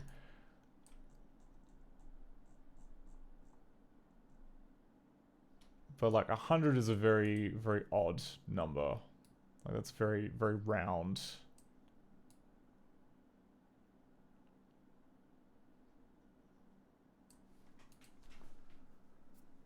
Babu says, I usually dump all frames to PPM image files. Alright, that's a smart idea though. Let's hard code a call which just draws a big line down here in the forbidden zone. And we just have that happen every time we draw a raindrop to the screen.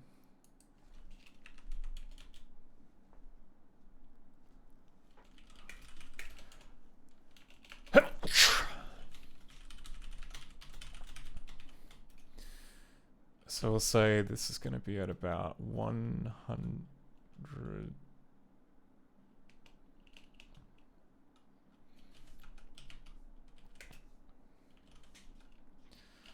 So screen width minus 24. 0.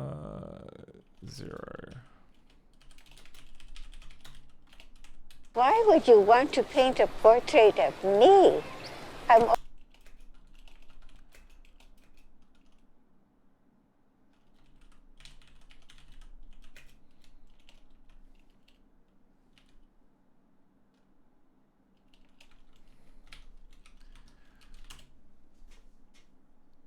Right.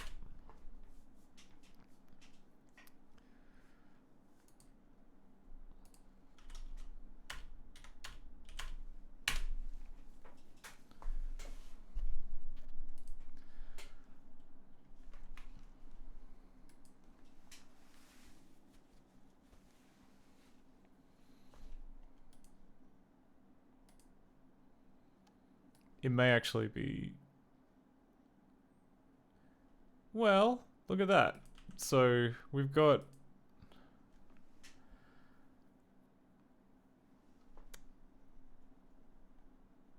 So drawing a line here seems to be working.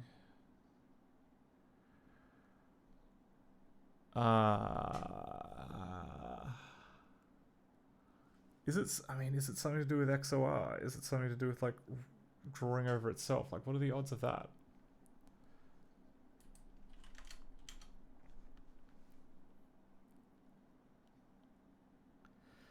If I were to turn off, like, the XOR bit, would raindrops cover the screen?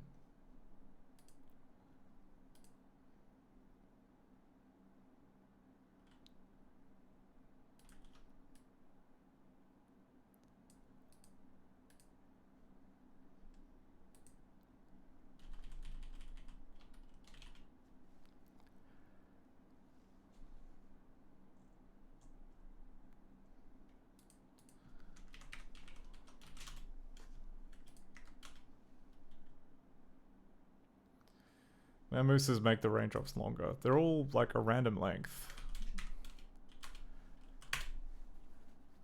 Oh, you mean so that, I mean, wouldn't that just mean that like the ones on the left-hand side of the screen?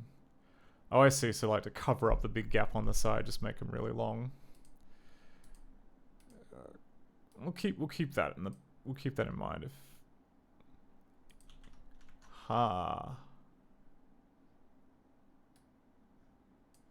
Isn't that interesting? So the very... oh, okay, I understand now, I think. So draw rain is only used for the very first frame of drawing the rain. There is another function that's responsible for actually like doing the intermediate rain. I'm guessing that's the one that's got the issue. Possibly.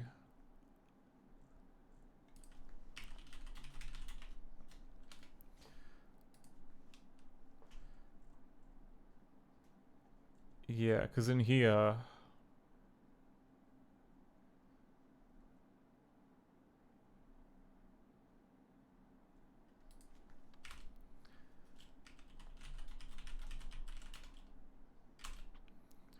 What was the other function that called draw raindrop? Okay, it was this one here. Ah.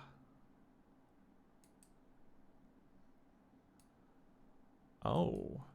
Did I? Okay. Okay, these offsets seem off. Like, why is that minus C8? Of course it's going to lead to issues. Is it really as basic as that? Did I just screw up? How did I screw that up? 28 BAE.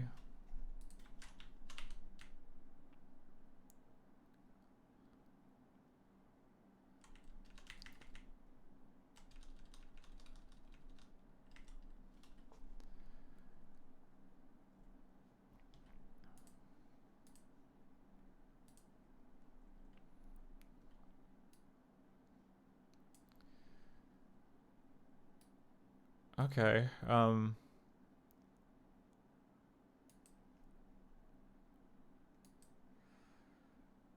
mean, these seem... Okay, these seem subtract C8.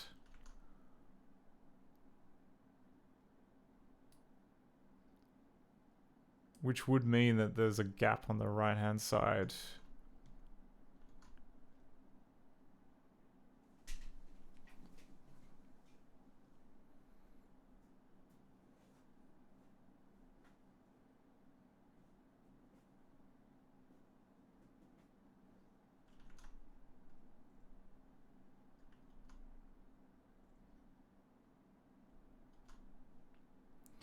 Because, like, if I were to remove...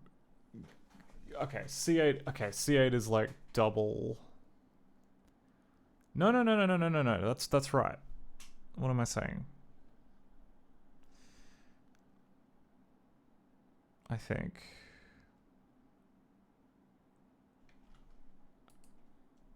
is... 264... C8 is 2 times 6... hex 64. Yeah, so then the range becomes minus 64 to 200.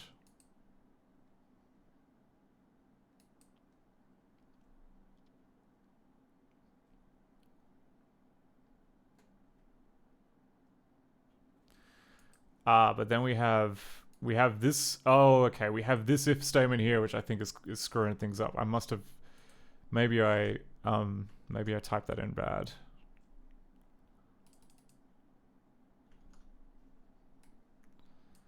Okay, so the original code. Because yeah, then it only.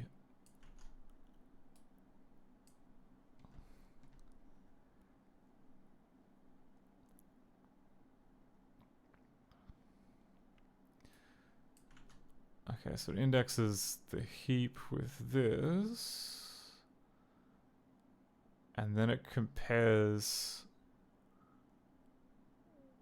1F4.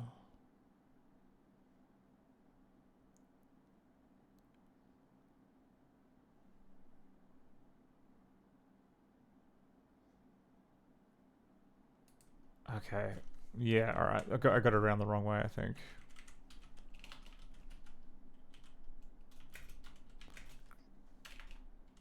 Oh no, okay, no, because technically it's greater than. So...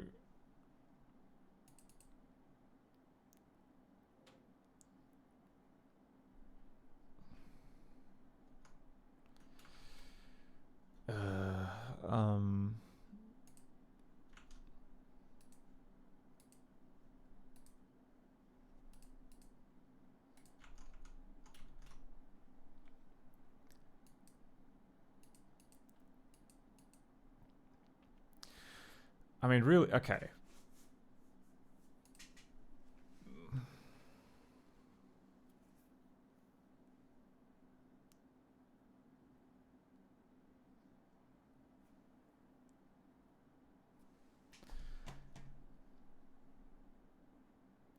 Mamu says maybe your Rand is just really bad. We checked Rand. It's outputting the right numbers. I think it must be this. Like, I'm gonna have to double check my 68K instruction reference to see if I got this right. Chances are I did not. Assuming I can find my 68K. Okay, it's with my Sega stuff.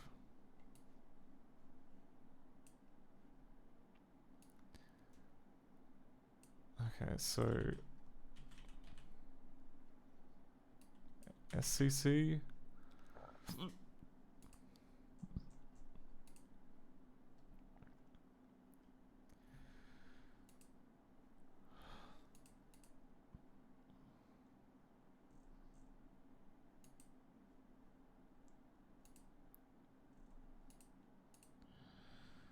Oh my word! I just want the definition of SCC. Okay, that's PSCC, FSCC, SCC. Okay.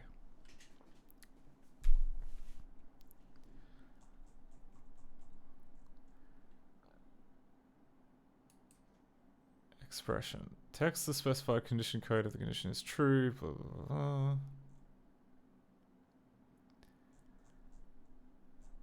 And the effective address field. Specify location which the true false bytes to be stored. Okay, that sets the greater than.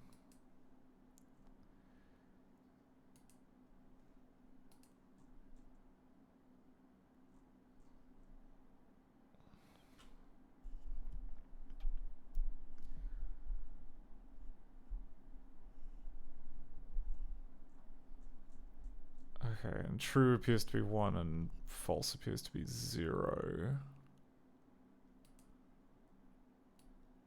I'm just wondering if this is like double negativing it somehow.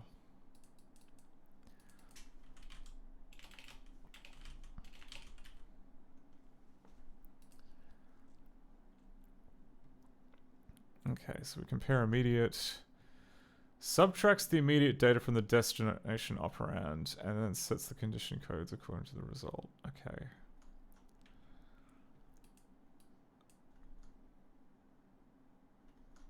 I see, okay, so it subtracts 1F4 from the number and then checks to see if it's greater than 0. So it is, okay, so it is the other way around.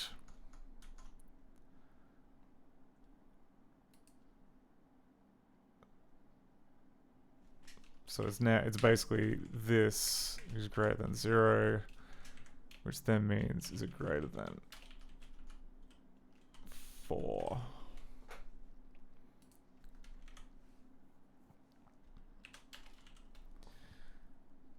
And okay.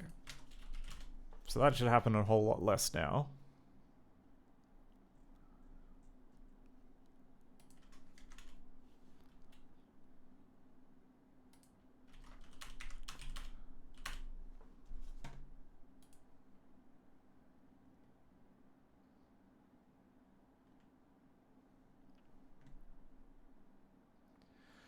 Oh, Mamu says, so it undraws the raindrop, moves it, and then gives it a new random position if it's off screen, and then draws a new position? Yeah, pretty much. So it's in XOR mode, so it just draws over the old position, shifts it, then draws in the new position.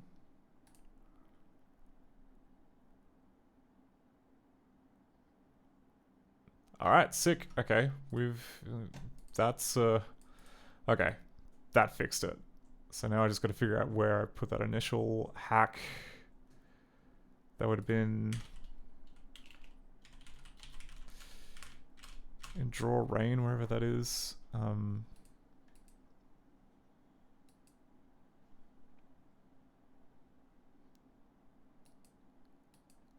Yeah.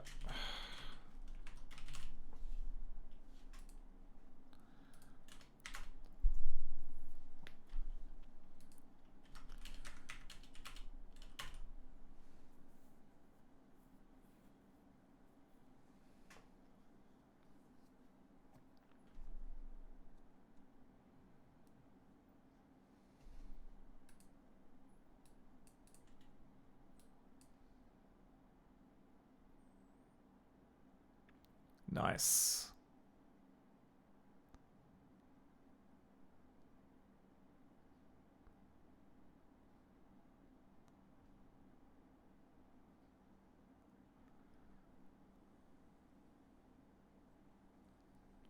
It's looking pretty good. And then the next bit is just all kinds of messed up. Okay, great. I'm gonna commit that.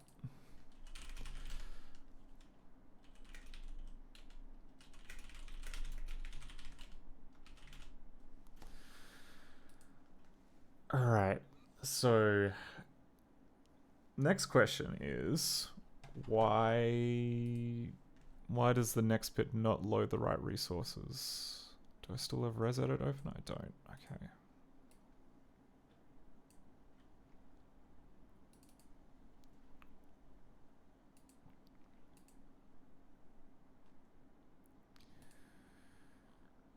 Okay, so resources 15 through 18.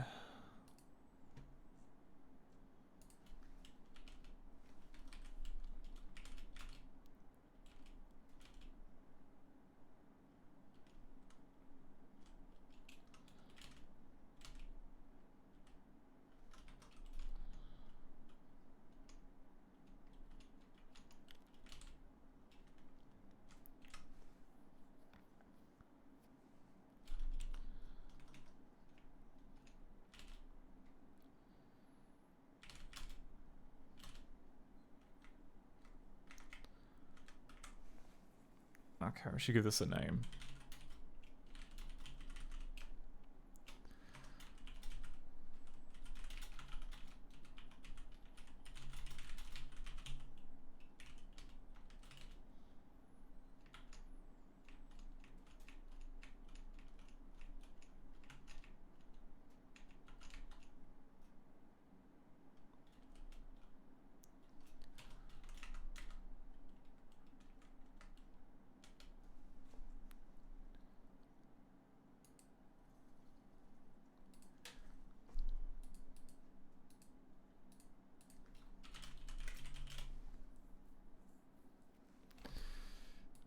That was the original name.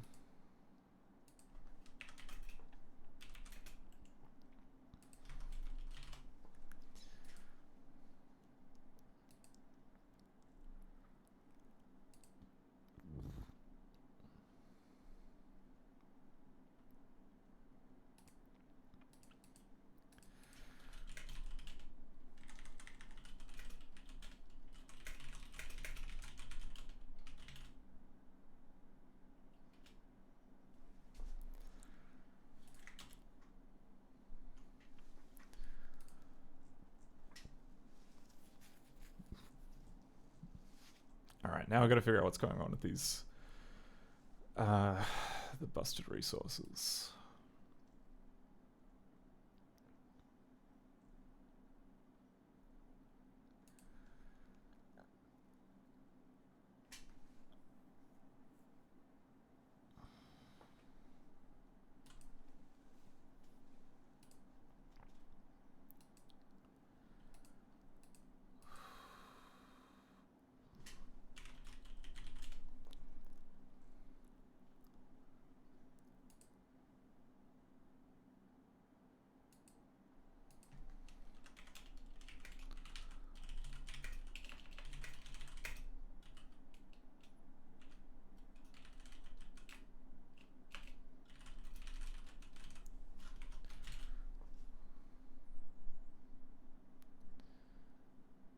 Okay, then we have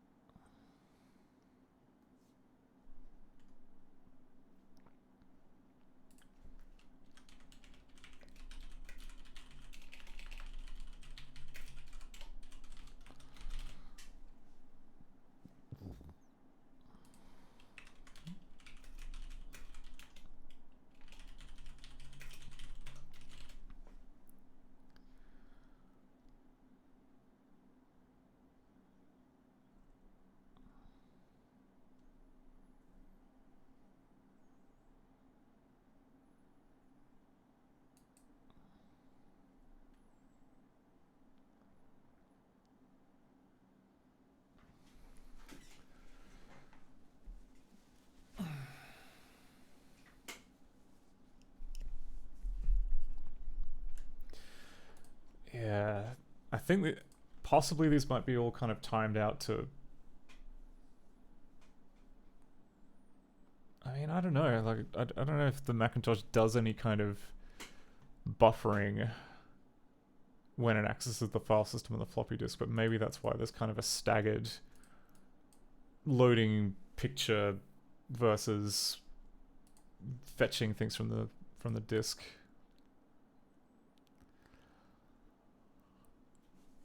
What's going on? I don't know.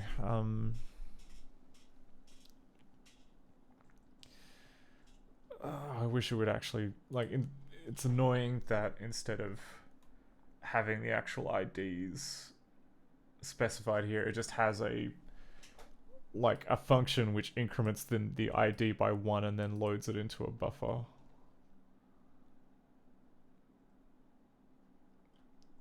But I mean, we can say that, okay, those are definitely going to be the cliffside images. Then that's going to be the priestess skull. Then it's going to be the priestess's face. Then that's got to be the priestess on the mountain.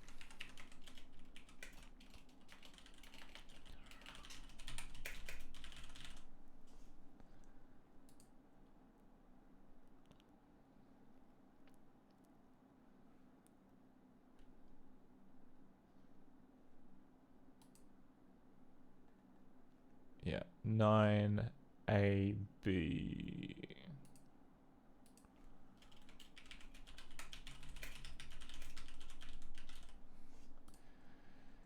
Okay, and then we'll finally have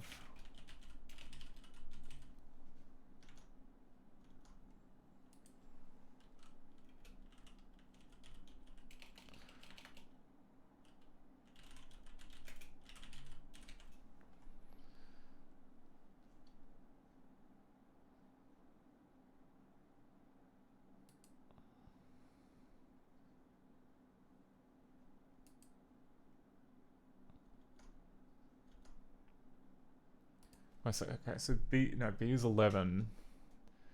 C is 12.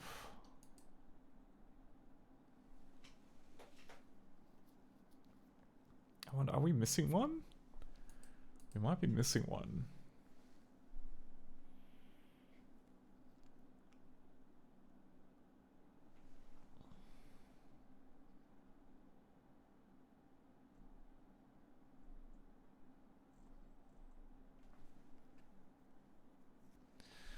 Okay, and then we've got D, E. Okay, we've got D, which is completely blank. E, F, hex 10, hex 11. What's the explanation here? Why did the insult machine suddenly give compliments and at just the right time? Was it... Why did the insult machine? Okay, no, that's correct. Yeah.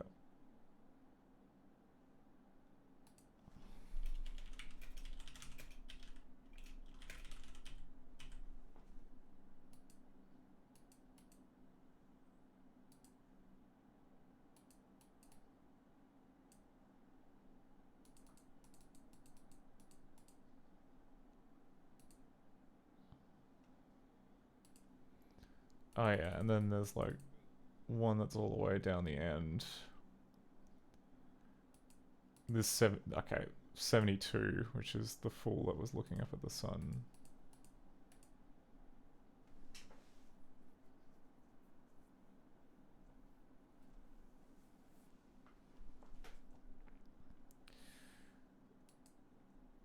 So I am keen to check. I mean, okay.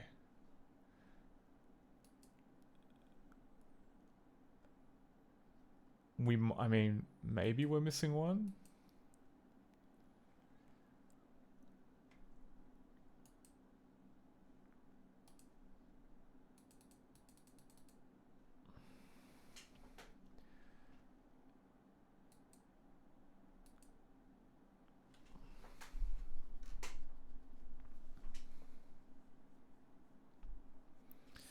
Okay, the preset lighting close up is 12, and that's definitely C. So that gels with what I would expect.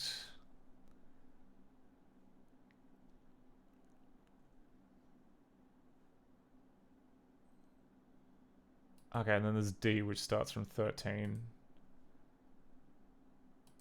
Okay, yeah, okay. D is 13, E is 14, F is 15. Okay, fine. Yep, that's...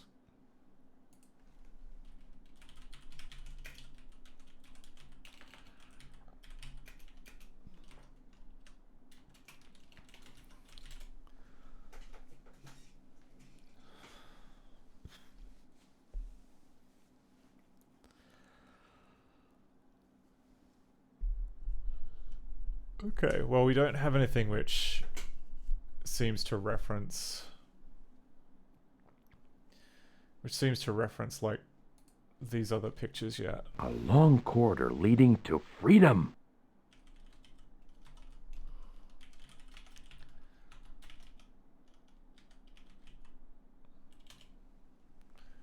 Okay, they then get used here. All the way down in the guts of this section here.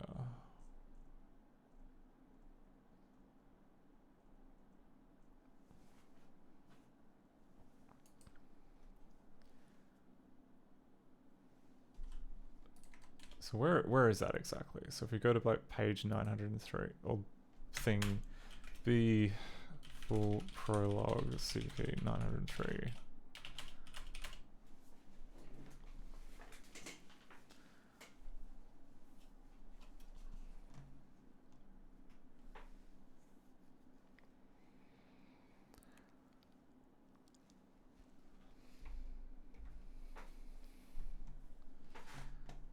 Oh, it's over here.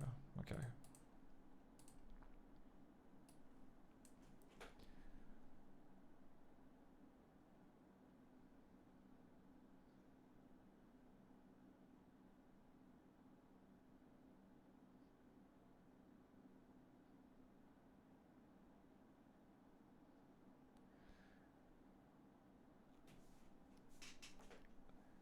Right.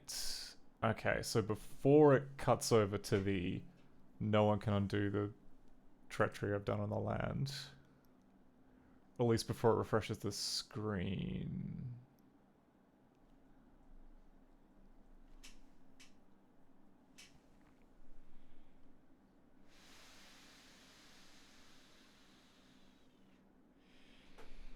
Okay, and D is 13, isn't it? Which would be, yeah, this silhouette.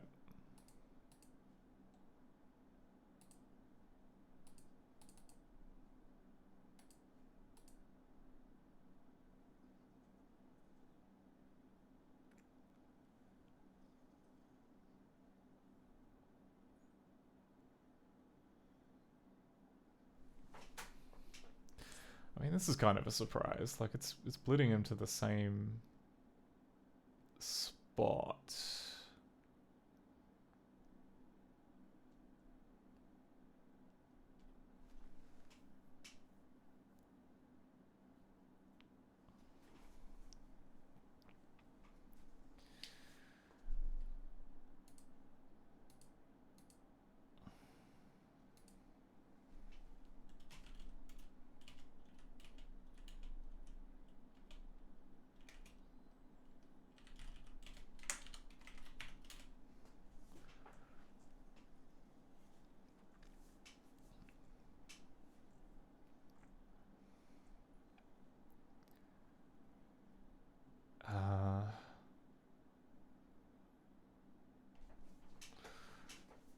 Oh, right, okay, because the pattern is still set to Zor? Interesting.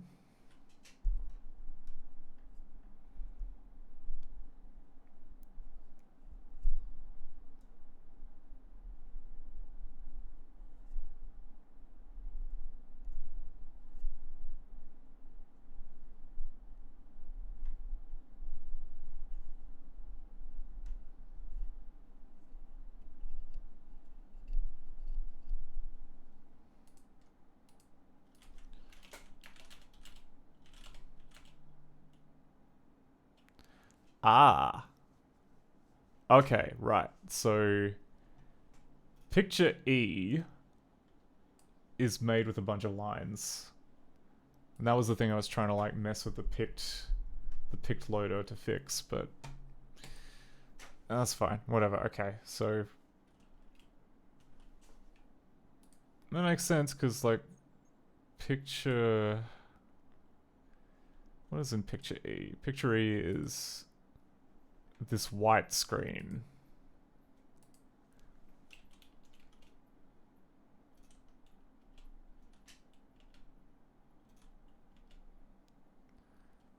Okay, at which point we set the port bits of the page. We fill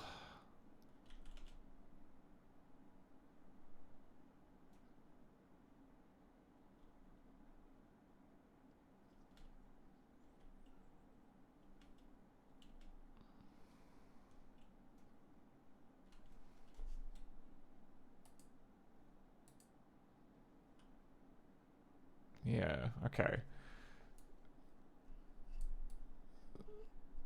So we fill this rectangle, except it's kind of like weirdly offset from the edge.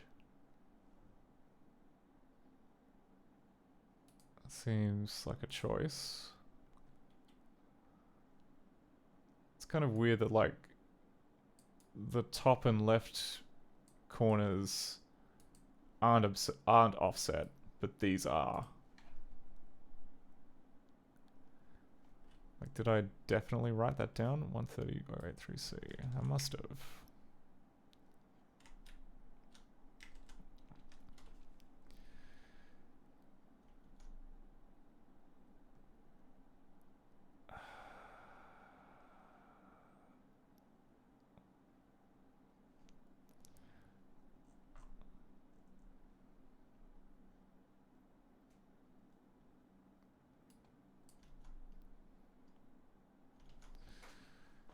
Okay, so we switch the screen page. We then fill the rectangle. Yeah.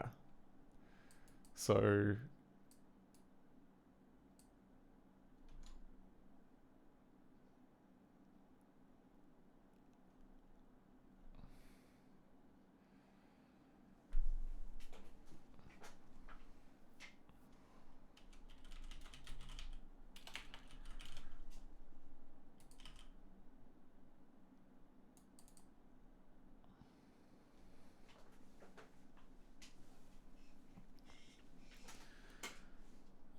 it's an odd choice to only empty part of the screen, and I mean it doesn't look like part of the screen gets empty. It looks like the entire thing does. So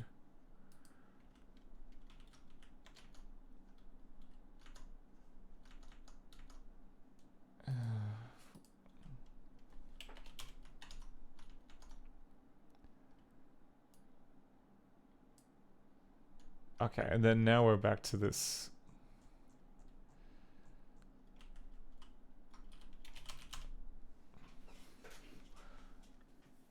Wait, let's look carefully and see exactly what goes on.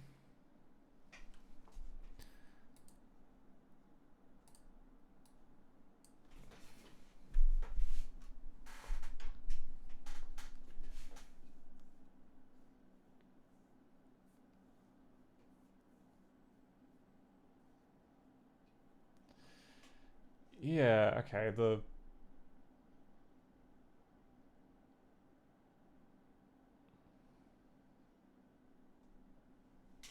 right, and then we get to this point,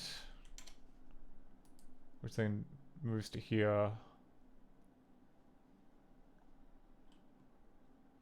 And then grays out, and then we get to that part of the introduction. And if we compare that to the original,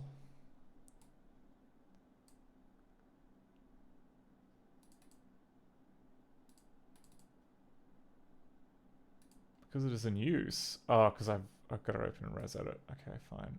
Quit.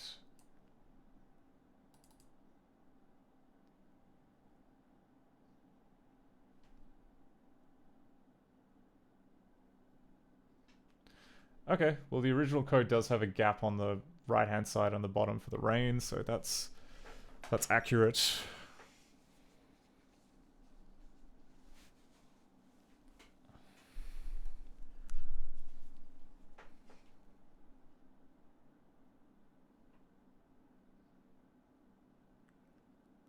Okay, there's definitely a lot more flickering. I see. Okay, so it scan lines out, but then we do this. Then it does this kind of like neat zooming in effect. Map moves us are using an identical RAND function to the original. Probably not. We are using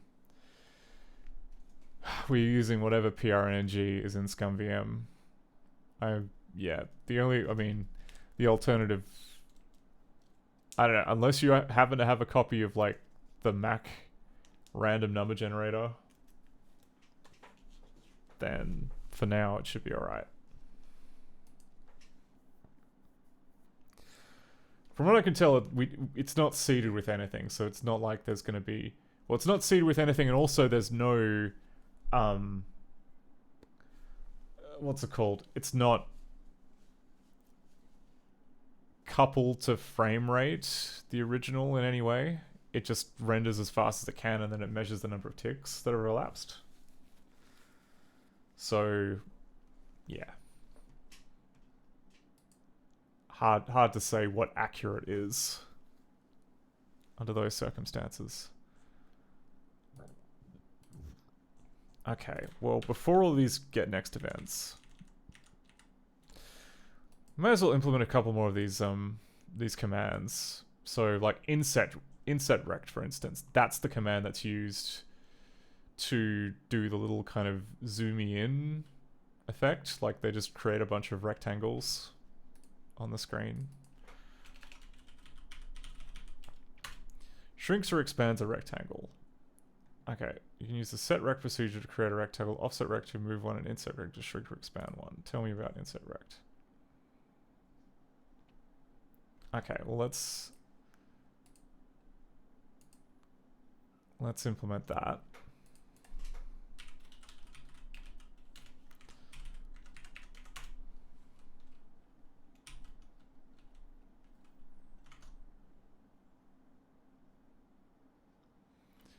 Into or outward from the center of the rectangle.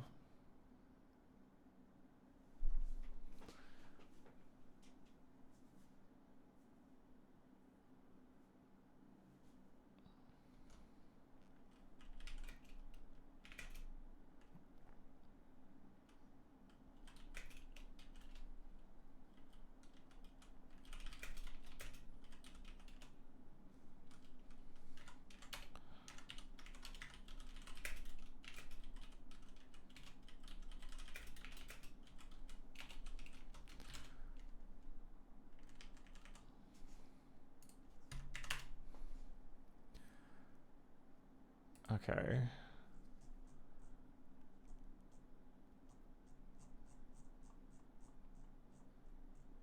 Okay, then we've got to... Then we should probably figure out what frame oval is.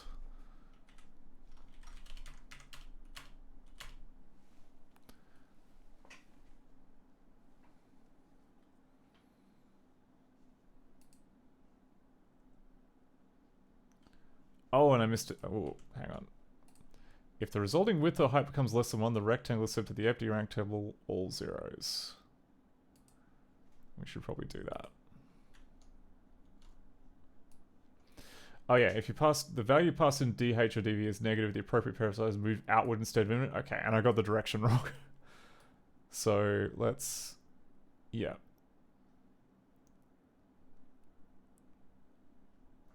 If DH or DV is negative, then outward instead of inward.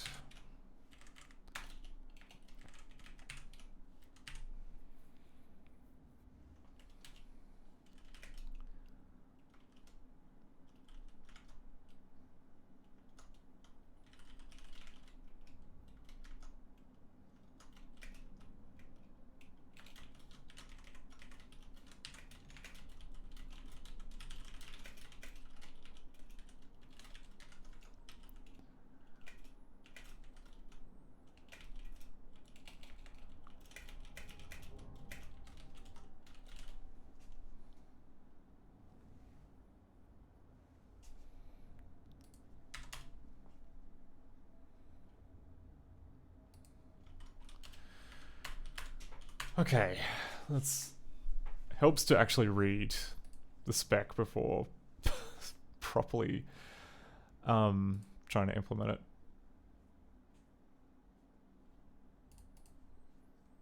Okay.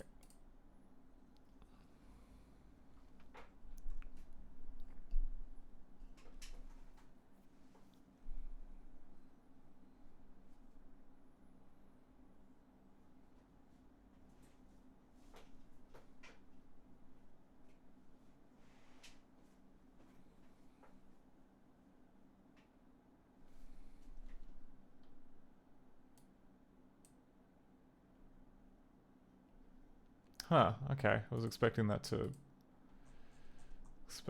do something.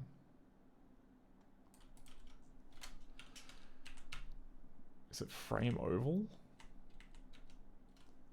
The hell's frame oval?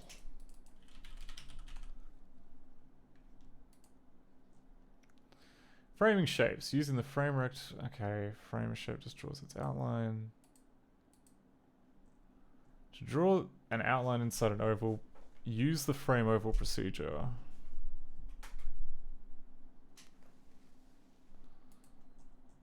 I mean, that doesn't explain...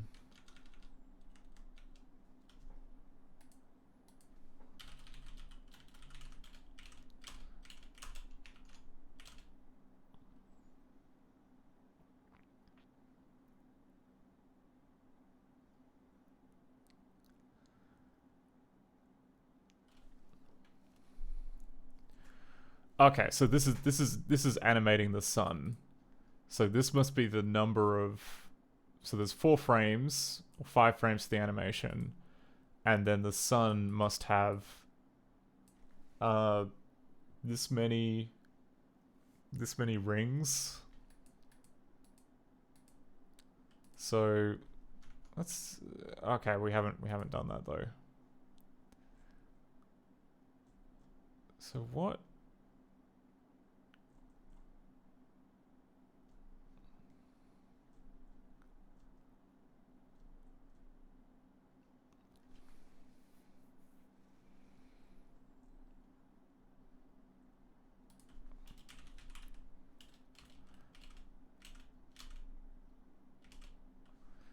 Okay, so we have the scalar transition 1.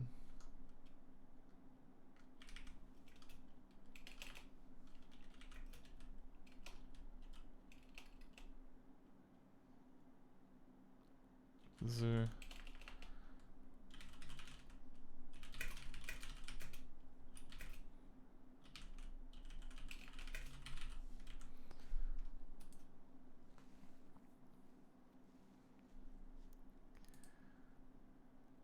Okay, and then... So it must be... Okay, it must be one of these. So... What is sub 12864?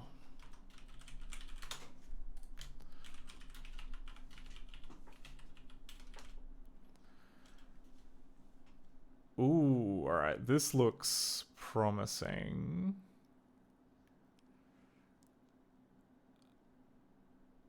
Yeah, okay, so this is must be this function here, which is responsible for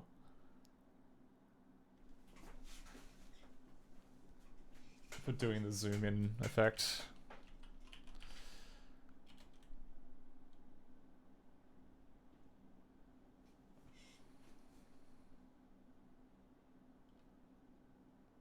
Okay, and then we got this function here, which is just stall for until mouse click.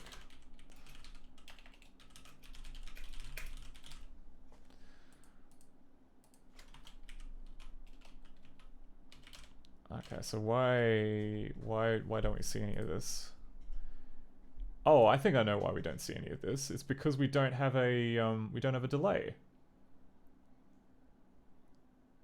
Yeah, okay. So this is all just happening instantaneously because we don't have a thing that forces it to show up on the screen.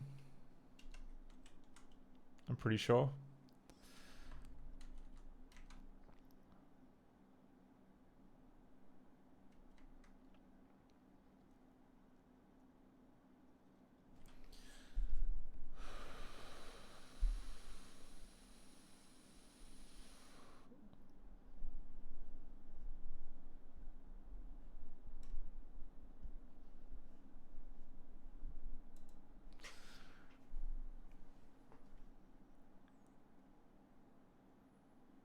So if I were to go G toolbox, delay 0.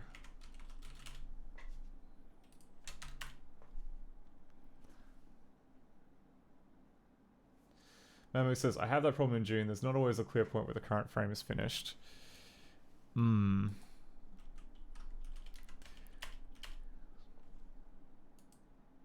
It's like, yeah, like I'm pretty sure copy bits isn't an automatic screen refresh. So it's hard to say sometimes. Like sometimes in the code it's very obvious because if you're waiting for more than one tick, then by definition the screen would have updated in that time. So you can just say every time there is a delay, lock it to the screen frame rate.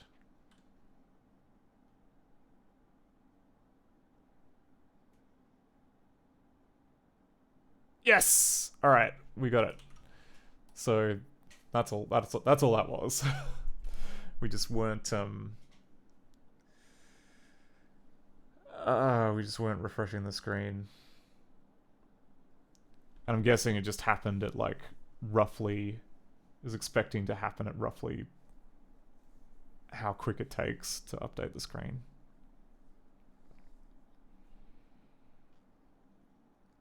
So we have, I mean, we have two commands here, which is like source to destination.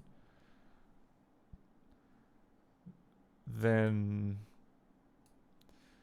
this, which I guess is the screen rectangle, but whatever, that's fine.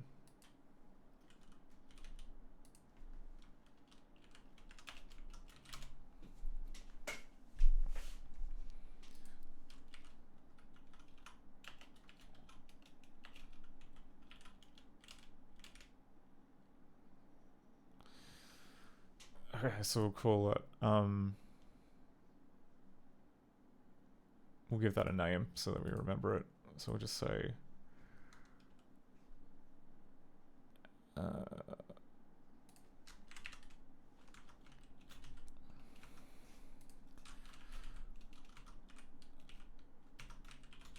sub 128.6E4 zoom transition.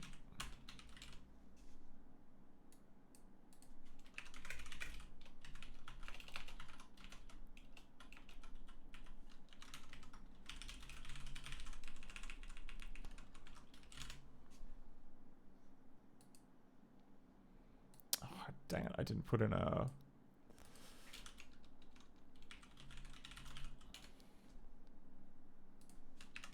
Sub 128.64A. I'm keeping these messages here so that when I go back and start porting the finale, it doesn't, because like the finale is going to reuse quite a lot of these, and I want an idea of what they map to in the disassembly. But at the same time, it is much easier to read if you start changing out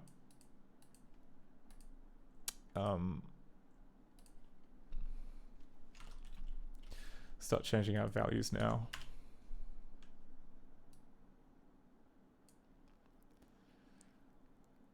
Okay, so why do we still have like the head of the High Priestess there in the background? Why is that still there? Oh no, I know why. I know why it's still there.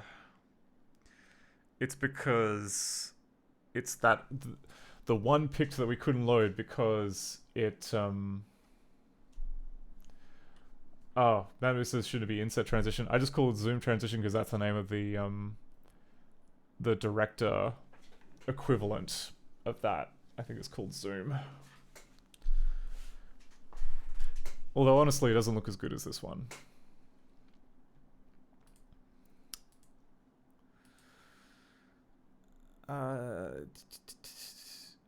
Yeah, alright. So the reason why we can still see like bits of the High Priestess's head in the background is because it's meant to be overwritten with the pict that is just a white square, but we do not currently load in the white square because the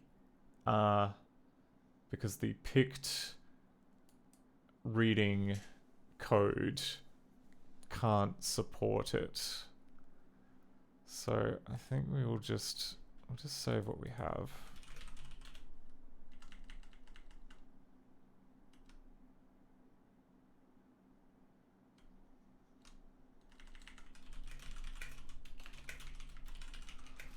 Fix.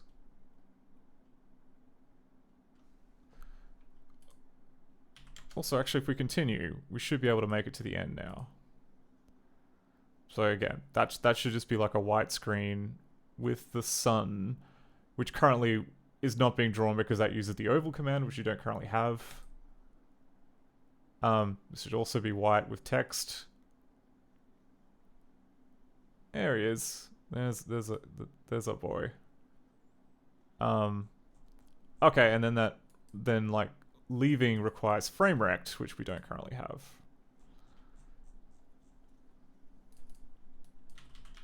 What is frame rect?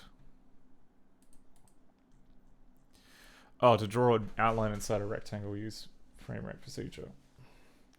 Using the pattern mode inside the graphics pane for the current graphics port, the frame rect procedure draws an outline just inside the rectangle that you specify in the R parameter. The outline is as wide as the pen's width and as tall as the pen height. The pen location does not change. If a region is open to being formed, the outside of the new rectangle is mathematically added to the region's boundary. Okay, so we may as well, okay, we can try adding in some of these other draw methods. That seems easier than messing with the pict code, at least. So if we try frame oval,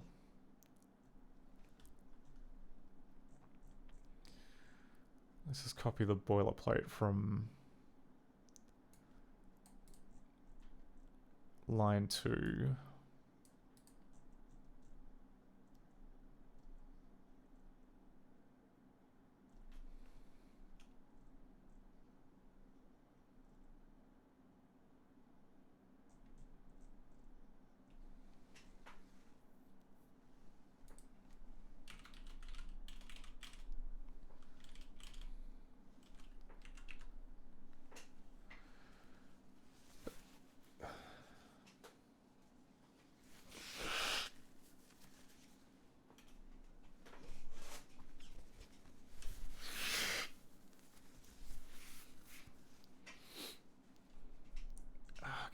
Which was the one? It was frame oval? Frame oval.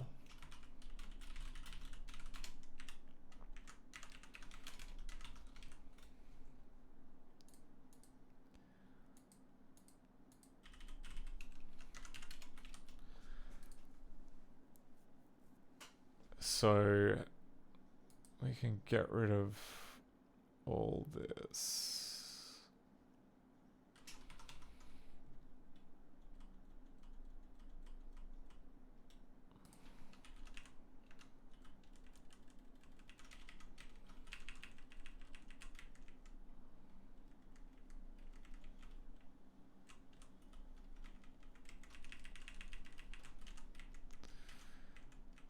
So we've done all this, we can draw ellipse.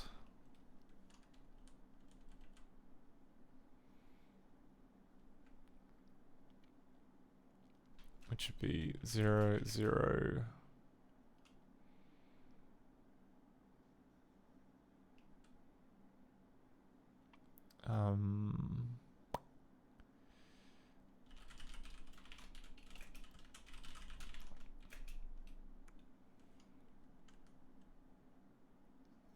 For FG color, false, the thing, and then we would say dest pos is just going to be r.left, r.top. So much easier than the line code.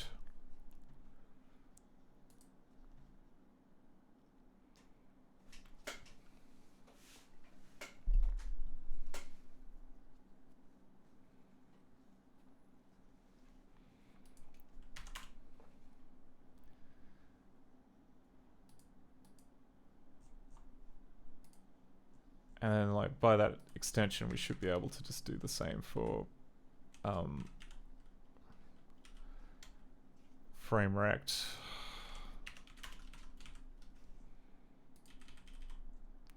Except instead of drawing an ellipse, we just draw rectangle with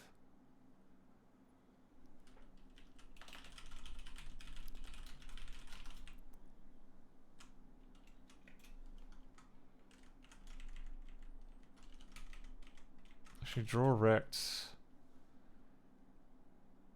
Yeah, okay, we're just drawing a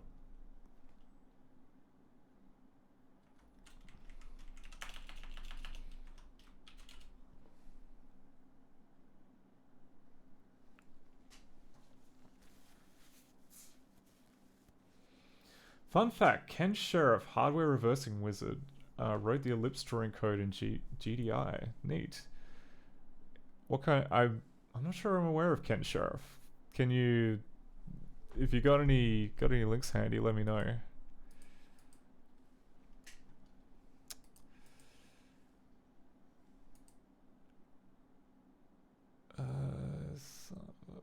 Okay.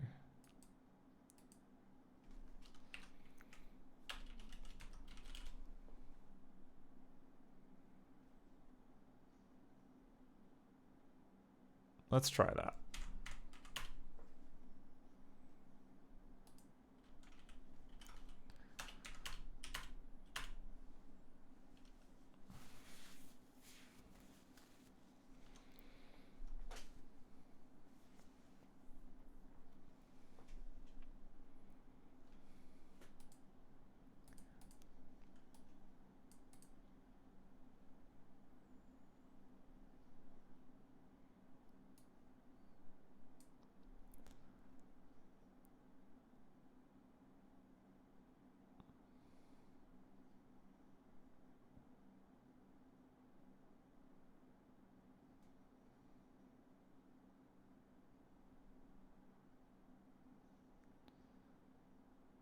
Okay, then we come to here, then we get the inset. Oh, why did it just kind of, why did it bump like that? That's unusual. Look, there's the sun. You can't really see it because it's being overlaid on top of the High Priestess's head, but we've got our sun and it seems to be rendered properly-ish.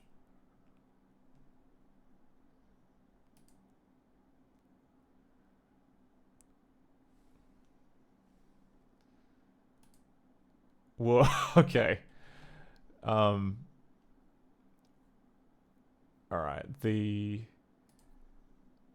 I've done something wrong with my draw rect.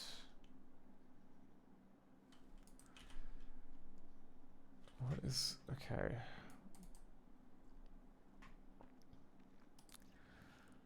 We've got like,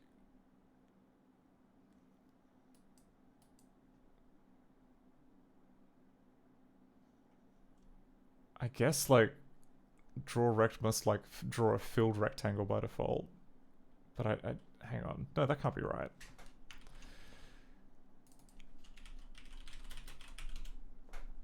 Yeah, it should just draw some lines. That's what I was expecting.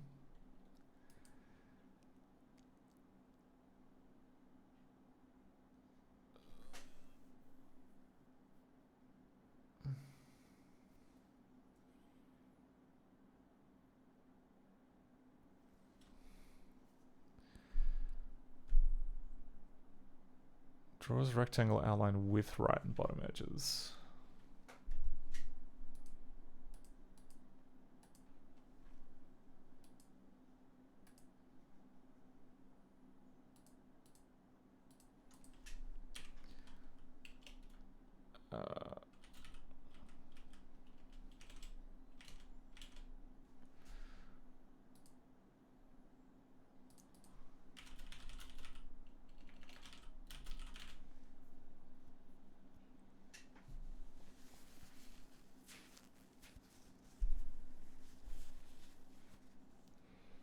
Okay, so so it insets it by a factor of, 6 and 4 pixels. Which is fine.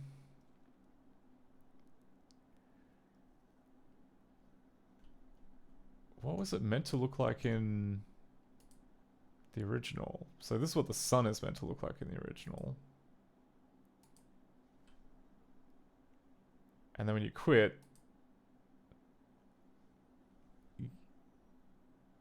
yeah.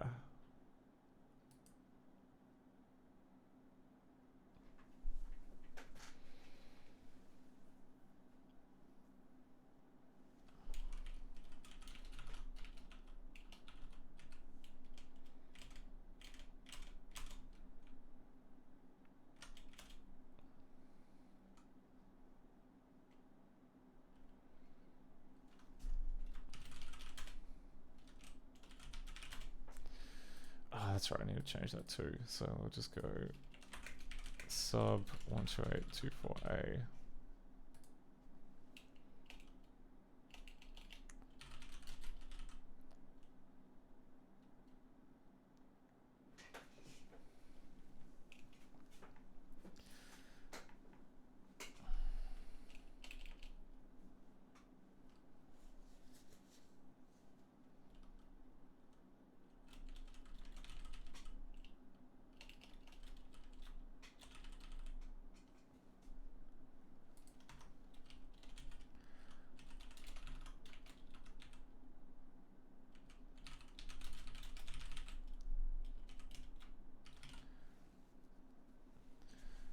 Okay, yep. Good enough.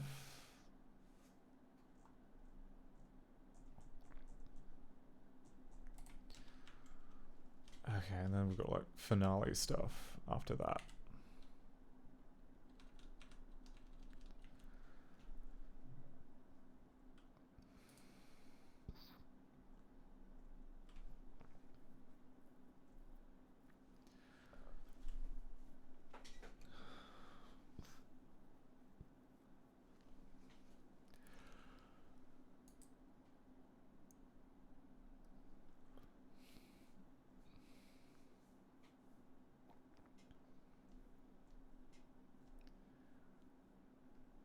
Alright, and then what was the... Okay.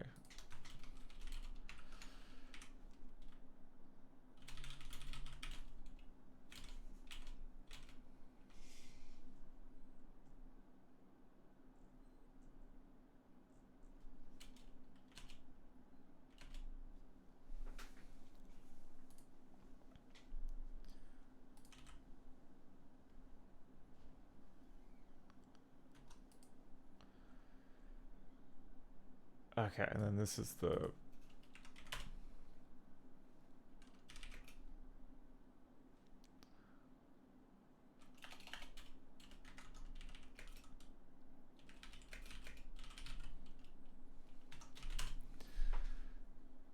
Right, and then one of the operations here is that we've got a pattern mode included with that.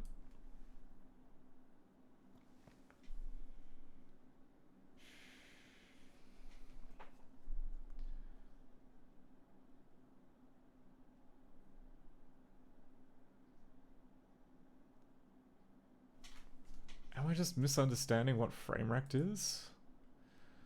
To draw an outline inside... Okay, to draw an outline inside a rectangle.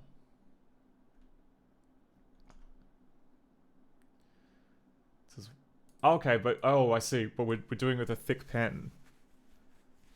I get it. Okay.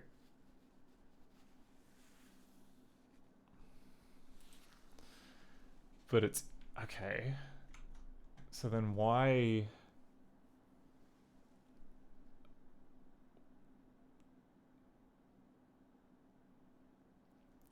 So if we're drawing, it's meant to be drawn with a thick pen, but it's not working. Memo says, Ken can read a decap chip while the rest of us can read source code. Yeah, there are a few people in that space who just do incredible work. Like, I think Vertec is their handle, but yeah, like they they do some like you know, like amazing decaps and reversing of like proprietary Konami arcade integrated circuits and stuff like that. It's like, yeah, it's very cool, but it's also like several degrees beyond my level, knowing how to turn nets back into like Verilog or whatever. I'll just stick with like basic shit like basic shit like, I don't know, Apple code from 1987.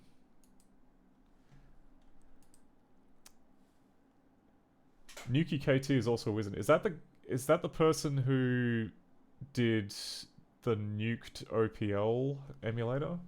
Or am I misattributing?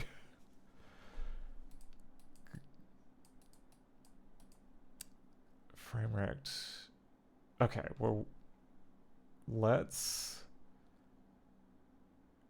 Oh, did I not implement pen size? Is that the stupid thing that I didn't do? No, I did. Pen size is there. Am I not using pen size?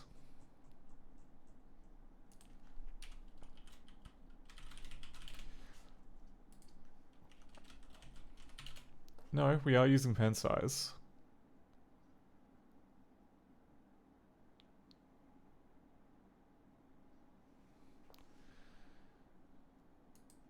So let's just frame rect.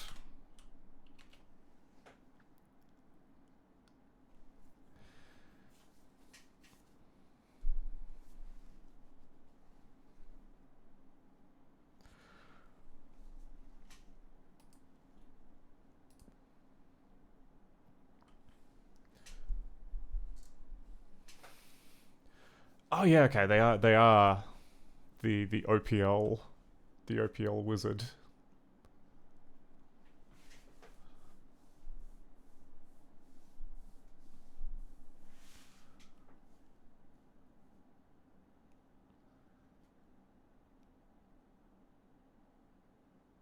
Okay, so we get to this bit here, the sun.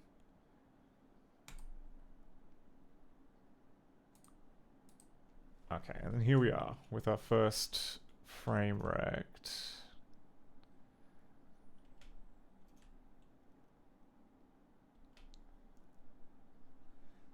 So I think, yeah, okay, so we're probably going to have to modify this to take the pen width into account, because that's not currently happening. But we should still be able to see the outline on the left and the left and the top edges, but I don't think we see that. Anyhow, draw rect.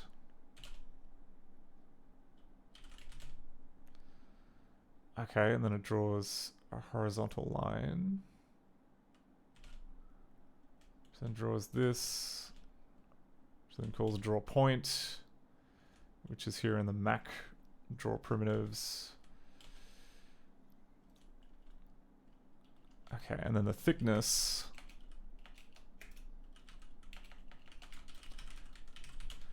is 6x4, which is good. So we're now here in the custom thickness land.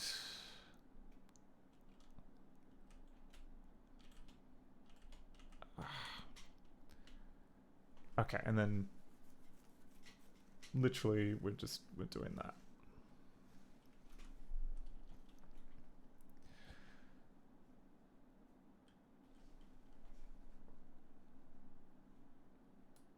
Fine. So if I hit C,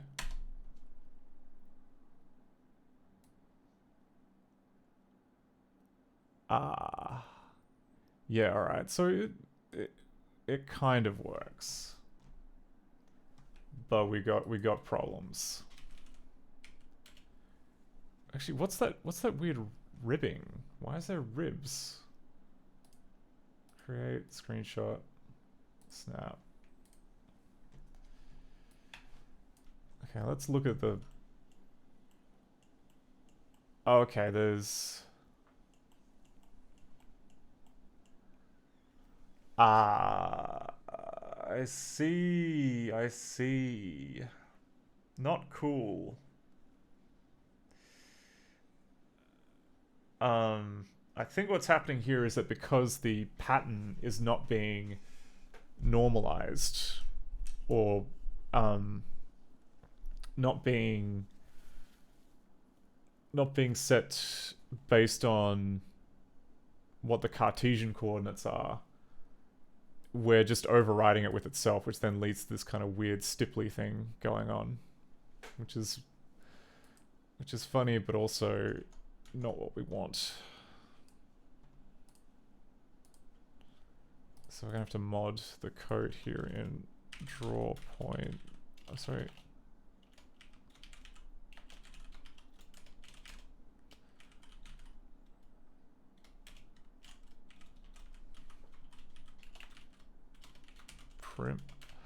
Oh wait, no, it's the window manager code which does the primitive stuff in it.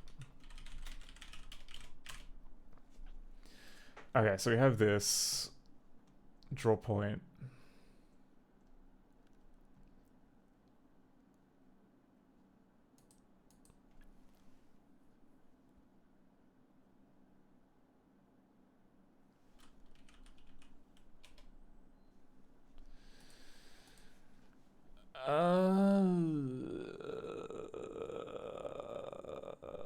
Okay.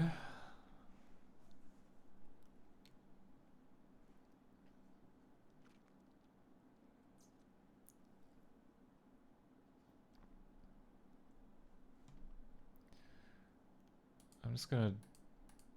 Let's double check.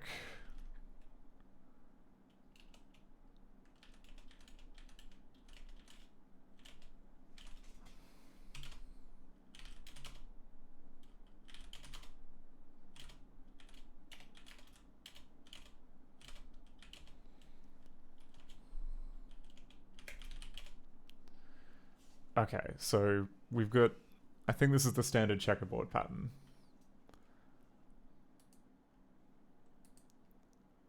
But I want to know, like, why is it being repeated? It looks like...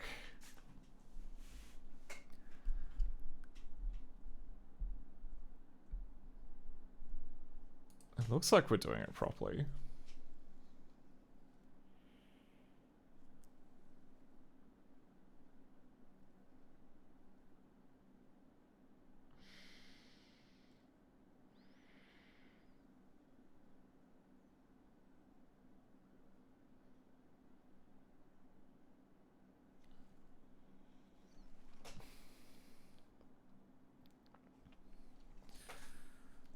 Okay, then we have like fill origin Y, which sits like the start point of the...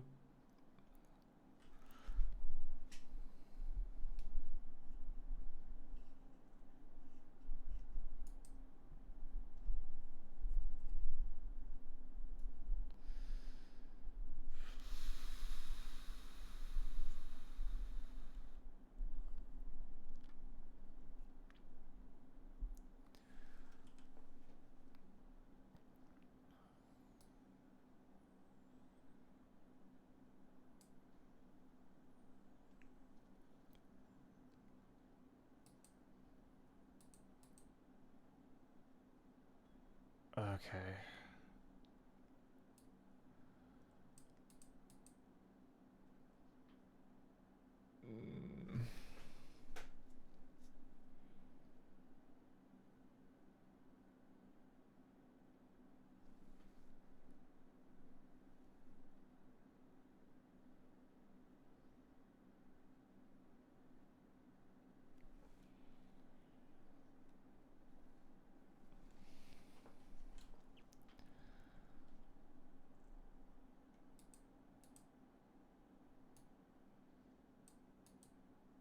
I mean, yeah, like this should be normalized.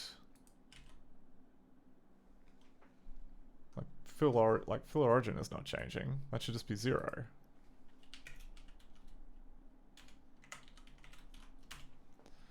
Yeah, fill origin is always 0. Doing fill type 1.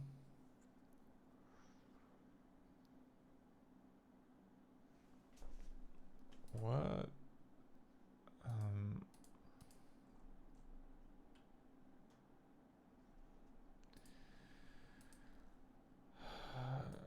Okay, so that's picking the byte.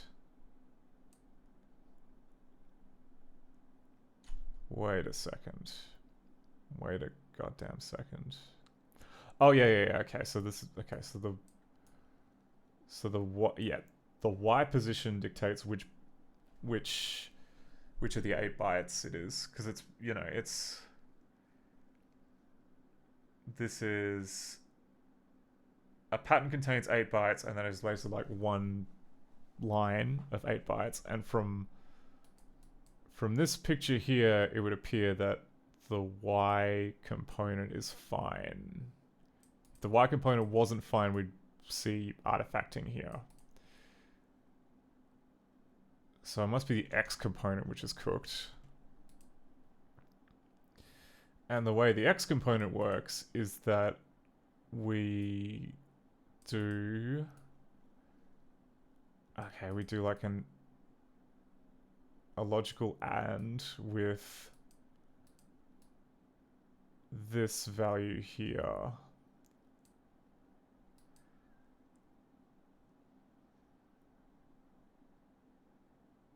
Interestingly, that's plus and this is minus.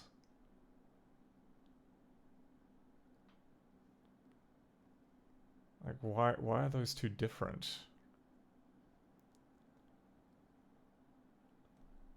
And also, barely anything uses the thick pen code, so I'm more inclined to believe this.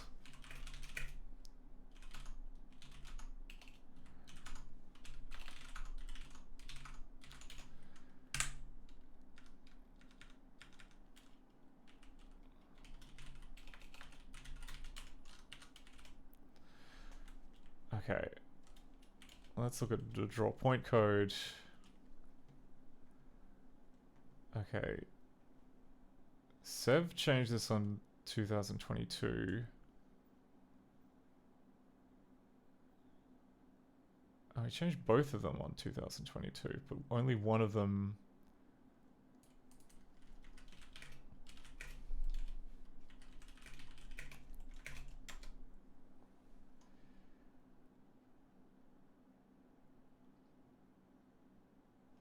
Oh, okay. This one is plus the origin. And this one is minus the origin.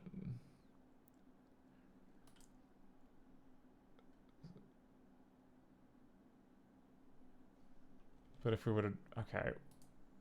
Out of scientific curiosity, if we were to just change this to minus and then this to plus... So that it matches this top one up here, which is a lot more common. And those two are fully matching now. There's no reason why they should be different.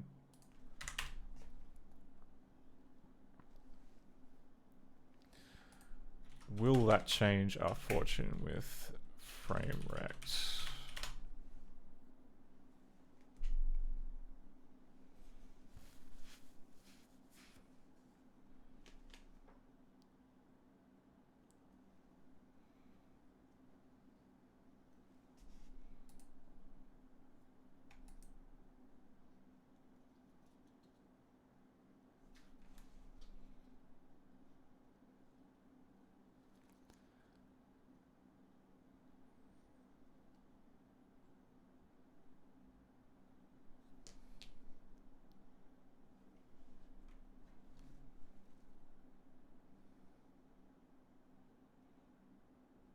Okay.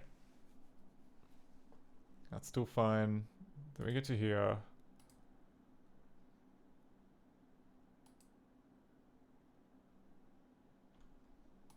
Okay. How does that look? Alright, the pattern appears to be rendering properly.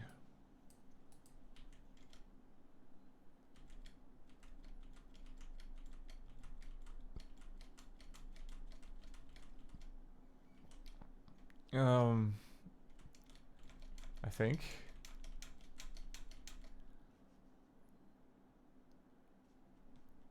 Anyway, okay. Now we just got to fix the right and the right hand side and the bottom.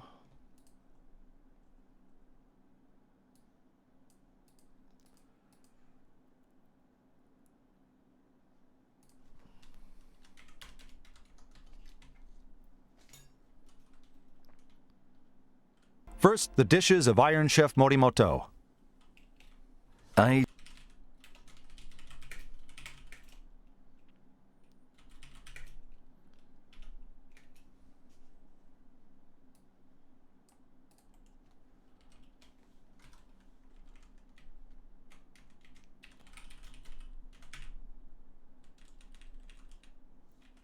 The story of the young girl who swallowed a fertilized octopus egg and grew the creature inside her body.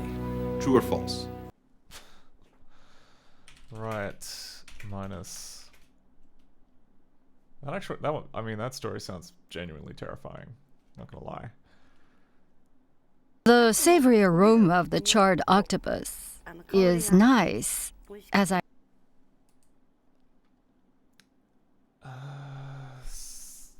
Okay.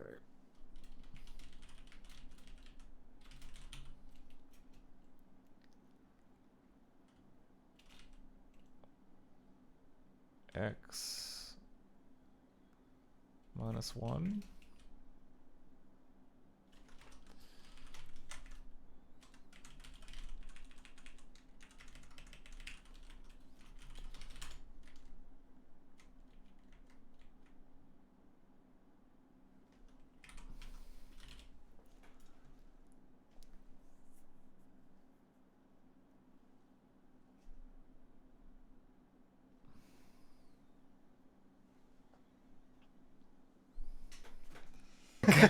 Handling the octopi up there. Okay.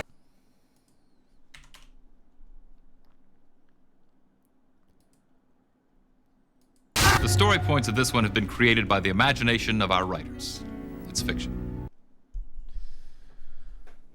Way to ruin the surprise.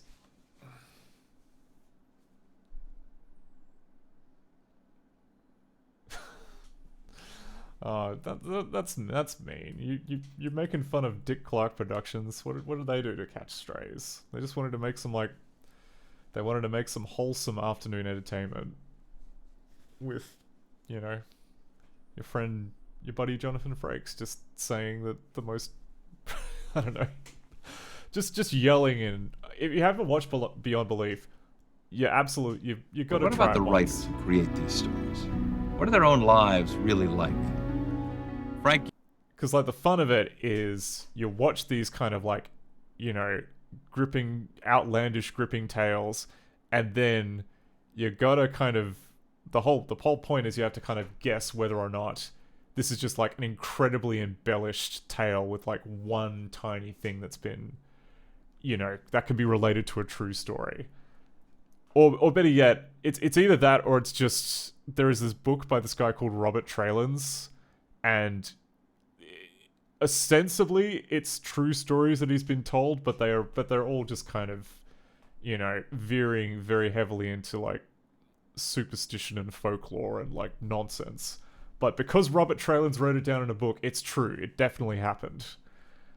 So, yeah, most of the time it's basically just going, okay, is it just bad acting, or is this just like a massive embellishment over some nonsense that Robert Trelans said is true? And it is equal parts frustrating and exhilarating when you do manage to guess. Sick. All right, we fixed the closing effect, it would seem. So I'll just save that as we go.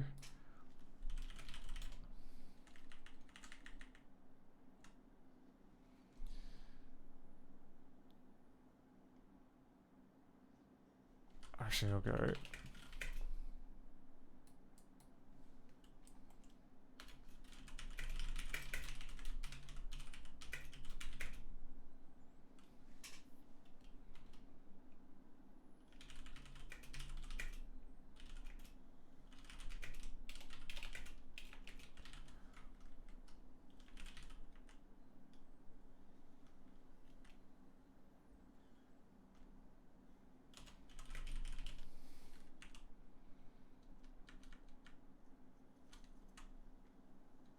Okay.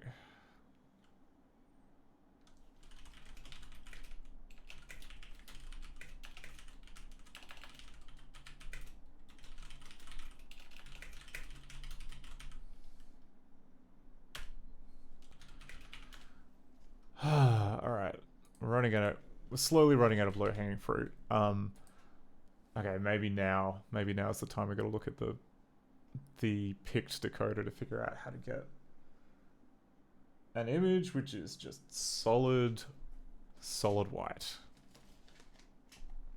So where's the picked decoder code is going to be an image picked.cpp. Alright, now maybe we should just start off with the change that I threw away.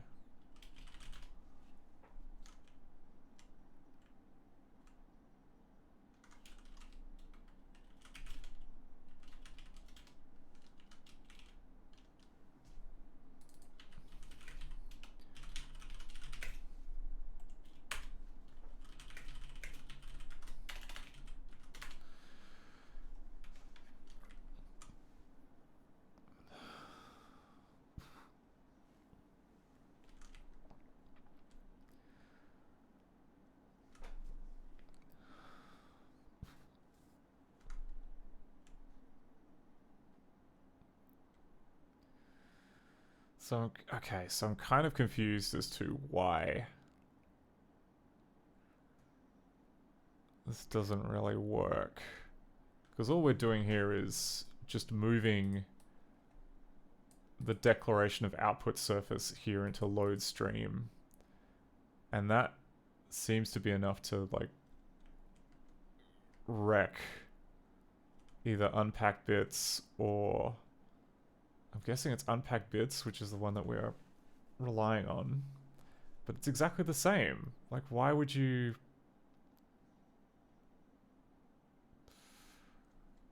Anyway, okay, we're going to build that, and then we're going to put in a breakpoint on unpack bits.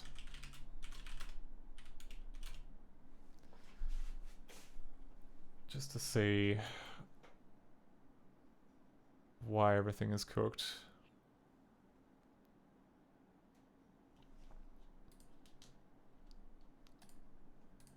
Okay.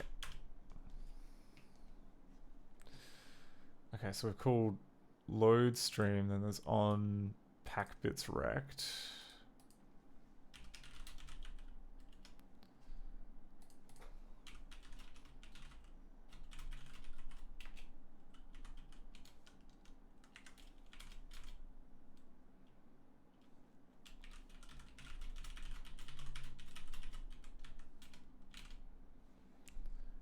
Okay, and then there's all this, and then there's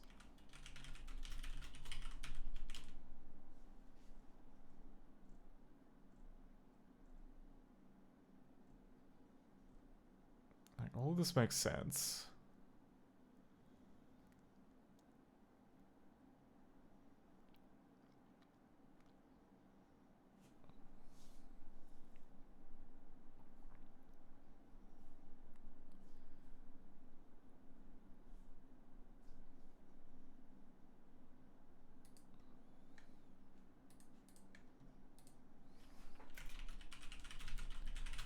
Yep, output surface is defined.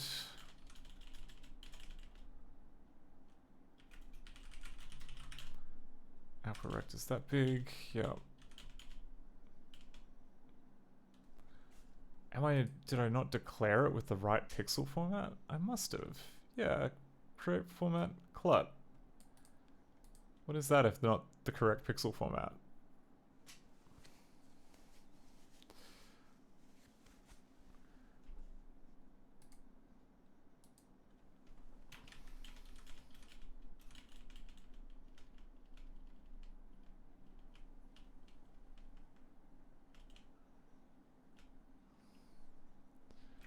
Okay, and then we've got this.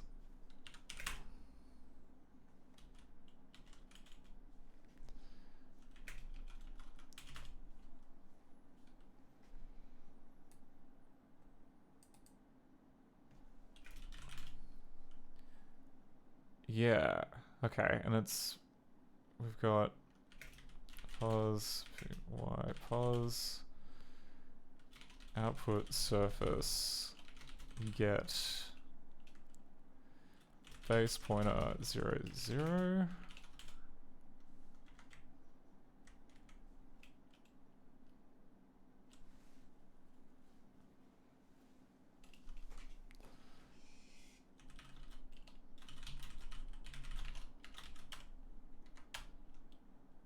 Okay, what have we got then?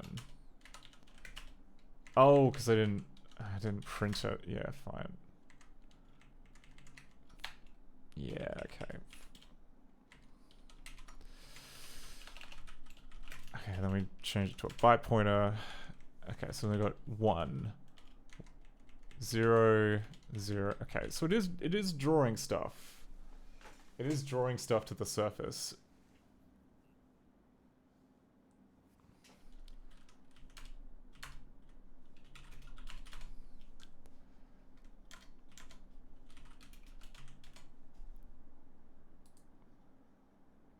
But if we look at it here, yeah, it's just being overwritten with that. For pretty much every image.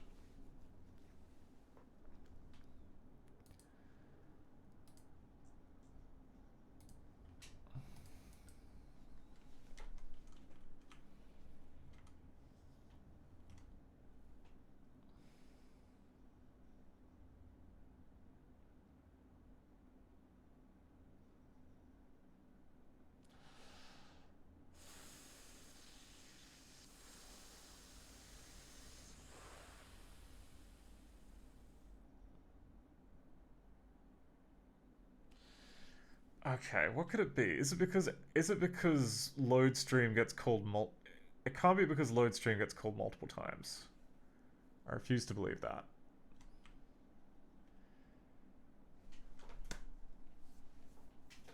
But like all of these other methods just create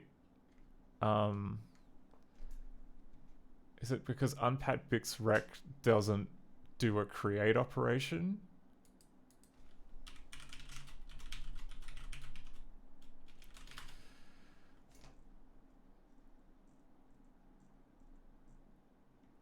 Yeah, I see. Okay, so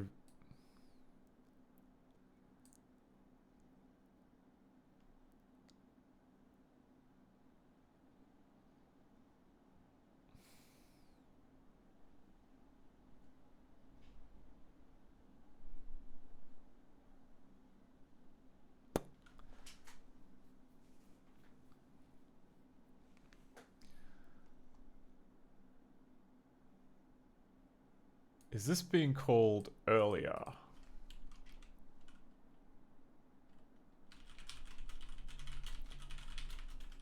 And we're just overriding it.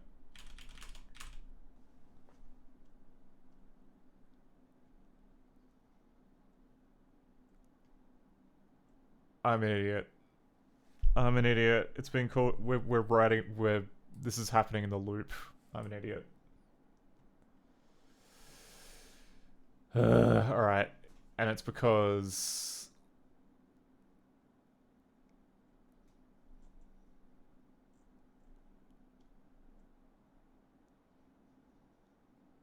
Yeah, I see, okay. So this just checks to see if it's the picked version opcode, and this also checks to see if it's the picked version opcode. So let's move this out of the loop.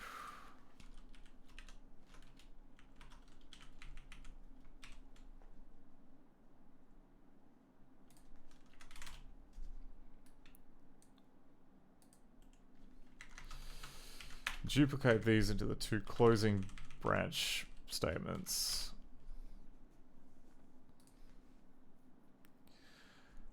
I mean,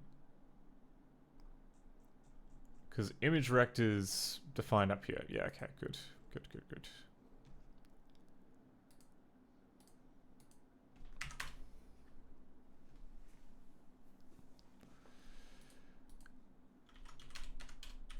Okay, that should probably... That should be better. Might not be perfect, but it'll be... I mean, like, you can run create as many times as you want, so... On the surface. So... The rest of the pick decoder should be fine about it. Yeah, look at that. Funny what a difference that makes.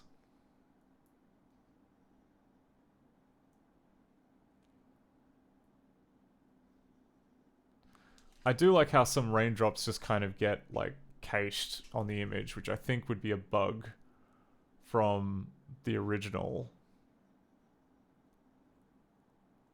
Due to...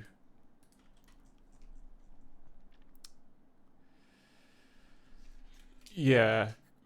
I think what's happening is that the original changes what the graph port is writing to, but then I guess the rain function is allowed to run at least once, which then writes to that instead of the screen, which is kind of funny.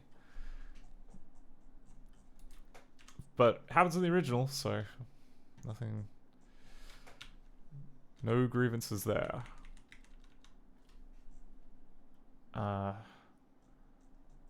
But what I don't like...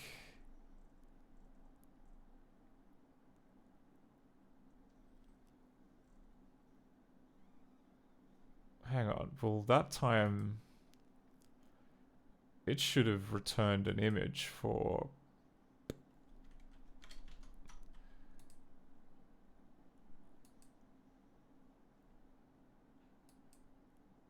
For the background with the sun in it. How come none of those have... Because yeah, there's an instruction here which is meant to overwrite a bunch of the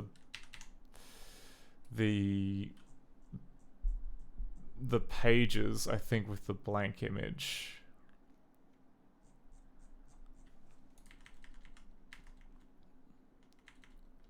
Because yeah, like here's the prologue.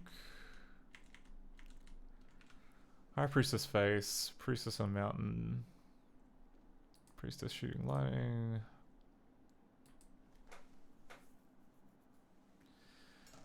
Okay, was it D?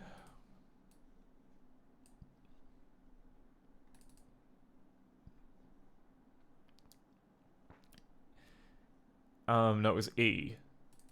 E, which was the image, was just a completely blank screen.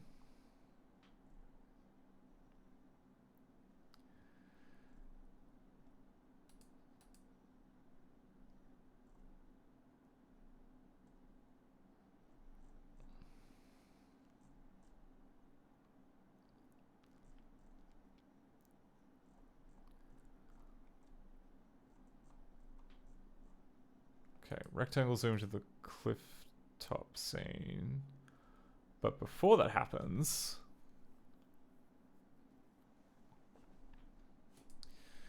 We have some, like, copying around from the screen pages, which is interesting. So we set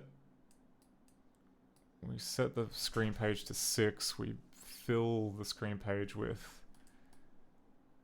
pattern 0, which I think is, it's either black or white.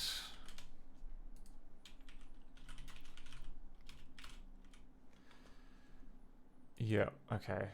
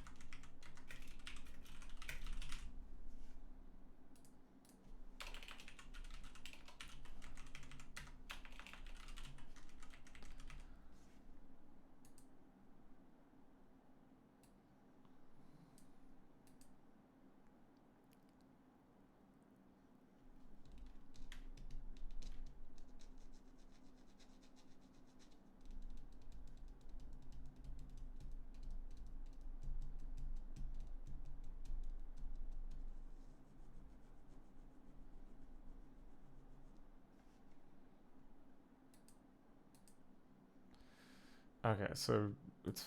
Yeah, it should be filling...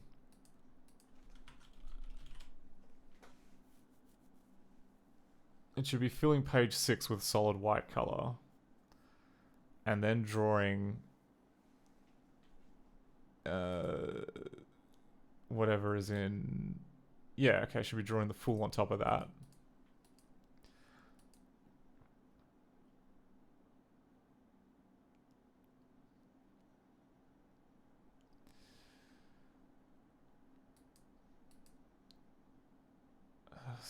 And then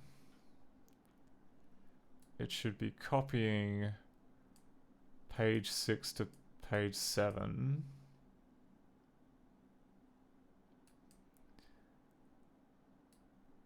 Then it should be drawing the happy sun on page 7. So my thinking is... Oh, and then we've got like drawing the sun.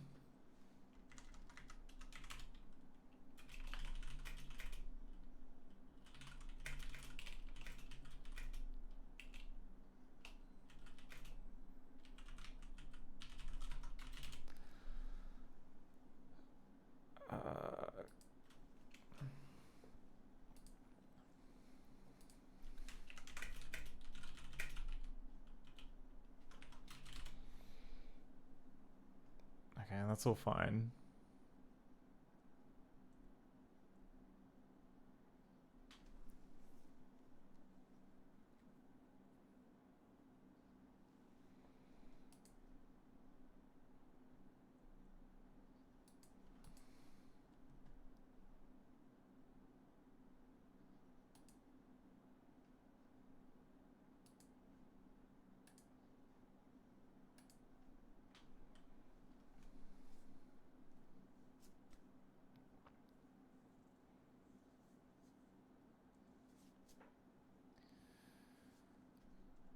Or is this...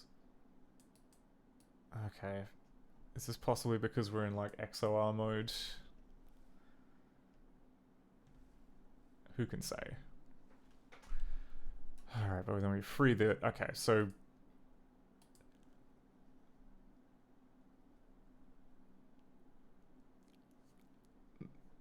Okay, it doesn't look like we... erase what's in the pattern buffer. So I suppose we should concentrate. Okay, let's concentrate on 15. So where does 15 get? Okay, so we do port bits to page 0. And then we fill... We're supposed to fill page 0 from top to most of the extremities with solid white, but we're not... That's not happening.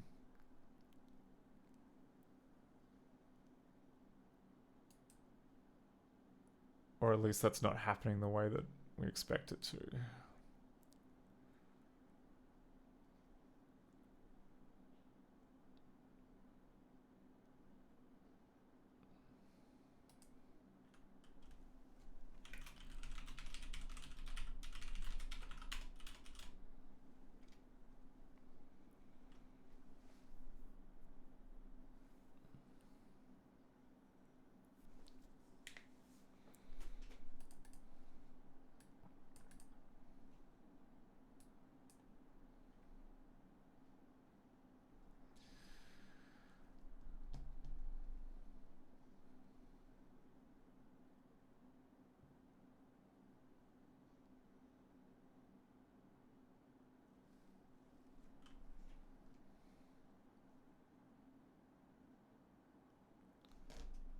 Okay, oh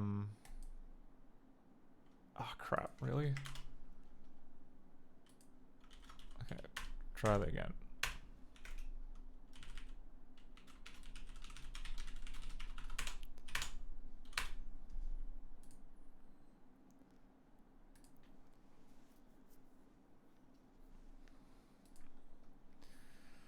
So we want to figure out what's going on with fill rect, because that does not seem to be doing the job. Or it's doing a sus job.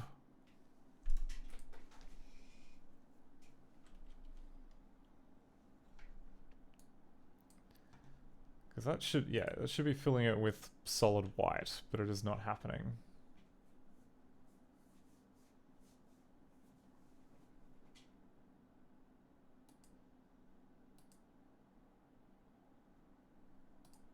Okay.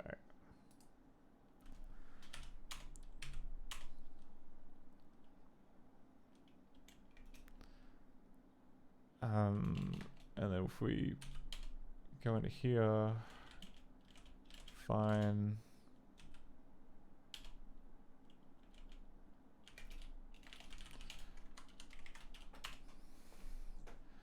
Right, and then if we look at the pen size, what is the current pen size? Okay, the pen size is 1 by 1.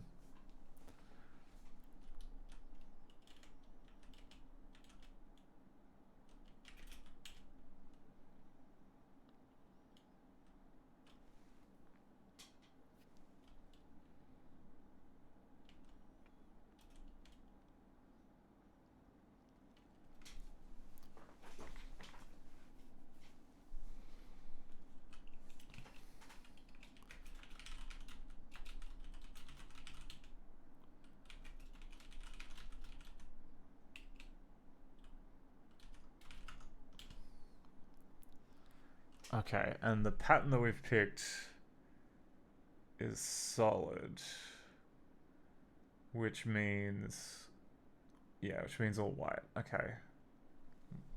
Should be all foreground, therefore all white. Okay, so there's nothing. Port PN mode. Ah, okay, so the mode is still set to freaking Zor. Which I don't think that's meant to be what happened. Like,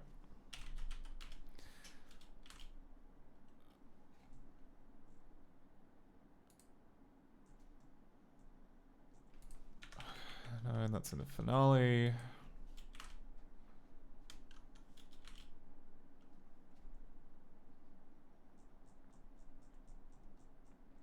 Like, am I missing a call to pen normal, perhaps?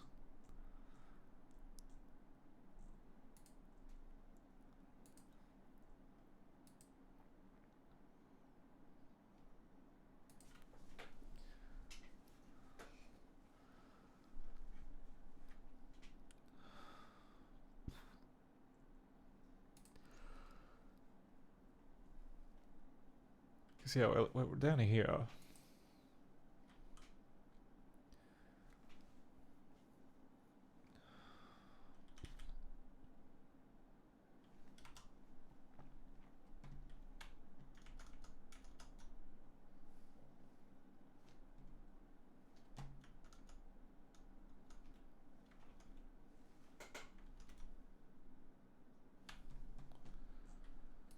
Uh, 130 EC.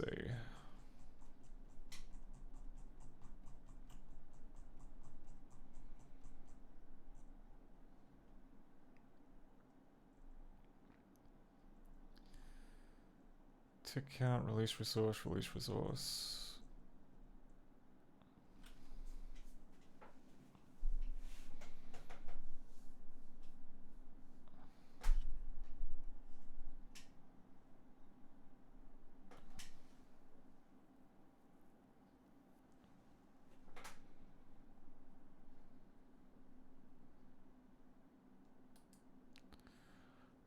Ah, wait.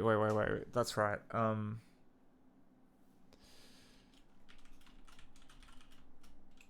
Actually, no, hang on.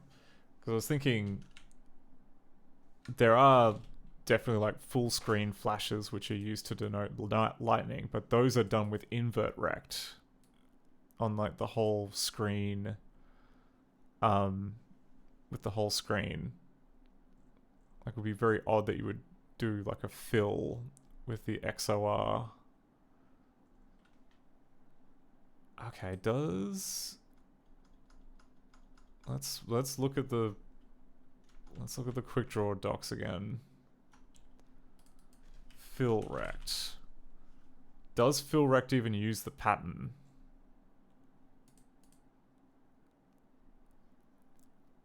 Oh. Oh my god. Okay, I'm glad that there are docs that are saying this. This would be maddening to figure out by hand. The paint rect procedure always uses the pattern and pattern mode of the graphics pen drawing a rectangle. If you want to use a pattern other than that of the graphics pen, you can use the fill rect procedure. The fill rect procedure, however, always uses pat copy as the pattern mode. Okay. Alright. Yeah, so B. I understand. I see how it is. So we're gonna have to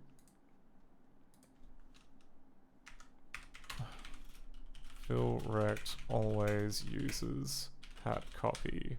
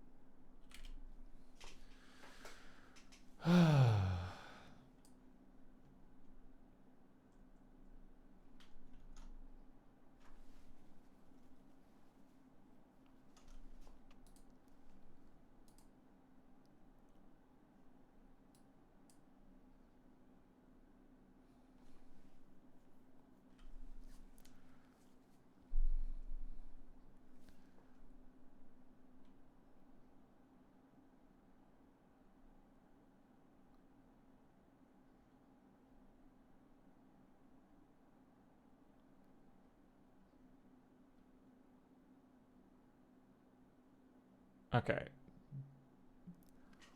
Little bit of corruption up. Well, I mean, I don't know why it didn't fill in the top right, but possibly because the text is there and overrides it anyway. But okay, that's now filled with solid white. Oh yeah, we can see the sun. The sun now looks mostly correct.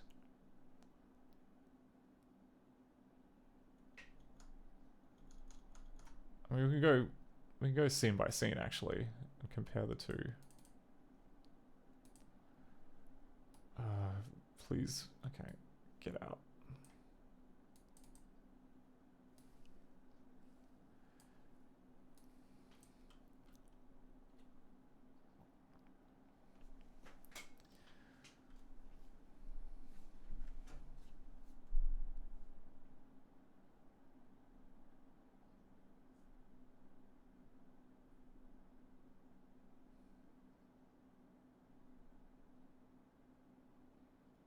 Yeah. Also, on the top of the mountain, there's meant to be like a period where she's just standing there. And then after that, there's meant to be kind of the flashy flash. Okay. Alright, so... Yeah, the fill operation seems to have a conspicuous gap on the edge, and I'm not sure why that is. But the original code had that. Okay. Oops. Dang it. It looks about the same. Yep. Then we're here. Oh, okay.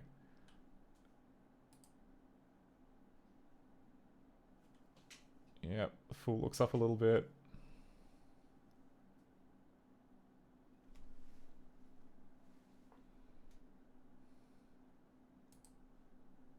Then we quit.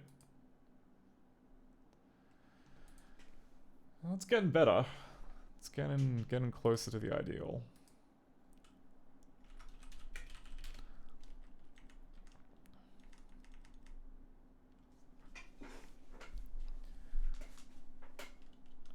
Okay. Alright, so before I should forget, I should fix this. git add this, git commit, and then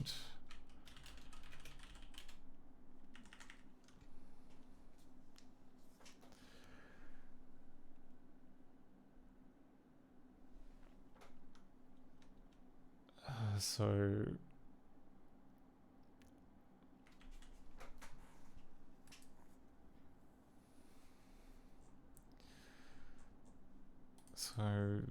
what happened just before the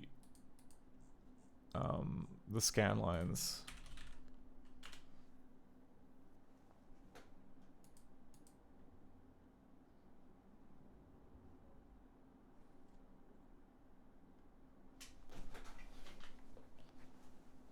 Interesting. Okay, so there is code which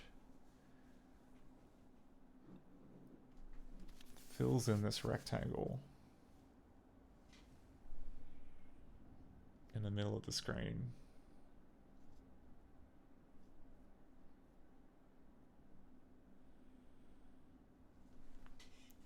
Okay, what's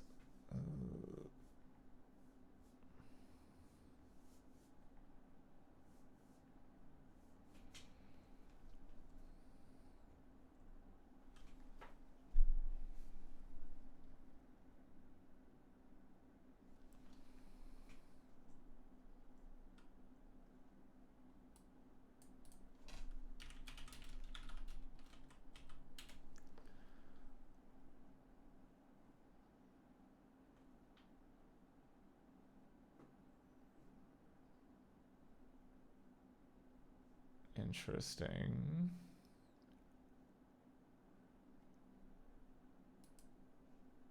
All right, what's the position 3 of the string table?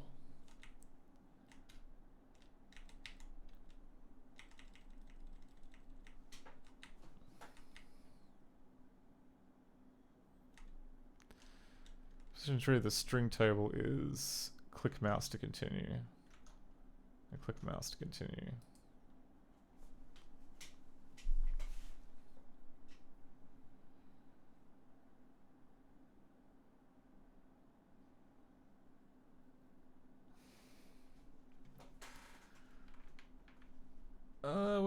With the time we have left, like, we could see what it would take to set up Mac font stuff.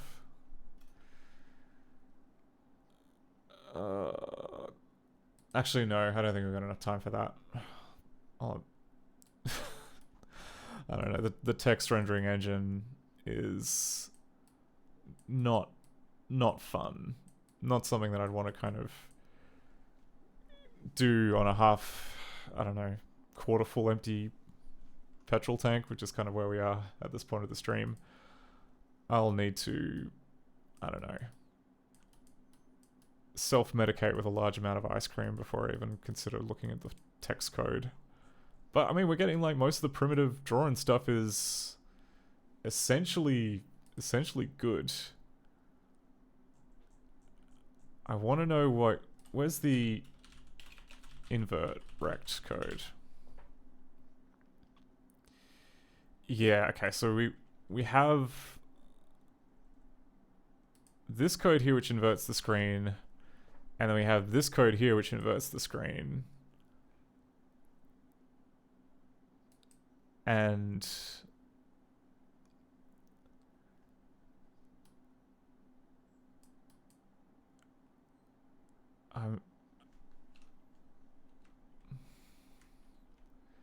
I'm curious. I mean, we have like 2 different delay wrappers. One which just waits for exactly 1 tick to finish, and the other which tries to kind of like establish how long this takes to draw to the screen. And I'm not sure if maybe the logic behind this method is broken.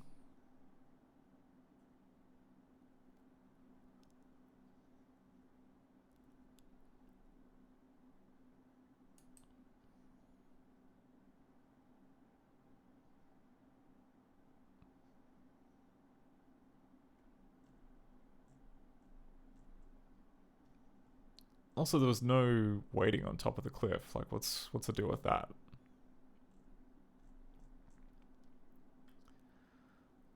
Oh crap, I'm not even in the right spot. I keep getting... I need to split out the finale from the prologue code. I just have not... Because otherwise it's just going to get real messy.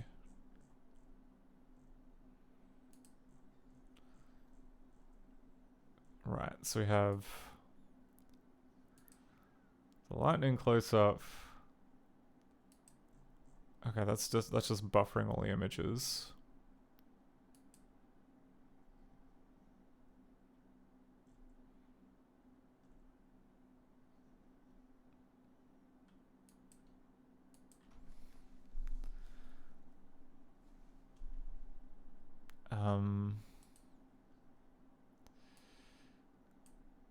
Which image am I looking for again? We're looking for...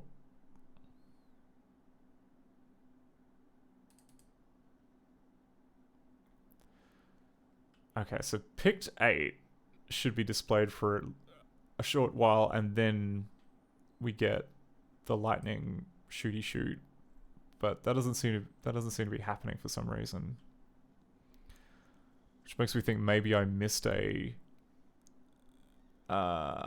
like one of these marker updates where it keeps track of the tick count.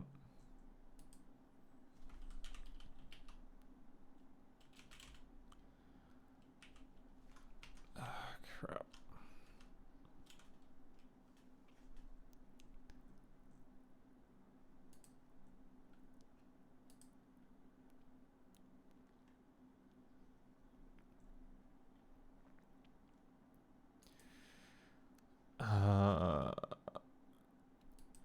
Interesting, okay.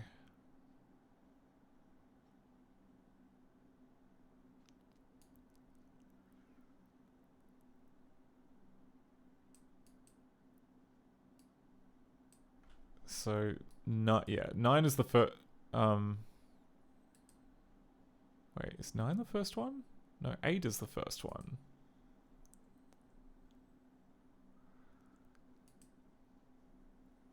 But, like, what does it mean that, like, the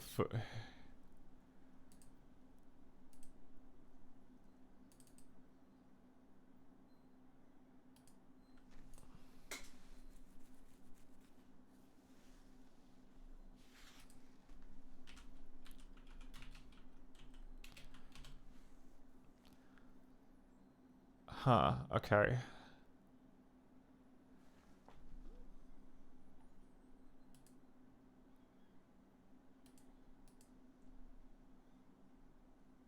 So some of those have 0 and some of those have 81.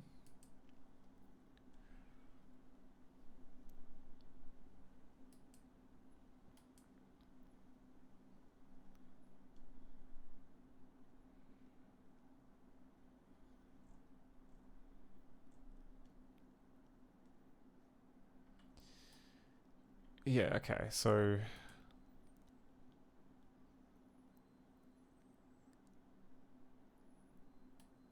But we buffer the picture, we put the priestess on the mountain, we then set the location to here.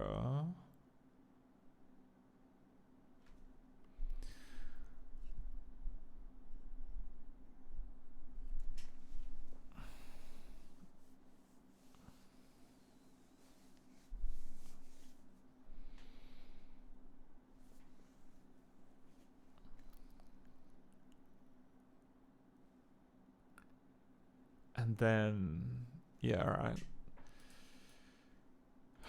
And that gets set. Yeah, alright, that gets set as picture number 8.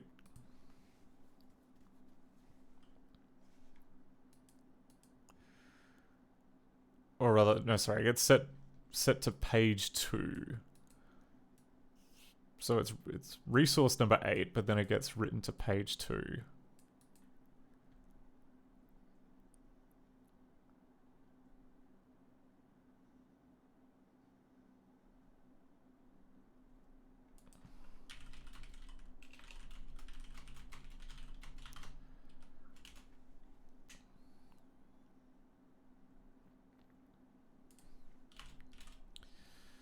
Okay, and then... then later, when it's actually doing stuff,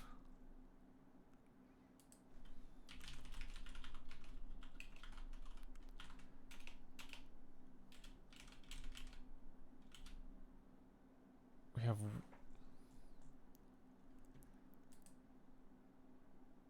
like, where's 2? Oh, here we go. Okay.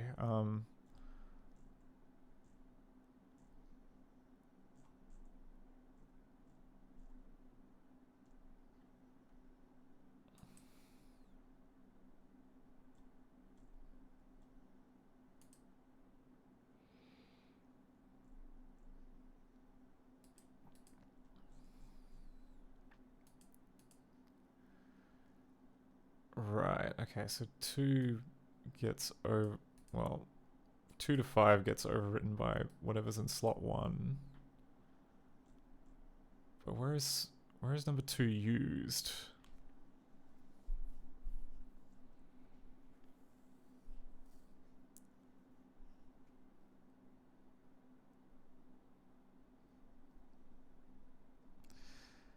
Oh, okay, we call blip page to screen, which is meant to blip page 2 to the screen.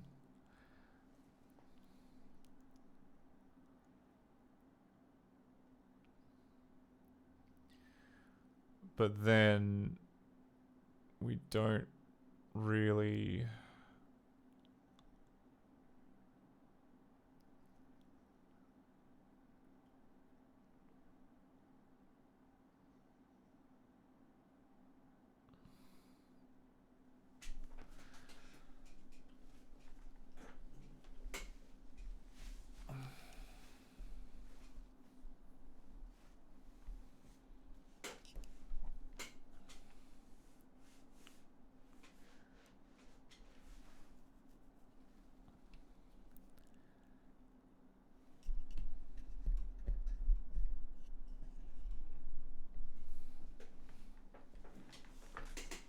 Okay, and these are like the frames of her zapping stuff.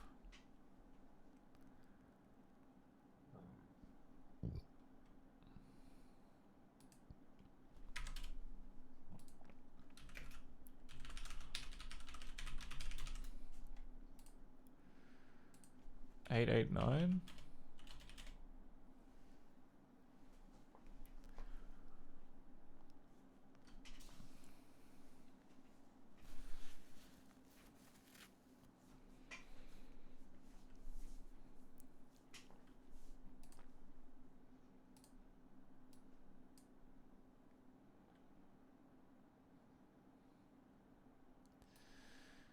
Right.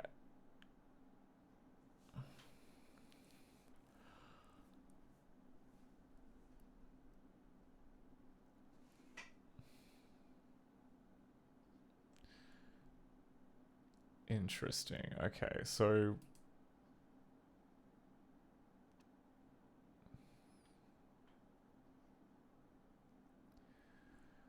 why did blip page to screen do nothing?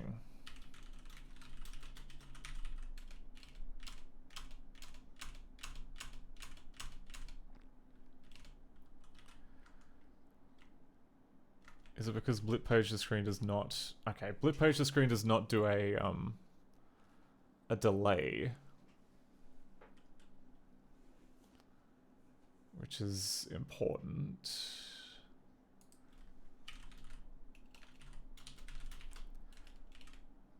But then we have like draw rain, which should... Okay, draw rain doesn't do it either. That'd be why.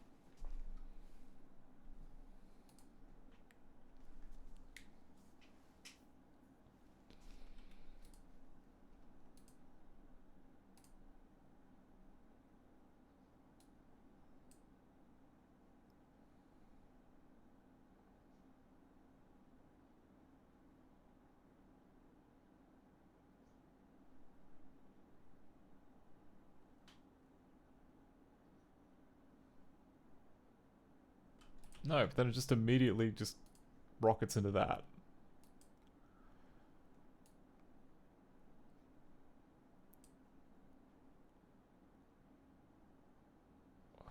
What? But and yeah, like the code measures this marker. Like did I just miss out on a sleep instruction or something? Because it just jumps immediately into here. And that can't be right. 130.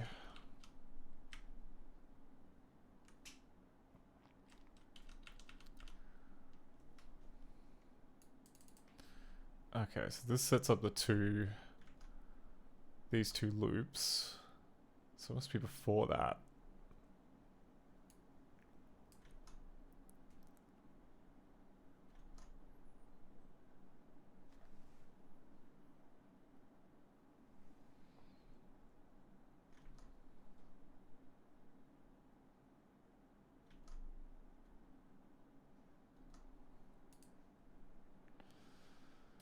Okay, now we're gonna have to reference these.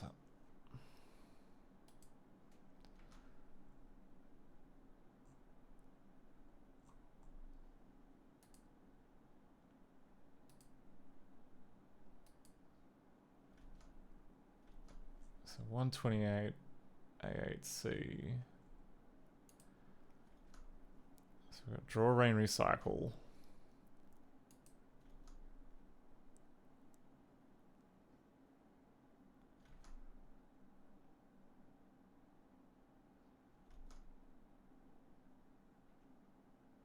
Wait, what?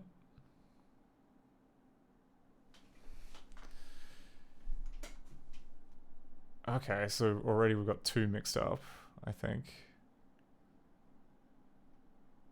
So A8C should be before. Sorry, this should be before that.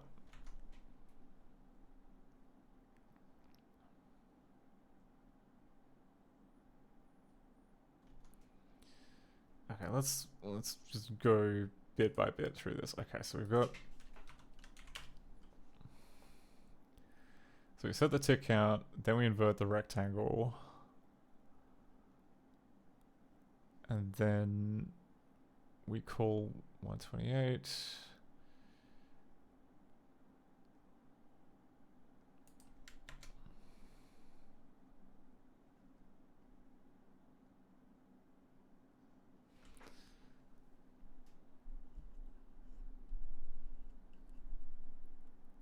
Okay, we do this again.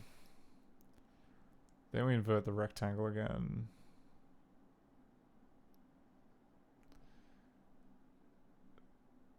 Then we recycle the rain. Then we call blip page to screen. Okay, and then there's a subroutine, which I've missed out. Okay, this line here is what I've forgotten. So then we go this sub 128 610, whatever the hell 610 is. Oh no, blue page to screen is 610. DBO is what I meant. 130 DBO.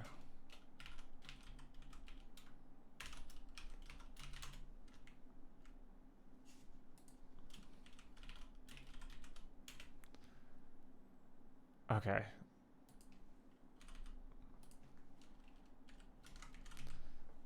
So there's draw rain immediately after that.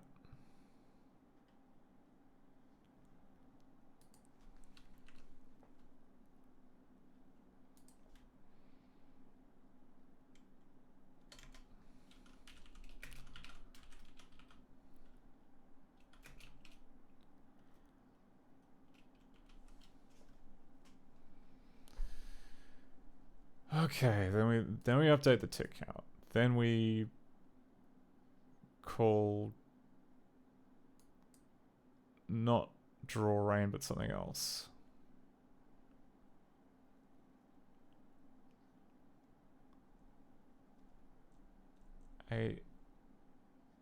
AC. Call draw rain recycle. Ah, okay, which actually has a delay built into it. Okay, that's where we screwed up. Before.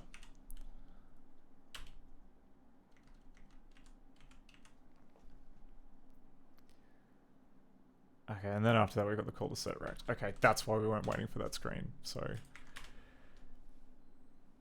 that should now linger on there for B4 clock cycles.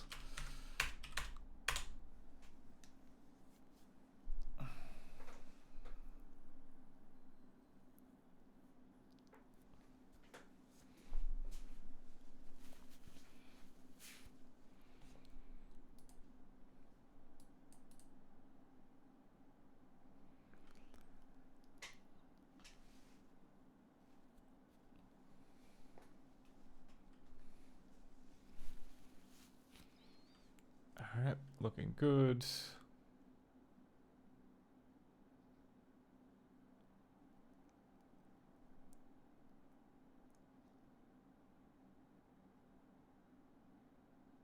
Wait.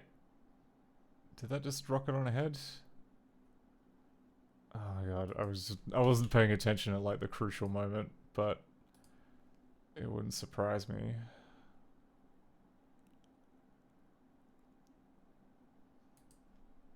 Does draw rain recycle have a break in it? Yeah, it's got a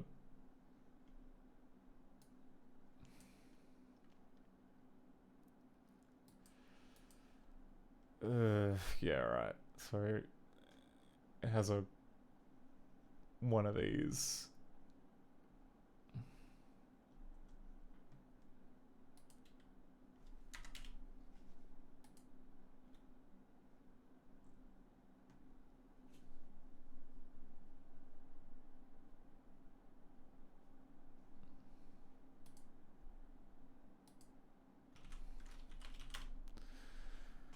Okay, I'm gonna try one more time to look at it closely, and then I think we're gonna call it stream because we achieved a lot, but also my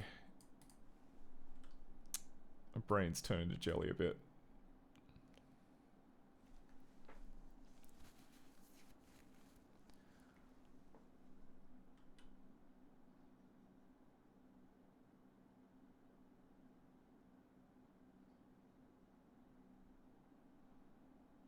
Yes. Okay, there was a delay. How did I miss that the first? Oh, maybe because I hit the brakes the first time. Anyway, that's good. I don't know why the window kind of just nudges like that, but whatever. Yeah, Mamu says amazing progress one session. I concur. I think that that's going. I think that we've managed to get quite a lot done. Alright, well, Mamu says you should record it to a video. Oh yeah, okay. It's probably I'm tempted to wait until I get I'll off stream I'll see how hard text is. If I can get text on there, then maybe that'd be kind of like pretty good. But anyway, I'm gonna close the stream now because I'm pretty tired. Who's online? Who's doing stuff on Twitch? There's always somebody.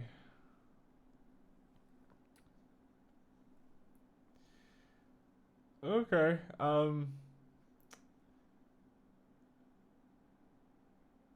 yeah. Have you ever stopped to consider how dependent we are on the simple street sign?